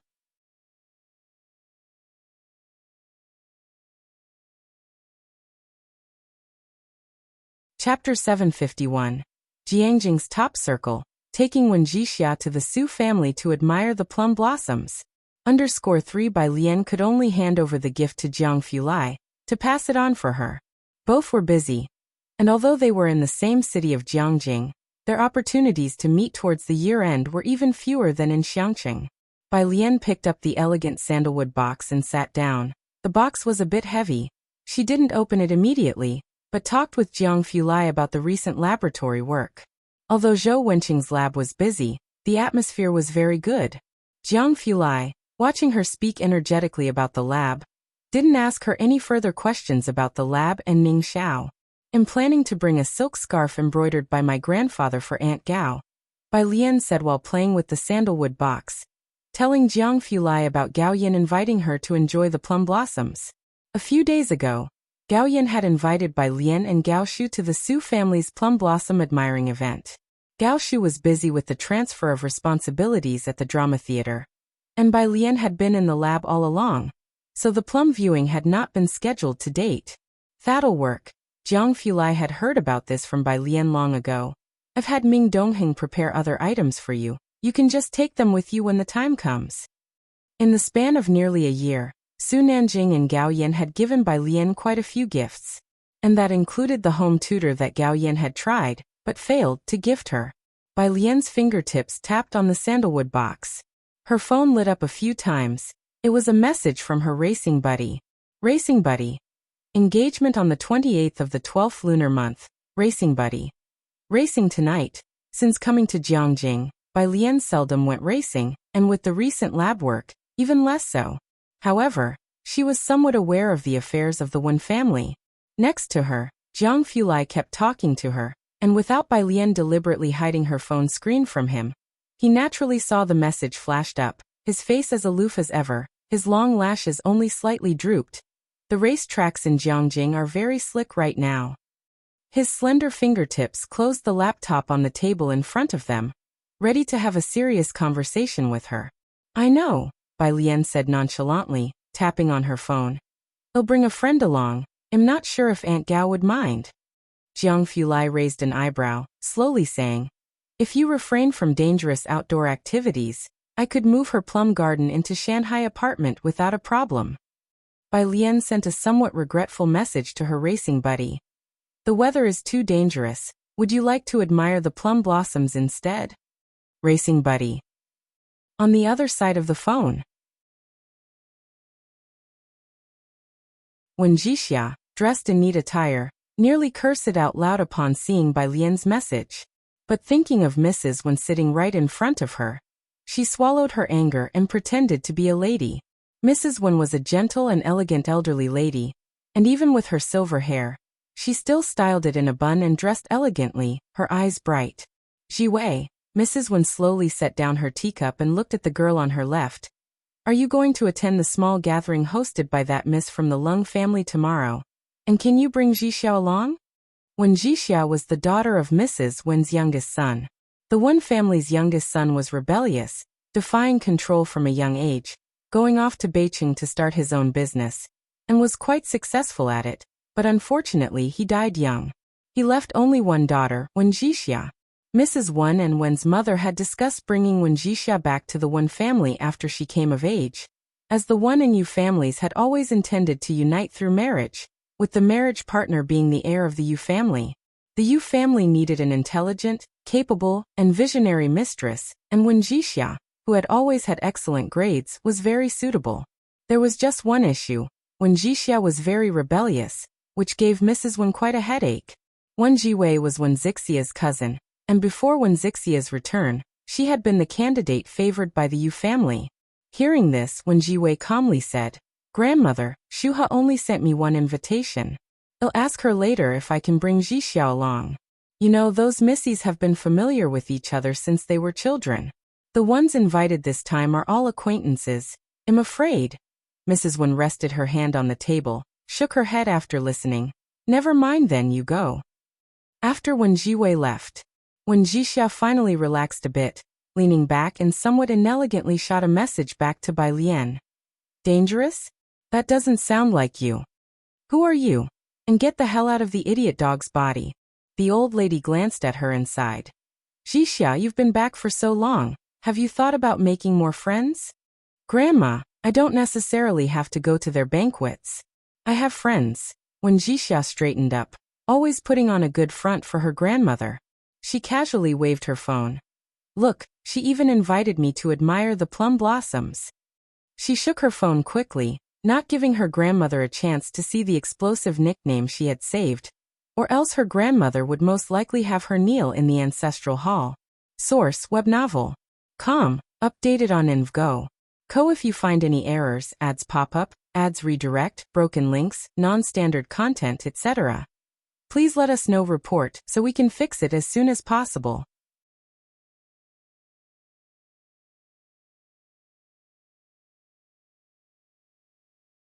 Chapter 752. Jiangjing's Top Circle, taking Wen Jixia to the Su family to admire the plum blossoms. _4 Actually, Wen Jixia also knew her own situation. She was not originally from Jiangjing, and she couldn't fit in with the group of socialites there. Wen Jiwei got along well with those socialites, so they all intentionally or unintentionally isolated her, especially those who had dealings with the Wen family. Wen Jixia was very aware that she had been pushed out of the circle by these people from Jiangjing. Those people were clearly telling her with their actions not to force herself into a different circle. To enjoy the plum blossoms? The elderly Mrs. Wen looked at her, nodding with a smile. That's also fine. Is it the friend you met with last time? When can you invite her over to our Wen family, so Grandma can meet her too? Wen Jixia thought about Bai Lian's current dog-like appearance and leaned back. You'll see her on the engagement day.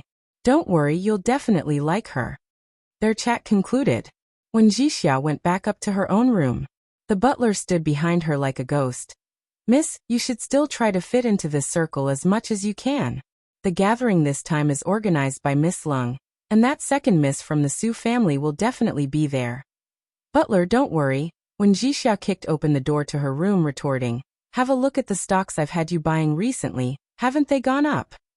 The butler paused as he looked at her composed face, naturally happy about the increase in the private funds, unable to fault Wuxia's abilities.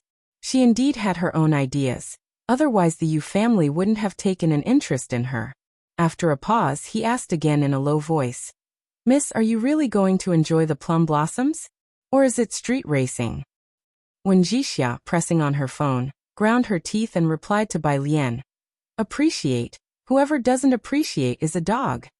She closed the door, and the butler stood outside for a while, the smile on his face disappearing as he sighed. After returning downstairs, the old Mrs. Wen also stood at the door in a daze. They both knew that Wuxia had just returned to Jiangjing and had not been accepted into many circles. And it was obvious that Wenjiwei was also excluding her. "Who is her friend?" The elderly Mrs. Wen whispered softly. "An alumnus from Beicheng." "Beicheng, huh?"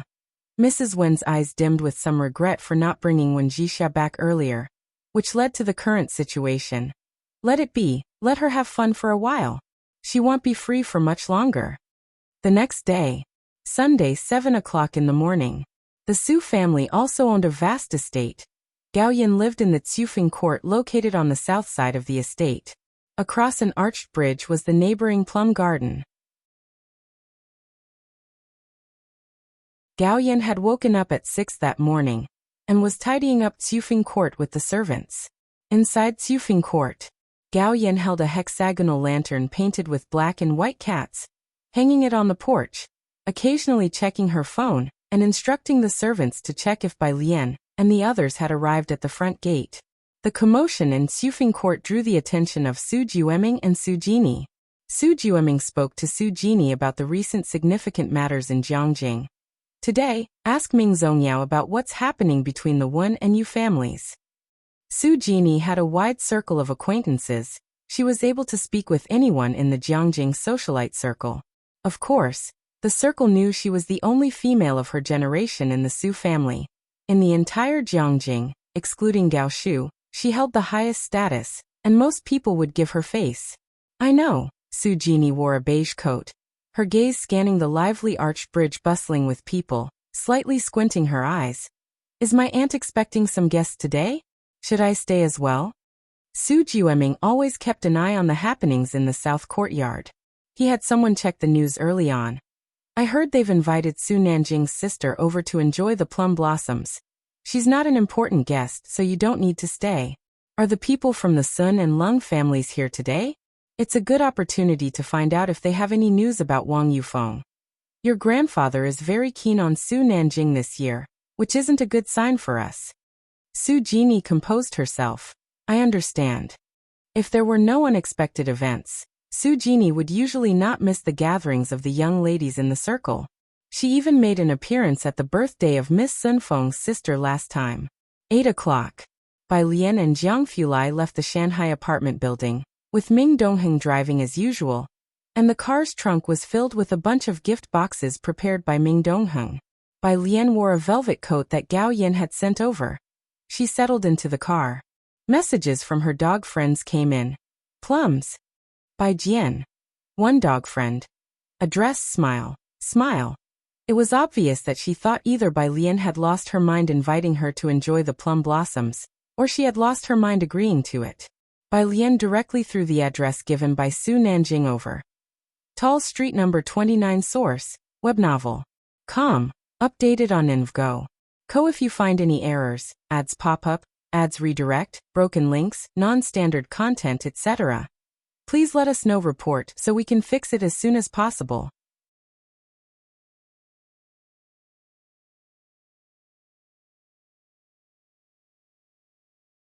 Chapter 753. 298 Shocks Jixia. What has she done in Xiangqing? First update. _1 The weekend break meant the morning traffic was light. Su family's butler had been waiting outside early in the morning. At 8:30, he saw a black car approaching from the side and immediately notified Gao Yin that Bai Lian had arrived. He then ordered someone to open the side gate beside Guangliang's main entrance, allowing the car to enter. The car drove all the way to the front courtyard and stopped. Today, hearing that Bai Lian and Gao Shu would visit the Su family, both Su Nanjing and Su Jueling had not left home, and Gao Shu had not yet arrived at this point. Upon hearing from the butler that Bai Lian and Jiang Fulai had arrived, Gao Yan put down the small hexagonal rui lantern she was holding. Seeing Gao Yan head outside, Su Jueling and Su Nanjing, who were sitting in the front hall, also put down their cups and stood up to walk towards the Chuehua gate. The three of them had just reached the Chuehua gate when the butler led Bai Lian and Jiang Fulai through the archbridge to come in. Su Jueling stood in the center, instantly noticing Jiang Fulai wearing a black over-the-knee coat. His gaze shifted, and his eyes fell on the girl walking to his left. Today, Bai Lian wore a lotus green coat, a shade of deep green that made her fair skin stand out. Her coat was unbuttoned, revealing a white knitted sweater and cream fleece trousers underneath. A loosely tied cream scarf around her neck had partially slipped off her shoulder, blown by the wind. With her coat on, her hair was casually tied back with a silk ribbon, and she wore a white fleece hat. Standing there, she radiated calmness and composure, exuding an elegance similar to the restraint of Chinese blue and white porcelain with deep blue patterns circling cloud-like layers above. Upon seeing Su Jueling and Gao Yan, she smiled softly and greeted them gracefully. Su Jueling had long heard about Bai Lian countless times from Gao Yan and Su Nanjing. There was no need to mention Su Nanjing, but Gao Yan's fondness for Bai Lian was almost overflowing. Unable to have more children due to health reasons, Gao Yan greatly yearned for a daughter. Su Jini was the only young miss of her generation in the Su family, and had been doted on from a young age. Even her conflicts with Su Jueming did not affect Su Jueling and Gao Yan's partiality towards her. However, after Bai Lian appeared, the frequently mentioned Jini in Gao Yan's conversations was replaced by Lian Lian. Su Jueling had long wished to meet this girl mentioned so often by Su Nanjing and Gao Yan. Now seeing her for the first time, he understood why Gao Yan liked her so much. In terms of appearance and demeanor, even Su Jini, who had been carefully raised by the Su family, seemed to fall short in comparison to the girl before him. This kind of upbringing did not seem characteristic of someone from a modest background. Uncle Su Aunt Gao. Jiang Fulai entered alongside her. He was accustomed to sitting alongside the Su family's elder, yet he still showed utmost respect towards Su Jueling and his companion. All the proper formalities were observed. Ming Dongheng walked inside, hands carrying a gift box. Shushu hasn't arrived yet. Gao Yan stepped forward, took Bai Lian's hand, and led her towards the front hall. Aren't you expecting a classmate too? Is it Xiaohan? Let me know when she arrives, and I'll have Lan's mother go to pick her up. It's not her. Bai Lian followed Gao Yan inside. It's a friend who grew up with me from childhood, named Jixia. Someone she grew up with from childhood? Gao Yan took note of this descriptor. At the One family, when Jixia dressed well, but she couldn't hide her true self from the old lady, who learned that today she was indeed going to admire the plum blossoms. Surprised, the old lady selected for her an outfit that was both dignified and generous. She personally saw her off into the car. In the car, the driver steered towards the exit and respectfully asked, "Miss Jixia, are you heading to Hushan Garden?" In Jiangjing's winter, if one were to mention the most famous attraction, it would be the plum grove in Shimen District's Hushan Garden, where vast snow plums welcome tens of millions of visitors each year. It was also a renowned tourist spot in Jiangjing. When Jixia sat in the back seat, her long legs crossed casually as she swiped on her phone, confirming the address Bai Lian sent once again. 29, Tall Street. Upon hearing the words Tall Street, the driver felt something was amiss. As a born and bred Jiangjing resident and the driver for the One family, he naturally knew which area Tall Street was in. Most of Tall Street comprised the political district. Besides Jiayu Lake, there weren't many scenic gardens nearby, and Jiayu Lake itself was private property. The driver's hand rested on the steering wheel. He glanced in the rearview mirror. "Miss, are you sure it's Tall Street?" When Jixia opened a game, the sound of choosing a hero emanating from her phone. Without lifting her head, she simply told him, "Drive." Clearly, she was already growing impatient with his repeated questioning. The driver dared not say more. Vehicle filled with doubt, he drove towards Tall Street. He was aware of Wen Zixia's identity. She was the only daughter of the old lattice youngest son, and had been specifically assigned the old butler to teach her in Beicheng. Since her arrival in Jiangjing half a year ago, she had mostly been at school or accompanying uncle from the second branch to meet business clients. Source web novel. Com. Updated on InvGo. If you find any errors, ads pop up, ads redirect, broken links, non-standard content, etc., please let us know. Report so we can fix it as soon as possible.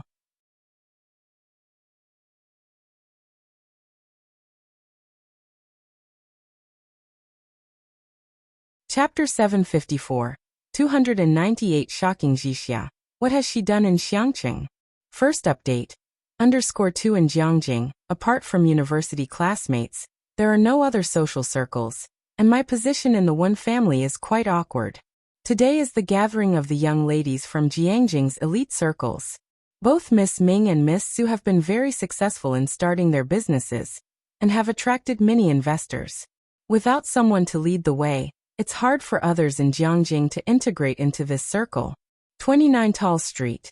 Does Wuxia know someone from Tall Street? Thinking this, the driver headed to Tall Street, a road with hardly any private cars, with gardens to the rear. Number 29 is a bright and grand gate.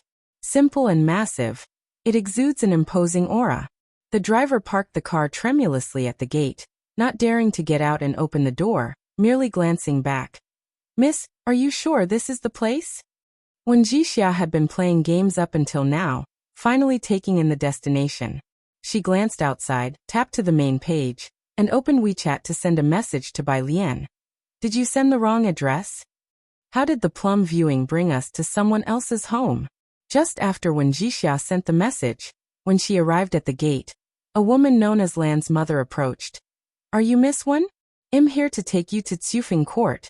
Just call me Lan's mother. Lan's mother, who took care of Gao Yan's daily needs, stood with a straight back, conducting herself in a manner not found in common people. The driver from the one family hurriedly got out of the car. Having received a reply, Wuxia also got out of the back seat, following Lan's mother with hesitation. The old Su family estate occupies a vast area, with Tsufeng Court located towards the south, at some distance from the main gate. Lan's mother didn't lead Wuxia along the main path. Instead, they skirted around via the gallery bridges. They passed Yuansui Pavilion, quickly reaching Tsufeng Court. Tsufeng Court. Gao Shu had just arrived not long ago, and was sitting in the front hall with Jiang Fulai and Su Nanjing, warming up. The indoor heating kept the room warm, and through the lattice windows, one could see the warm pavilion outside. Bai Lian and Gao Yan were sitting on the edge of a serpentine railing, beneath which flowed a stream with fish visible beneath the ice-free water. When Lan's mother brought Wuxia over, Bai Lian had her arm lazily propped up on the railing, holding a box of fish feed. She was the epitome of leisurely contentment. Upon seeing Wuxia, Bai Lian lazily raised her hand in greeting, introducing her to Gao Yan, my friend Wuxia. Today, Wuxia wore a satin gown with a white fox fur coat draped over it, showcasing a certain ladylike charm. From the moment she stepped onto the Su family's front steps, Wuxia knew that today's plum viewing was no ordinary affair. Seeing Gao Yan affirmed this notion even more. Wuxia, you can call me Auntie Gao, and him, call him Uncle Su. Gao Yan knew Bai Lian had something to discuss with Wuxia, so she left with Su drooling to return to the main hall for the moment. Once Gao Yan left, Wuxia slumped next to Bai Lian, grabbed a handful of fish feed from her box and threw it into the water, lowering her voice. What is this place exactly? Lan's mother brought out 2 more dishes of snacks. The frosty dessert featured 4 round traditional-style cakes decorated with white fondant plum blossoms. The other plate was mint green adorned with red plum blossoms, looking like pieces of art too beautiful to eat. Lan's mother stood under the eaves, and Wuxia couldn't mimic Bai Lian's relaxed and casual demeanor, sitting very upright instead. She felt there was an almost imperceptible cold gaze sweeping over her. The Su family. Bai Lian put down the fish feed, took out a white handkerchief from her pocket to wipe her hands, stood up, and led the way to see the plum blossoms. Come on, let's go outside to see the plum blossoms. The 2 of them headed to the plum garden outside. Next to Tsufeng Court, the plum garden was in full bloom. With gnarled and twisted branches and blood-red petals, smooth and translucent. The snow piled upon the branches further highlighted the plum blossom's pure and exquisite beauty. Even Wen Jixia, who lacked the appreciation for plum elegance, was astounded by the beauty of the scene. Bai Lian took her to a pavilion in the middle of the garden to inquire about the Yu family. It was less than 10 minutes in the plum garden, which had no heating, when Ming Dongheng appeared silently, offering Bai Lian a cape he had brought from the car. "The young master asked me to bring this to you." Ming Dongheng's voice startled Wen Jixia. Bai Lian reached out for the cape, and Ming Dongheng withdrew as silently as he had appeared, respectfully standing to the side outside the garden gate. Wen Jixia glanced sideways to find her friend casually draping the snow-white cape over her shoulders with a bent red plum branch weighted by snow above her head. Today, the Su family had received word not to come near the plum garden, leaving Bai Lian and Wen Jixia to chat all morning. Wen Jixia roughly learned about her fiancé, Liu Yuzhang. At 11, Su Nanjing came to call them to lunch. More cold-averse than Ming Dongheng, he wore a padded coat, and though his presence was not as scholarly as Jiang Ziju's, it was striking and boisterous. He introduced himself to Wen Jixia quite politely. "Miss Wen, my name is Su Nanjing." Source: Web novel. Com, updated on InvGo. Co. If you find any errors, ads pop up, ads redirect, broken links, non-standard content, etc., please let us know. Report so we can fix it as soon as possible.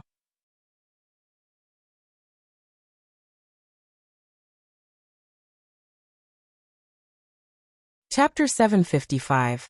298 Shocking Jixia. What has she done in Xiangqing? First update. _3 As soon as Wen Jixia heard Su Nanjing, she knew where she was. Su third young master, Su second Mississippi. These two were names Wen Jixia often heard within the Wen family, and she was as familiar with them as if they had been thundering in her ears. Upon reflection, the only estate that could have such an expansive land in this area, after counting them on her fingers, was the Su family that the old lady often spoke of. The illustrious and prestigious family in Jiangjing which the Wen family and the Yu family both wanted to establish ties with. Wen Jiwei was attending a gathering today that included the Su second Mississippi. This was also one of the reasons why the old Madam Wen wanted Wen Jiwei to bring Wen Jixia along.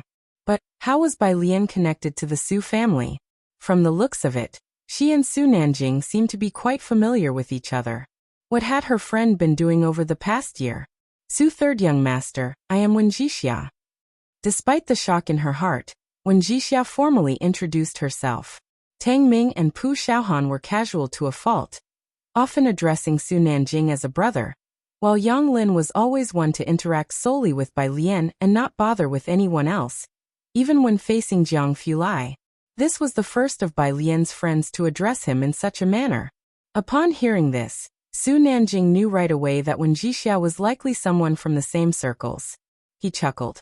"Miss Wen can just call me Su third. I am older than you, so you may also call me third brother." If Bai Lian brought her to the Su family, and even personally accompanied her to admire the plum blossoms for an entire morning, Su Nanjing figured, not even Jiang Fulai would receive such treatment from Bai Lian. He led the way in front and, listening to Bai Lian speaks to Wen Jixia in an unhurried tone, thought his mother might be able to achieve her goal through indirect means. Bai Lian was unwilling to become her goddaughter, but perhaps someone else could take that place. The dining venue was in a side hall of Tsufing Court. Jiang Fulai was casually chatting with Su Jueling. He knew Bai Lian wanted to talk to her friend, and hadn't disturbed her all morning. Now, when he saw her coming in with Su Nanjing, he reached out to pull back a chair beside him. Bai Lian approached the chair and introduced her. "Wen Jixia, the one I've mentioned to you." She rarely introduced anyone formally. When Director Jian went to Xiangqing, Bai Lian merely gave a casual introduction. Jiang Fulai took a second look at Wen Jixia and stood up. His cold and distinguished nobility was apparent as he greeted Wen Jixia with composure. "Hello." His voice was cool and somewhat aloof. Su Jueling and Gao Shu, who were sitting nearby with teacups, quickly stood up upon seeing Jiang Fulai rise. They greeted Wen Jixia in a friendly manner. Wen Jixia, who had never seen such a scene before, was shocked again, feeling as though her status was incredibly high at the moment. Any of the people present had the ability to set the atmosphere, but in other settings, they were ones to be catered to by others. Today, they all presented their most amiable faces. After admiring the plum blossoms, several people's WeChat contacts were added to Wuxia's phone, including Gao Yan, Gao Shu, and Su Nanjing. In the afternoon, when Wuxia politely said goodbye, Bai Lian had brought gifts when she came, and when leaving, Gao Yan stuffed a bunch of things into their hands to take back with them. The one family's driver was taken to the ear room by housekeeper Lan to be entertained separately. Only once when Wuxia came out did he return to the car. He too was in a daze, missing several green lights along the way. Due to the Bentley emblem of the one family, the drivers behind simply honked politely to remind him. In the rear seat, when Wuxia finally came to her senses, daunted by the oppressive aura of Jiang Fulai during the meal, she hadn't dared to ask Bai Lian about the man who was clearly more than just friends with Bai Lian. Now in the car, she leaned back and took out her phone to inquire with Bai Lian. "Who is that bastard sitting next to you just now?" "Idiot dog. He's still sitting next to me right now." When Wuxia retracted a message. "Who was sitting next to you just now?" 20 minutes later, when Wuxia received another friend request. This time the friend request was succinctly put in 3 characters. Jiang Fulai. For a moment, she didn't dare to confirm. After returning to the one family, when Jiwei had yet to return, as usual, she would come back after dinner. So early.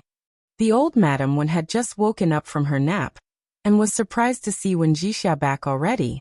When Wuxia placed the food box she brought back on the table with a complicated expression, yet seemingly in a good mood.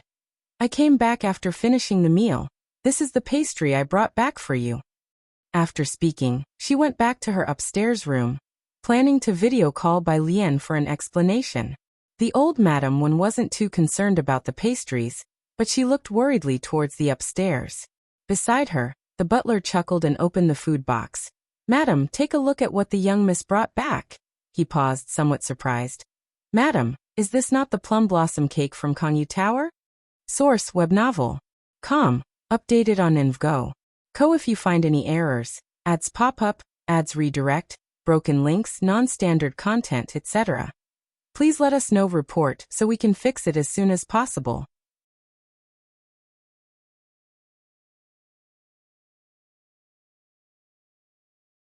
Chapter 756. The bustling Jiangjing Palladium sent by Mao Kuan. Second update. _1 Kangyu Tower, a renowned old brand establishment in Jiangjing. The desserts are limited in supply, and takeout is not allowed, the main draw being their exquisite nature. It's also not easy to make a reservation. Madam Wen had been there a few times and was deeply impressed with the place. Hearing they were Kangyu Tower's desserts, Madam Wen looked down and examined them closely, squinting her eyes. It was difficult to duplicate Kangyu Tower's desserts, especially such realistic sugar fondant plum blossoms. There weren't many in Jiangjing skilled enough to create them. Madam Wen recognized at a glance that these were indeed Kangyu Tower's desserts, and ones only available to VIP guests at that. This, her spirits lifted. She observed the desserts brought back to the Wen family home and immediately sat up straight. "Go call Xiaohen over."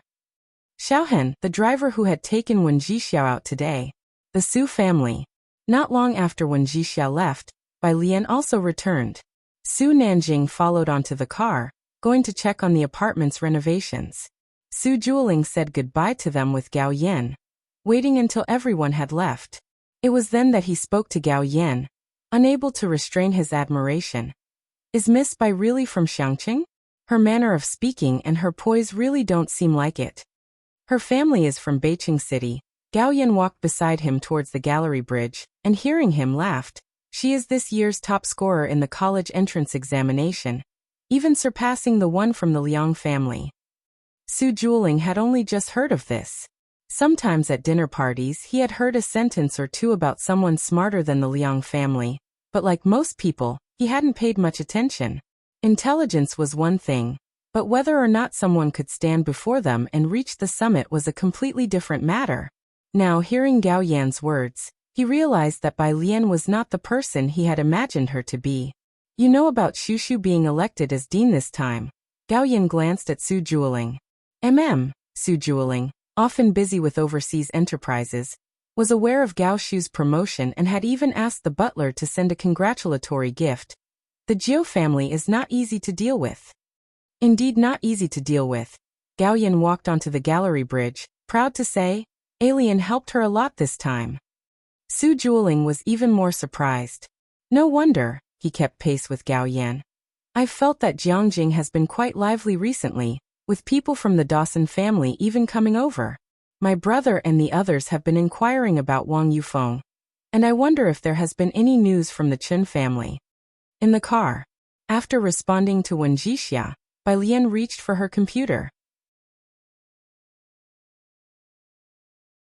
By her side, Jiang Fulai wasn't looking at her messages, but was talking to President Huang. I've asked, said President Huang, who normally rested on Sundays and gathered with friends, most of whom were professors in Jiangjing. He stepped aside to answer Jiang Fulai's call. The person who issued the order directly to the institute was General Gao Sun. They wouldn't dare meddle with a big shot like Scholar Ma, but putting pressure on a laboratory center in the physics department of Jiang University was a matter of a few words. Gao Sun. Jiang Fulai opened the desk to make space for Bai Lian's computer. He recalled Gao Sun in his mind. Jiang Fulai didn't care much for the Gao family, but he remembered Gao Sun very well. A cousin of Gao Yi who, due to family connections, had risen quickly at headquarters. Jiang Fulai had a degree of tolerance for the Gao family, but not much, and it was all based on the condition they did not cross a certain line. The proposal you made to the professor, to select one person by the end of the year to join his laboratory. That news couldn't possibly be hidden from the Gao family, said President Huang, unsurprised. Little junior sister, you are also aware of her capabilities. Without stirring up some trouble, how would Gao Yuan have a chance? This makes things difficult for Professor Zhou, being forced to deliver results prematurely, and at the end of the day, it's somewhat related to you. Jiang Fulai tilted his head to look at Bai Lian. Bai Lian had already turned on her computer. She and Ning Xiao hadn't gone to Zhou Wenqing's laboratory today. You sent her an email in the morning. It was about 4 pages of newly captured experimental data. Bai Lian was very skilled at processing this kind of data. Even Zhou Wenqing had been marveling these past few days that a student with Bai Lian's talent might not appear even once in 100 years, and his laboratory was lucky to have stumbled upon her. Jiang Fulai knew that Ning Xiao was working on new materials for purification, and the data on Bai Lian's computer seemed unrelated to plasma. He guessed that it must be research from Zhou Wenqing's laboratory. Bai Lian, no matter what she was doing, always seemed calm and composed. Jiang Fulai wasn't quite sure whether Zhou Wenqing was in any trouble, but seeing Bai Lian's demeanor, he reckoned that Zhou Wenqing and Bai Lian could manage without his concern.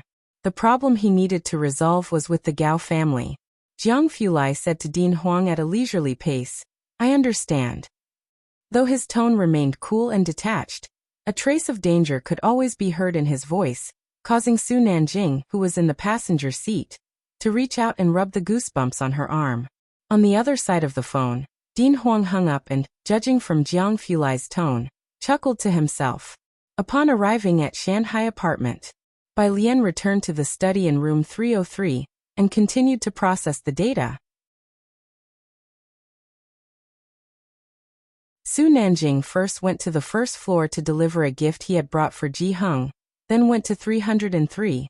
Zhang Xiais hadn't accompanied Qi Yundai to a mock court session today, so he was in the living room of 303 practicing problems. Ning Xiao and Tang Ming weren't there today, leaving only Pu Xiaohan to discuss with him. These problems were now beyond Su Nanjing's comprehension, so she just lay on the sofa, opening the group chat of the 4. Su Nanjing. Chen Beixian, I heard you have news on the Dawson family? Chen Beixian couldn't be bothered with him. Just then, someone rang the doorbell. Ming Dongheng was moving flower pots downstairs, so the young master Su got up to answer the door.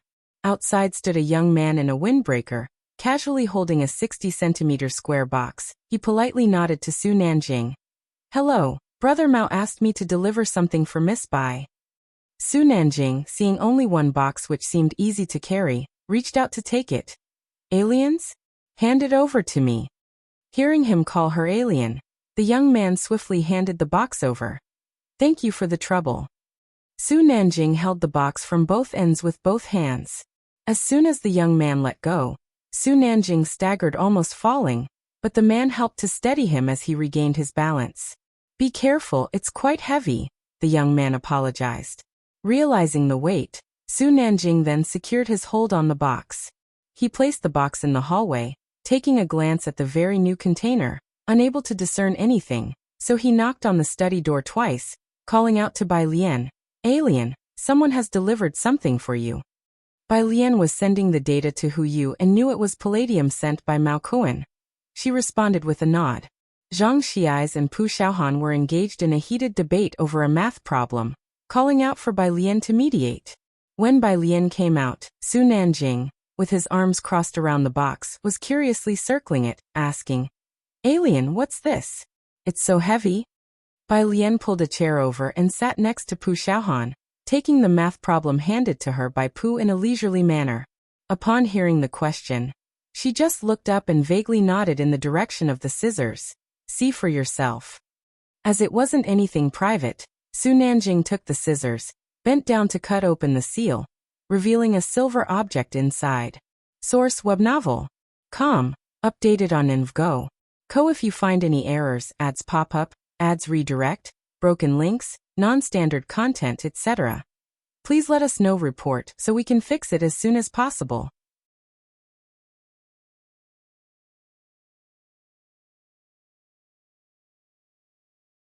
Chapter 757. 300 newcomers on the cutting edge. _1 The remaining palladium weighs about 70 jin. Each piece is the same size, with a silver-white metallic surface, and each has the periodic table form etched onto it. At this moment he saw the letters Pa. He didn't realize which element it was, only looking at the numbers 46, 106, 42, and guessing it to be a metal from the periodic table. They were laid out very neatly.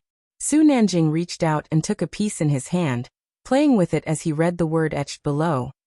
Palladium, guardian deity? The mirror-like reflection made Pu Xiaohan turn her head and squint, recognizing the two letters. This is palladium. Palladium? Su Nanjing and Ming Dongheng had special training in high school. From the first to the third year, after muddling through, he finally broke free from those studies and dove headfirst into the financial industry in college with Jiang Shijue, keeping away from physics and chemistry. He had long left behind satellite angular velocity periods and these chemical elements in his memory.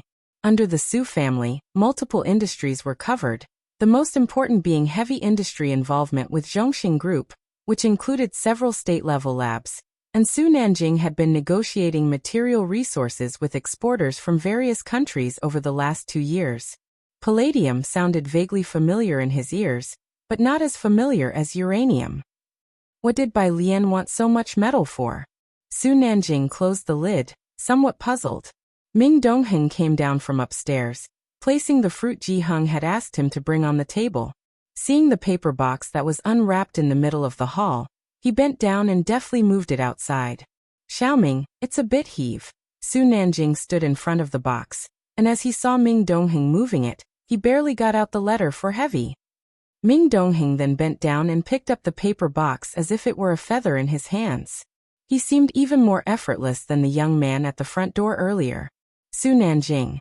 He was silent for a moment, then took 2 steps back and called for Pu Xiaohan to go upstairs to look at the newly decorated rooms. Influenced by Bai Lian over the past 6 months, Su Nanjing chose a Chinese-style decor. The pure white ceiling of the great hall featured wooden beams, and the mahogany corner flowers were simple and elegant. The restraint and quality of Chinese style were fully highlighted. She turned around in a circle, then turned back to ask Su Nanjing, "Big brother, can I come over next time to get some materials?" "Sure, Xiaohan, come anytime," Su Nanjing said with his hand in his pocket, casually observing the decor. The code is 6666. Everybody called each other what they pleased. After all, it didn't matter much for seniority. The postgraduate entrance exams had ended. After New Year's Day, Jiang University started final exams, and every day by 5 o'clock, there were people lining up outside the library. The Tongfeng class had their final major exams too. Bai Lian and Ning Xiao mainly stayed in the lab, and the deadline given by the general headquarters to Zhou Wenqing was also approaching, with the final date set for January 13th. Ever since Bai Lian enrolled, there had been much discussion about her in the school. Recently, Zhou Wenqing's lab had been in the spotlight, and it was uncertain whether Bai Lian's group would achieve any results. Meanwhile, Gao Yuan's group had produced a paper, participated in the campus competition, whereas it seemed like Bai Lian's group had collectively turned invisible. The attitudes within the school varied. Some speculated that the recent finals were just too challenging. Bai Lian had taken many leaves before this, so now she was furiously revising to deal with the final exams. There was even a dedicated forum thread discussing this semester's finals on the University City Forum. On the 10th, in the morning, the Tongfeng class had their topology exam. Dean Huang always thought that after Jiang Fulai took a stand, the general headquarters would exercise some restraint and withdraw the compulsory assignment given to Zhou Wenqing. Yet, to his surprise, after so many days, there was still silence from both the school and the general headquarters. Unable to find Zhou Wenqing, Dean Huang took the Tongfeng class exam schedule and waited for Bai Lian by the lecture hall. This time, the exam for the Tongfeng class was on topology, taught by academician Ma. He arrived on time, waiting at the doorway for Bai Lian. Dean Huang. The students from the Tongfeng class, upon seeing Dean Huang at the back door, were somewhat shocked, but then greeted him with surprise and delight, Gao Yuan especially so. "How did everyone find the exam?" smiled Dean Huang as he greeted them. "It was so hard, Dean, we didn't even finish," Tang Ming and Ning Xiao, trailing at the end, said with gloomy faces. The others nodded in agreement. It was normal not to finish an exam personally set by academician Ma. Dean Huang wasn't surprised. The problems his own teacher used to leave him daily were very challenging, and sometimes he would stay up until dawn without being able to solve them. However, he waited for half the day, and even after Tang Ming and the others had left, Bai Lian still hadn't come out. When the teacher who collected the papers had them all organized and sealed in a bag, he came outside only to find Dean Huang standing beside the back door, a bit dazed. Source: web novel. Com. Updated on InvGo. Co. If you find any errors, ads pop up, ads redirect, broken links, non-standard content, etc., please let us know. Report so we can fix it as soon as possible.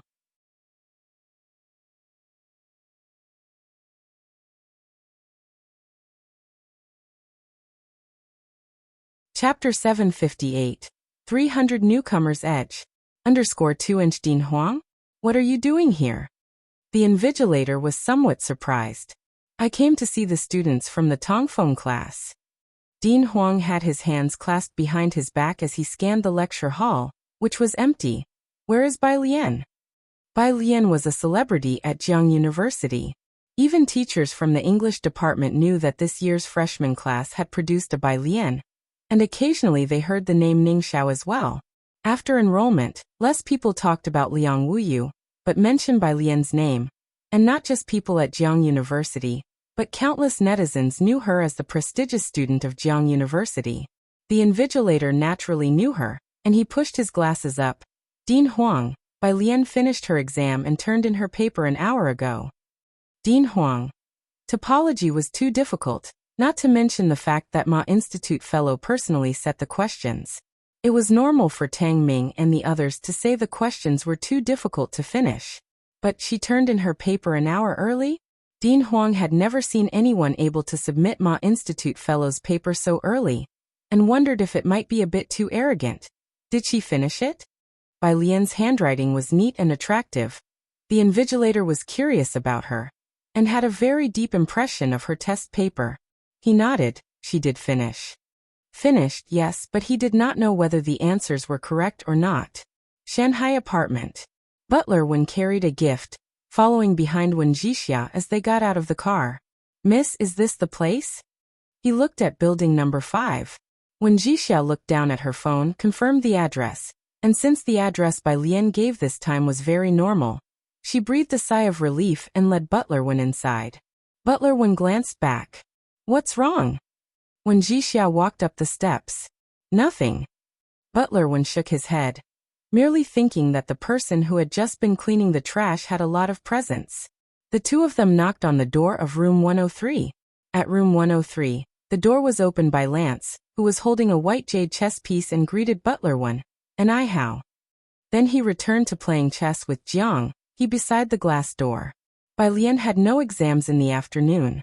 Since Ji Heng and the others went fishing yesterday, and Ning Xiao and the rest needed to study for finals and didn't have much time, Ji Heng asked Bai Lian to bring Yonglin back for dinner with them. "We're going back on the 29th, when Jixia was going to announce her engagement on the 28th of the lunar calendar, and Bai Lian had arranged with Ji Heng to go back to Xiangqing that evening. Will you go back with us or will you go back first?" Yonglin was also busy, with her part-time jobs, studies, and also managing the tasks given by Xiaozhuiyu. If it wasn't for her grandparents in Xiangqing, Yonglin would have directly applied to stay at the university. "I'll go with you." She pushed her black-framed glasses up. When Jixia came over, Bai Lian introduced her to Yonglin and Lance, and also took her to the kitchen to greet Ji Heng and Xin Qing. New friends, huh? Ji Heng was happy to see Bai Lian's circle of friends growing. "Invite your classmate to stay for dinner." "Sure." Bai Lian brought Wen Jixia out. Next to Wen Jixia, Butler One, looking at the beaming Xin Qing and then at Yonglin, who sat on the sofa in silence, felt reassured by the very ordinary scene. God knows how shocked he and the old Mrs. Wen were when they learned from the driver, where Wen Jixia had gone to admire the plum blossoms some time ago. It was just the foreign old man and kid playing Go next door who seemed a bit unusual. When Jixia came to deliver an invitation to Bai Lian, there were many people in room 103. When Dean Huang came over, Bai Lian was with Wen Jixia and Yonglin in room 303. Yonglin didn't talk much, just sat on the sofa flipping through a book, and if not for the occasional sound of a page turning, one would barely feel her presence. Bai Lian was sitting at the table with Wen Jixia, leisurely brewing tea. After returning, she had changed into loose homewear, her hair casually held up by a jade hairpin, her slender fingers gripping a purple clay teapot, water trickling into the teacups, a strand of hair dangling by her cheek, a serene and classical beauty. The act of brewing tea was calm and skilled, impossible without having studied it specifically, exuding an extraordinary charm.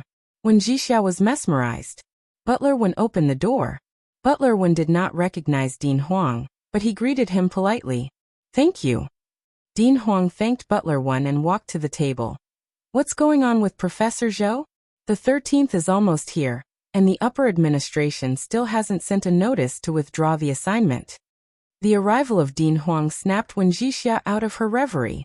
She didn't know Dean Huang, so she didn't interrupt their conversation. Butler Wen stood quietly behind Wen Jixia. Bai Lian reached out, slowly and methodically pouring a cup of tea for Dean Huang, raising an eyebrow. "Why should it be withdrawn?" "If it's not withdrawn, his lab will be held accountable." Dean Huang was very aware of how important the project was for Zhou Wenqing and his students. "And you too. If his project is gone, your experiment credits will basically be zero." Source: Web novel. Com updated on InvGo. Co if you find any errors, ads pop up, ads redirect, broken links, non-standard content, etc. Please let us know report so we can fix it as soon as possible.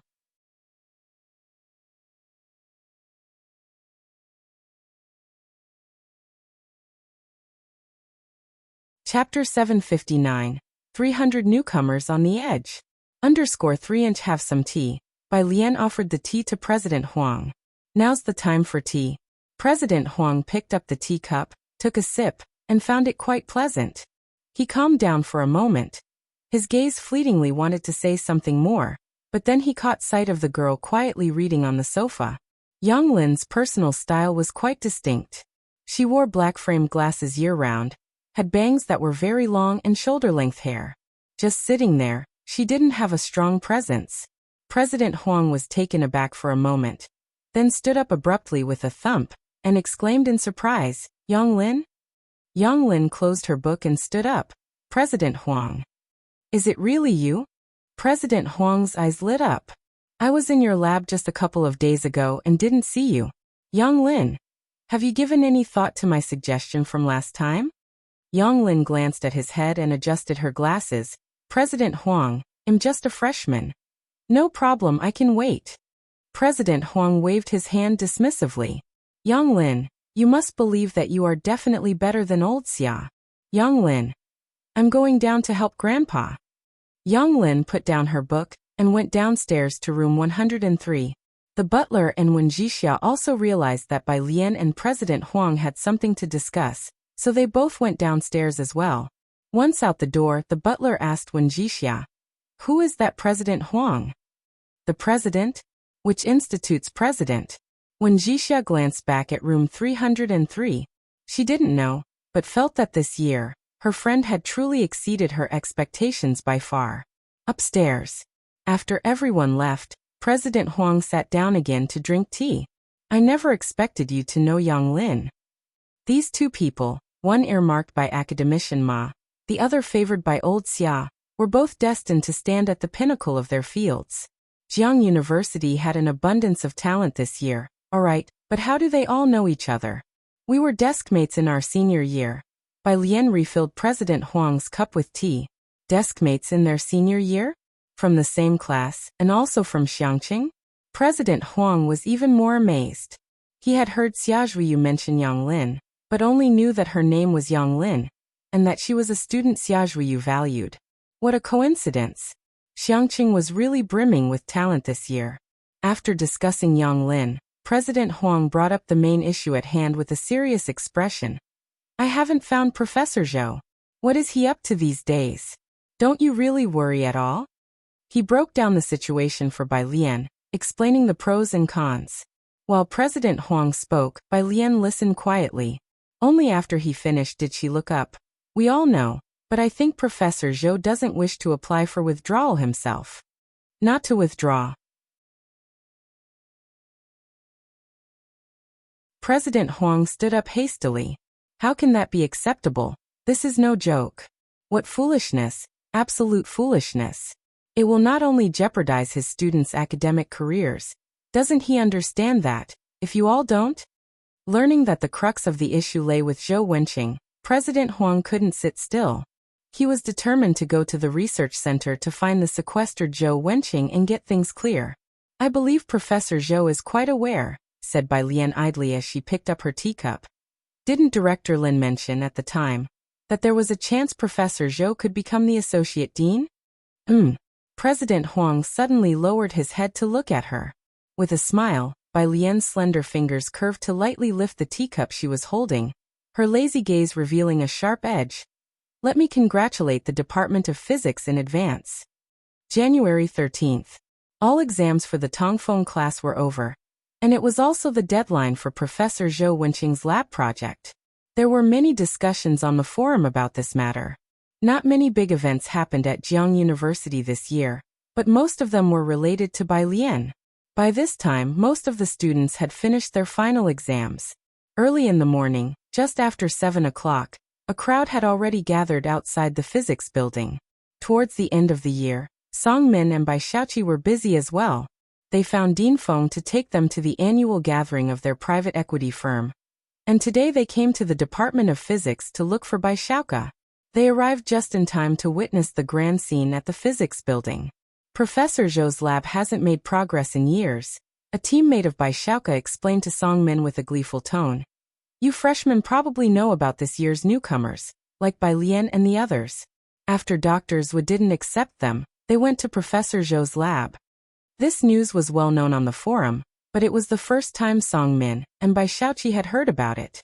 If Professor Zhou's lab closes down, who else would take them in? Bai Xiaoqi slowly withdrew her gaze and turned to speak with Song Min. "Shall we go in together and have a look?" She looked at Song Min. He was holding his phone and did not refuse. The physics building's auditorium was crowded with people. This matter was a hot topic. The student council of the physics department was maintaining order and not allowing outsiders to enter. Source web novel. Com. Updated on InvGo. Co. If you find any errors, ads pop up, ads redirect, broken links, non-standard content, etc., please let us know. Report so we can fix it as soon as possible.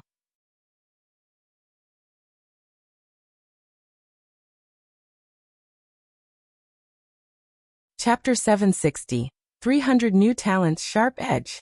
_4 However, Song-min does know by Xiaoqi, and since he was a successful entrepreneur, the physics department had previously secured his sponsorship. They let both of them in without obstruction.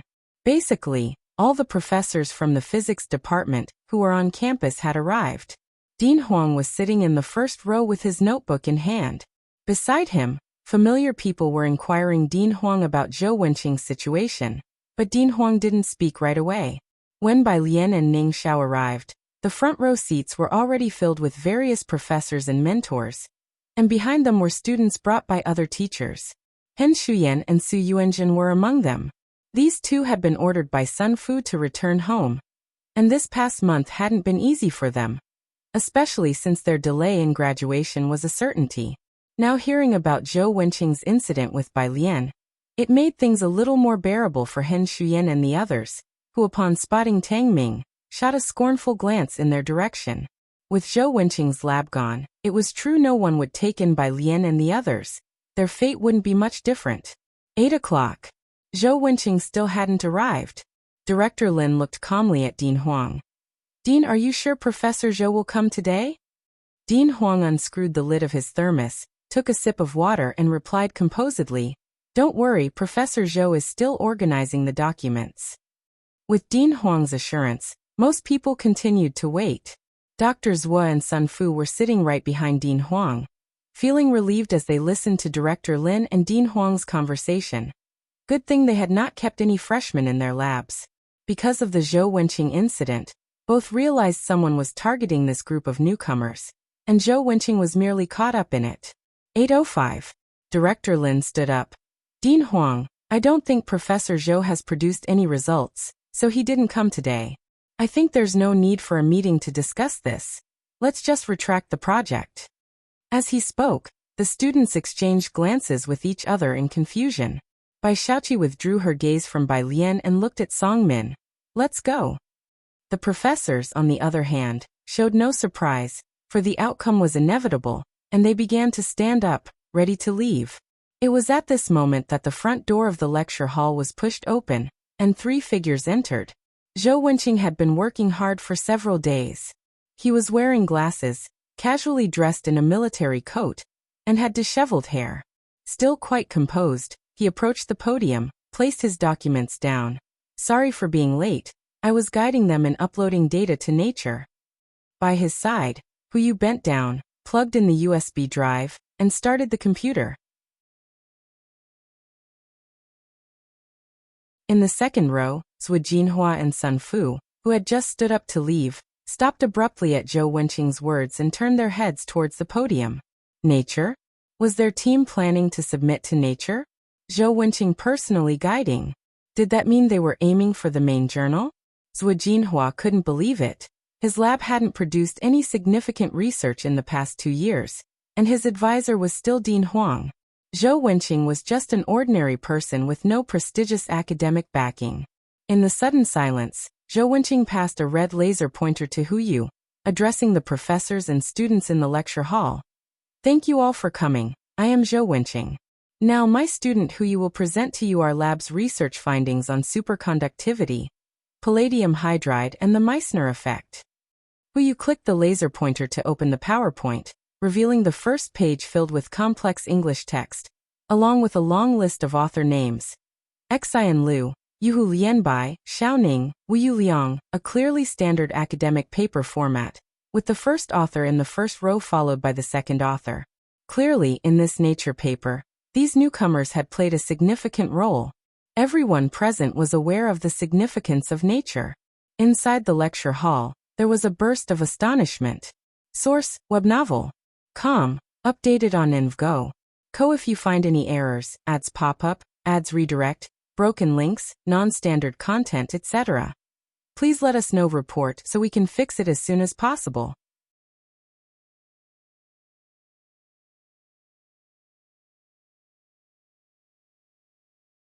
Chapter 761.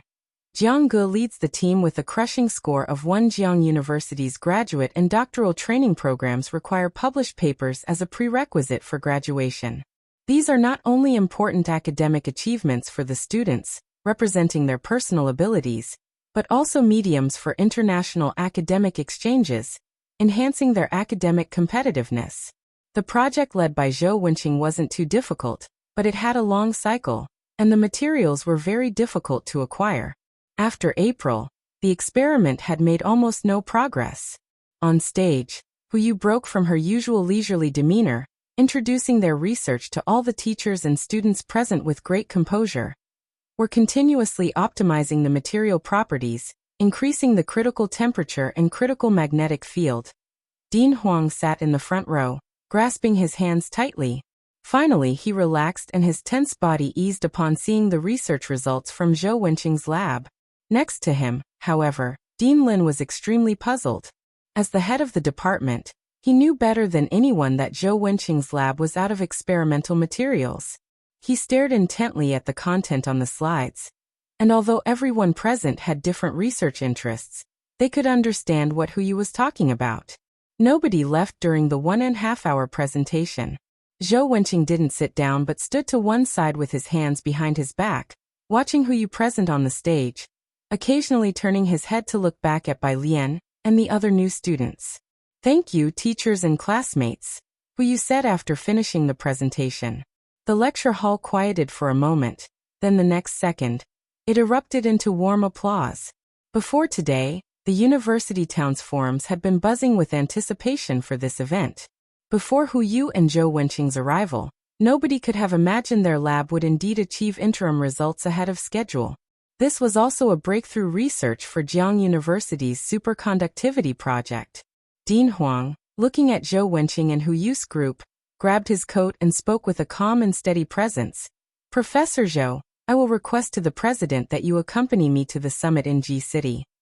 At Ji City's academic summit, Jiang University's leading participants each year were the deans of various colleges, who would bring outstanding students along. Dean Huang's statement at this moment represented his stance. The position of vice dean of the physics department had been vacant for half a year, and this year they were ready to promote someone to step up. The presidents and deans of Jiang University don't come out of nowhere. Most are graduates of the university itself. Zhou Wenqing met this criterion, and with Dean Huang's statement, it was virtually decided. Next to him, several professors who got along well with Zhou Wenqing congratulated him. "Professor Zhou, congratulations." The others, Zhu Jinhua and Sun Fu, couldn't sit still anymore. Department head Lin, who had been sitting, finally stood up and fixed his gaze on Zhou Wenqing. "Professor Zhou, how did you manage to obtain a large amount of palladium?" Palladium-gold separation technology is very difficult. Even buying a few grams required a reservation half a month in advance. Not to mention placing a large order. Even if one applied to the authorities, it would take months to get the materials. Within just 1 month, how did Zhou Wenqing's lab manage to gather enough palladium to carry out the project? At Lin's remark, most professors eagerly turned their gaze to the front, clearly indicating that most labs were in dire need of experimental materials. It was the same for Sun Fu and Zhu Jinhua. For certain scarce materials, no amount of money could find them a source, and they had no choice but to wait for allocations from Jiang University or the Central Military Logistics, just like for palladium. About that, Zhou Wenqing involuntarily looked toward the back row and gave an apologetic smile to the professors. It's not convenient to say. Zhou Wenqing was on the brink of promotion, and had completed such a significant project ahead of schedule, but despite the lack of sleep over the past few days, instead of resting, he invited the students out for a meal. A stream of people filed out. Zhu Jinhua and Sun Fu, however, seemed somewhat distracted. "Dr. Zhua, are you all right?" Dr. Zhua's team member waited outside the door, noticing that Zhu Jinhua seemed preoccupied. The students nearby continued their enthusiastic discussion of Zhou Wenqing's research. "I can't believe they actually did it, Nature, huh? Bai Lian and the other newcomers must be the first ones to be second authors on a Nature paper. They're so lucky." Dr. Zhua and Sun Fu both lowered their eyes. While these students were marveling at how lucky Bai Lian and the others were, both knew that Zhou Wenqing's, not convenient to say, and his look toward the back row were unmistakable indications. The matter involved those newcomers. It was not too hard to guess. Due to material shortages, Zhou Wenqing's lab had made little progress in recent years, but strangely enough, progress had surged ever since the new students were assigned to their lab. Source web novel. Com, updated on InvGo. Co if you find any errors, ads pop up, ads redirect, broken links, non-standard content, etc. Please let us know report so we can fix it as soon as possible.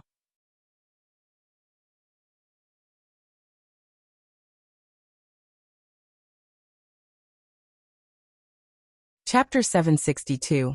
Jiang Ge leads the team with a crushing score of 2 by Xiaoke. Dr. Zhu placed a pen in his notebook, returning to his senses, and inquired of Bai Xiaoke. You said that those new students all come from Xiangqing? Yes, that Bai Lian is my younger half-sister from the same father. Dr. Zhu didn't say anything further. He knew that Bai Shuke's information was incorrect. This year's freshmen only Bai Lian and Ning Xiao were well known, even overshadowing Liang Wei's prominence. Last month, before President Huang had asked him, Dr. Zhu had already received news about Bai Lian and her group from Bai Xiaoke. They were from Xiangqing with no significant background, so he initially rejected Bai Lian and the group of new students so decisively. The students nearby were still discussing whether Zhou Wenqing was about to be promoted, going from a professor to a vice dean, and to the vice dean of Jiang University's School of Physics. At that, would grant him several times more power than he currently had. He would be an entity that Sun Fu and Zhu Jinhua would have difficulty reaching within 10 years. Sun Fu and Bai Lian's group still had some conflicts, but that was manageable. Zhu Jinhua, however, was feeling extremely uneasy.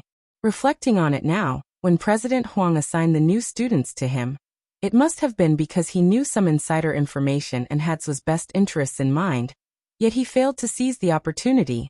The people around them were all discussing the superconductivity Meissner effect or Zhou Wenqing and the new students. Zhu Jinhua, however, couldn't continue listening and quickly left with his notebook in hand. Brother. After Zhu Jinhua had left, Bai Xiaoqi and Song Min dared to approach. Bai Shuke's eyes narrowed slightly as he led them towards the exit. Do you still need funding? I still have some here. For the current Bai family, Bai Xiaoke was the hope for elevating their status, and he had always been very generous to Bai Xiaoke. The money was sent efficiently. No need. Bai Xiaoqi shook her head. Brother, we too do not need the family's investment. Both were equally proud, desperately trying to prove themselves, especially under the circumstances of Bai Lian's exceptional performance. All right, Bai Xiaoke patted Song Min's shoulder. If you really can't make ends meet, come and find me. Zhou Wenqing's laboratory completed their project ahead of schedule, something most people on the forum didn't anticipate. Besides Sun Fu and Zhu Jinhua, there was another group that was restless.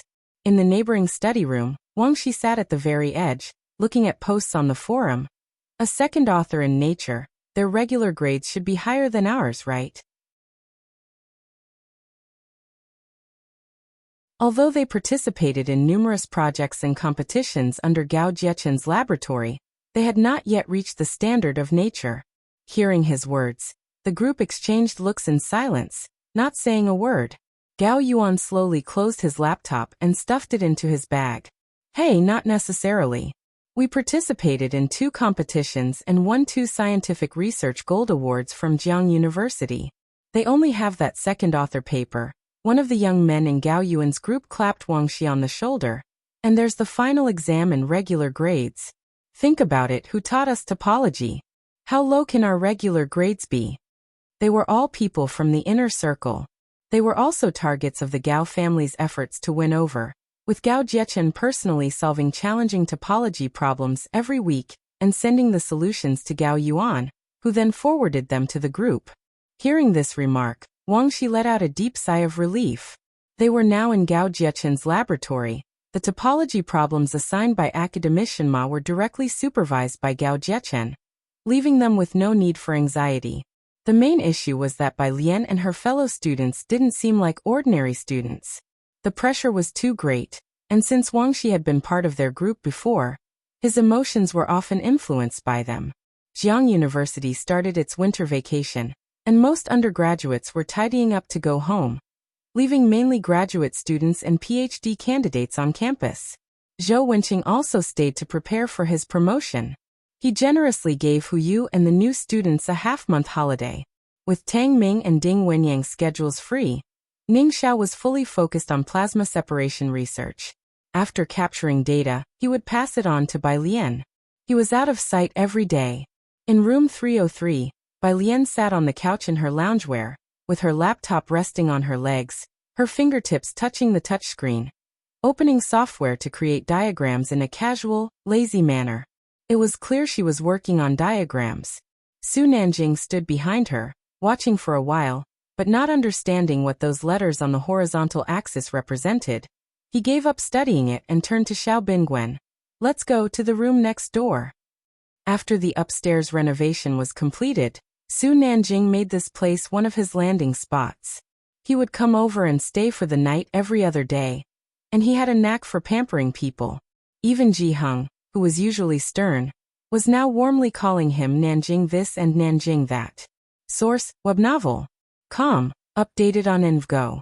Co. If you find any errors, ads pop up, ads redirect, broken links, non-standard content, etc., please let us know. Report so we can fix it as soon as possible.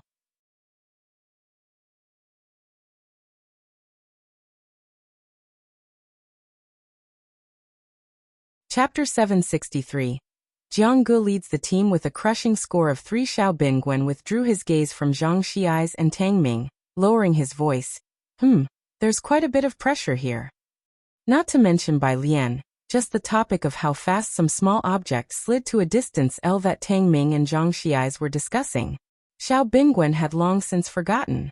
Su Nanjing smiled and then stuffed his hands into his pockets, following Xiao Bingwen outside. Xiao Bingwen reached out to open the door to room 303, but as soon as he opened it, he saw Yang Lin outside about to press the doorbell. Yang Lin had just come from school, and was still wearing that black long-down coat, with the coat's hood fastened on her head. Yang Lin had a distinct style. Ever since Xiao Bingwen found out that Bai Lian and her group of friends had all been admitted to Jiang University, he had taken a keen interest in them and naturally recognized her as one of the girls. The one from Xiangqing Hospital before. Hi, young student. Xiao Bingwen was now very polite to the students from Bai Lian's group, as they might be asked to hold honorary positions at their Xiao family's company in another 10 or 8 years. Seeing Xiao Bingwen and Su Nanjing, Yang Lin, her deep eyes hidden behind glasses, gave a slight nod of acknowledgement. It sufficed as a greeting. She stepped aside and entered directly. As usual, cold and silent. Su Nanjing raised an eyebrow. Once outside and the door closed behind him, Xiao Bingwen trailed 2 steps behind Su Nanjing. Now whenever I see Miss Bei's classmates, I always feel like each of them is extraordinary. That young man with shouting just now, I always feel like he has seen blood. That was Zhang Xiai's, whom Xiao Bingwen had rarely encountered. Probably close enough he really has done time, said Su Nanjing, knocking on the next door, glancing at Xiao Bingwen. Qi Lu even sentenced him for a year. The door was opened by Ming Dongheng. Young Master and Chief Chen are in the study. Chief Chen is also here? Xiao Bingwen's eyes lit up as he spoke to Su Nanjing. The Chen family seems to have split into 2 new laboratories. If we had that kind of influence, we wouldn't need to ask professors to lend their names everywhere.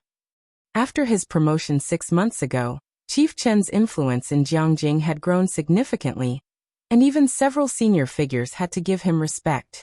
You're thinking right. Su Nanjing got a response from Jiang Fulai and opened the door to the study. Why don't you ask Brother Jiang or Academician Ma to lend you a name? Xiao Bingwen was about to say more, but as the study door opened, he shut his mouth. He followed Su Nanjing into the room respectfully and stood aside. The piano room and bedroom took up most of the space. The study in room 302 wasn't large. Jiang Fulai was listening to Chief Chen speak. Closing his laptop, he took off his glasses with a calm expression, methodically wiping away the dust on the lenses with his fingertips. Chen Beixian is negotiating with Wang Yufeng's confidant. Chief Chen closed the file, passing it to Jiang Fulai's desk. Tried to make the deal for weapon-grade enriched uranium. This year, Zongxing's investment in uranium mines was impacted by certain countries, and the extraction volume was less than ideal. Domestic uranium mines were too scarce. Even though there were investments in foreign uranium mines, being abroad, there were far too many influencing factors. Many reactors were being used quite frugally. It was very important for them that Chen Beixian could secure this deal. Jiang Fulai tossed the clean glasses aside, picked up the file and flipped through it. Have them prepare for it. We have a new purification project next year. What project? Su Nanjing and the others knew Jiang Fulai always had insider information at his fingertips. Research into a plasma seawater purification project. Jiang Fulai tapped his fingertips on the last page. Should there be a breakthrough, it would be good news for them. Food would no longer be something others could hold over them. The phone rang. It was a call from Academician Ma. For this year's Boss Summer Camp, the slots will be announced in a few days. Should you lead the team, or should I? The Boss Summer Camp was abroad. It was another excellent opportunity for international exchange, but for people like Academician Ma, it also included elements of risk. Jiang Fulai leaned back, looking calm and unflappable, and replied, "I'll lead the team." Academician Ma was not surprised. All right. Jiang Fulai made his call, and those around automatically fell silent, not speaking. When the call finished, Jiang Fulai stood up, gesturing for them to decide on their own, then brushed his sleeve and headed to the next room. Su Nanjing and Chief Chen talked behind him. Su Nanjing asked Chief Chen about the matter with Wang Yufeng. Sister Beixian said there seems to be a professor with some background at Jiang University. Chief Chen shared some insider information with Su Nanjing.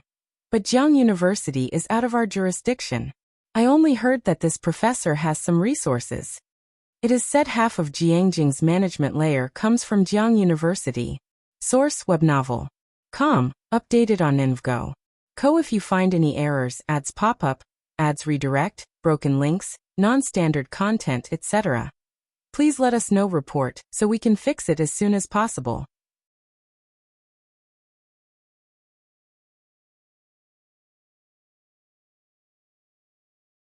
Chapter 764. Jiang Gu leads the team with a crushing score of 4 included Jiang Fulai. So most people at Jiang University really dare not intervene. The president of Jiang University and others have absolute power in Jiangjing. January 19th. Lunar December 18th. Most undergraduates at Jiang University had gone home. The Tongfeng class hadn't officially gone on holiday, and they were gathering in class today. Zhou Wenqing sent a message in the group saying they would gather as usual at 8 o'clock, but today, just before 7, the lecture hall was already packed with people. Unlike other classes, the Tongfeng class would publicly release final grades on the spot, since they were also tied to the places for this year's Boss Winter Talent Camp. And to avoid any doubts, all were announced on the spot. Gao Yuan and Wang Zai's group arrived very early. By the time Bai Lian and her group got there, Gao Yuan and Wang Zai's group were already present. Both groups were the stars of the Tongfeng class this year, and as soon as the doors opened, the eyes of everyone in the Tongfeng class shifted their way.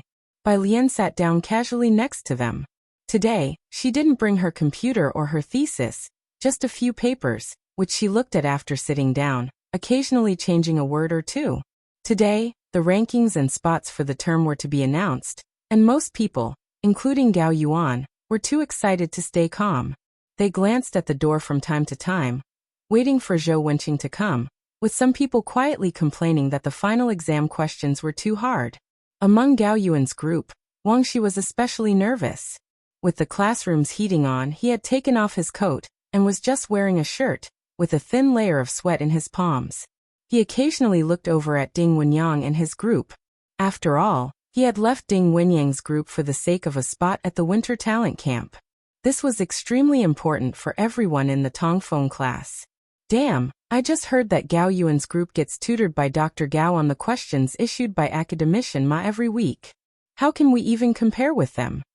Even Ding Wenyang was affected, turning back uneasily to look at Tang Ming.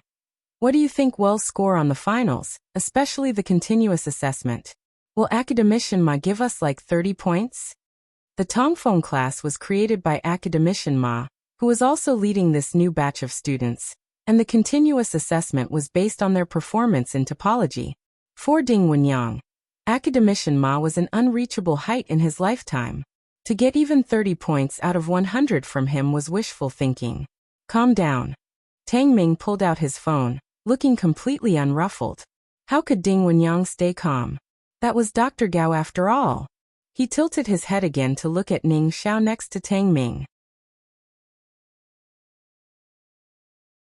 Ning Xiao had brought his laptop, revealing only the top half of his face. His eyes, slightly somber, hung low as his fingers ceaselessly tapped the keyboard. Obviously, he hadn't heard his comment. Ding Wenyang paused, then turned to look at Bai Lian in the innermost seat. Bai Lian's white bib was laid on the table, dressed in a crimson-colored traditional jacket. Her pale fingers idly pressed down on the paper, as her pen drew a series of musical notes. Even with her unusually bright attire, she still brought out a sense of light elegance. She looked up undisturbed. Her deep-set eyes made Ding Wenyang's restless heart suddenly settle. Around 7:50, Zhou Wenqing entered with a briefcase from outside. Zhou Wenqing looked refreshed after a week's rest, and as the door opened, nearly all eyes in the classroom turned to him. Except for Bai Lian and Ning Xiao. Everyone arrived quite early today, smiled Zhou Wenqing as he walked directly to the lectern. Without beating around the bush. All right, I'll go ahead and announce the rankings to you. He reached out and pulled out a stack of papers from his briefcase. Gao Yuan and the others watched Zhou Wenqing's hands intently, and the two groups at the front turned back and whispered to those next to them. Hey, it's definitely Gao Yuan's group, with continuous assessment accounting for 40%, lab work 20%, and final exams 40%. The voice was very soft. But in the now quiet lecture hall, Gao Yuan and Wang Zai's group all heard it. Wang Shi almost held his breath, staring intently towards Zhou Wenqing. Gao Yuan appeared very calm, assured of his victory. Zhou Wenqing started handing out their assessment notices according to the rankings. Bai Lian 96 points, Ning Xiao 87, Tang Ming 84, Liang Wuyu 83, Su Jiyue, Gao Yuan 78. Tang Ming went up alone and collected all of their scores. Several names were called out before it finally came to Gao Yuan and Wang Zai's turn. Obviously, Bai Lian's group, especially Bai Lian herself, scored far higher than Gao Yuan. Bai Lian 96 points? Her continuous assessment must be at least 90, right? Academician Ma gave her such high points? The people in the lecture hall looked at each other in disbelief, some looking at their own score of 20 for continuous assessment, not daring to speak out. Everyone had expected Academician Ma's scores to be low, but the continuous assessment scores for Bai Lian's group seemed excessively high. Sitting in the middle, Gao Yuan's face darkened. He stood up, his gaze falling on Zhou Wenqing's face. In the silence, he spoke up. Mr. Zhou, I know Bai Lian and the others are your students, but isn't it biased to openly protect them like this? The classroom was left with only the sound of breathing. Zhou Wenqing looked at Gao Yuan seriously, frowning. Gao Yuan, what do you mean by that?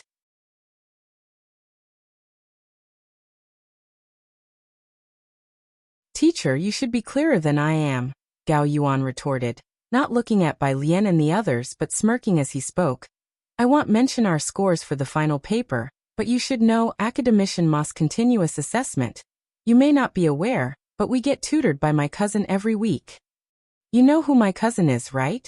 He continued, his voice heavy with sarcasm. Even with his tutoring, our group's continuous assessment is only at 60. I would like to know, how did Bai Lian's group manage to get over 90? Give Bai Lian Ning Xiao and the others a monthly ticket on the first day of the month. Source, web novel. Com. Updated on InvGo. Co. If you find any errors, ads pop up, ads redirect, broken links, non-standard content, etc. Please let us know report so we can fix it as soon as possible.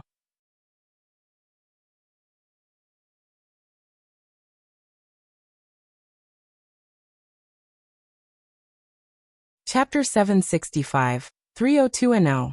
9 by Jian. Qinglong Bar Incident _1 topology was inherently difficult, and wasn't something they were supposed to encounter at their current stage of learning.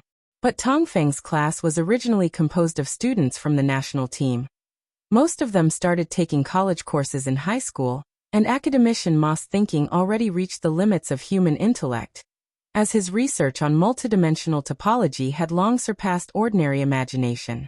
No one was involved in exactly the same vein of research as academician Ma, not even President Huang, who was only following a derivative path. The complexity of multidimensional topology was no less challenging than cracking a code on the first try. The problems academician Ma left them with were not simple point-set topology exercises. Without specialized guidance, a week was not enough for most students in Tongfeng's class to digest a single lecture from him, which is why the gap between those with external assistance and those without was evident. The cousin that Gao Yuan mentioned was someone almost everyone in the room knew. He was the rising star the Gao family had introduced to compete with He Won. With his tutoring, Gao Yuan's group was sure to have higher average grades than the others. Their group usually scored around 60, which was high compared to others' 20 or 40, especially since getting a passing grade from academician Ma was in itself an affirmation. But Bai Lian's group was somewhat frightening, especially Bai Lian himself, with a total score of 96. That meant his regular score was at least 90. Academician Ma giving a freshman a grade of 90? Especially when Zhou Wenqing was the mentor of Bai Lian's group. Gao student, Zhou Wenqing, holding his briefcase, looked at Gao Yuan, neither humble nor arrogant, very straightforward. The grades were sent to me by the teachers of various subjects, including the topology regular scores you mentioned.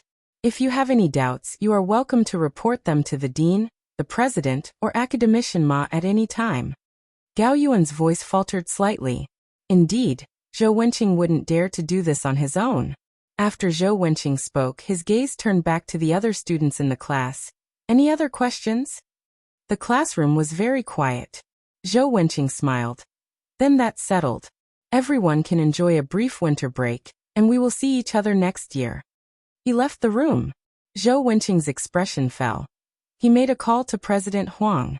Bai Lian clipped a few papers together, took a photo, and sent it to Dean Jian and Yin Lu. He stood up, grabbed his coat, and left. Ning Xiao also reached out to shut down his computer. Ding Wenyang was still seated at his spot, staring at the grade of 70 under the topology column on the list for a good while. He had just asked Ning Xiao, whose regular score was 80, Su Ziyu's group had 75, and everyone else had scores around 70. Although he realized something was extraordinary about Ning Xiao and his group since the first time Ning Xiao shared the topology solutions with him, he didn't expect their regular scores to surpass Gao Yuan's group. The eyes of Tongfeng's class focused on them. Finally, someone broke the silence. Bai Lian, Ding Wenyang, congratulations. Zhou Wenqing was about to become the vice dean, and Bai Lian's group was about to attend the boss summer camp. Most people in Tongfeng's class understood that from this winter break onward, they might be living in two different worlds compared to Bai Lian's group. After the first person offered congratulations, the rest followed suit, one after the other. Only Gao Yuan's group remained in place.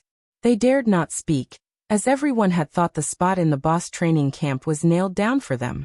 No one expected Bai Lian's group to surpass them, even with the aid of the Gao family. Everyone's gaze was on Gao Yuan. Gao Yuan didn't speak. He just took out his phone and made a call. In Gao Yi's office. Gao Yi looked down at the paper in his hand. The document wasn't confidential, just a list. No one. L999999999 no 2. Jiangxijua 157999159 and 03. Matongfeng 100020110 and 09. By Jian 9214785 his gaze landed on the name in the 9th row, flicking the ash from the tip of his finger. We still haven't figured out which lab this 9th person is from. No, a middle-aged man in the office spoke up. Jiang University previously had the phone number, but since entering the top 100 this year, even Jiang University can't find his number anymore. However, he is mutually followed by young Master Jiang. Gao Yi didn't have the app and naturally wasn't aware of this. As smoke filled the air, veiling his eyes, he took another drag of his cigarette. Investigate his team members, try to win them over, and if that's not possible, his eyes darkened. The preparation camp was basically a benchmark for the domestic scientific research community. The app was originally created for the rapid cultivation and discovery of talent. The domestically grown AI had only managed to reach the rank of 100 on the subsidiary app. Source: web novel. Com updated on InvGo. Co. If you find any errors, ads pop up, ads redirect, broken links, non-standard content, etc., please let us know. Report so we can fix it as soon as possible. You're tuning in to the Li Mei's Wuxia Whispers YouTube channel. We're so grateful for your support, and don't forget to subscribe to join us on this incredible journey through captivating stories.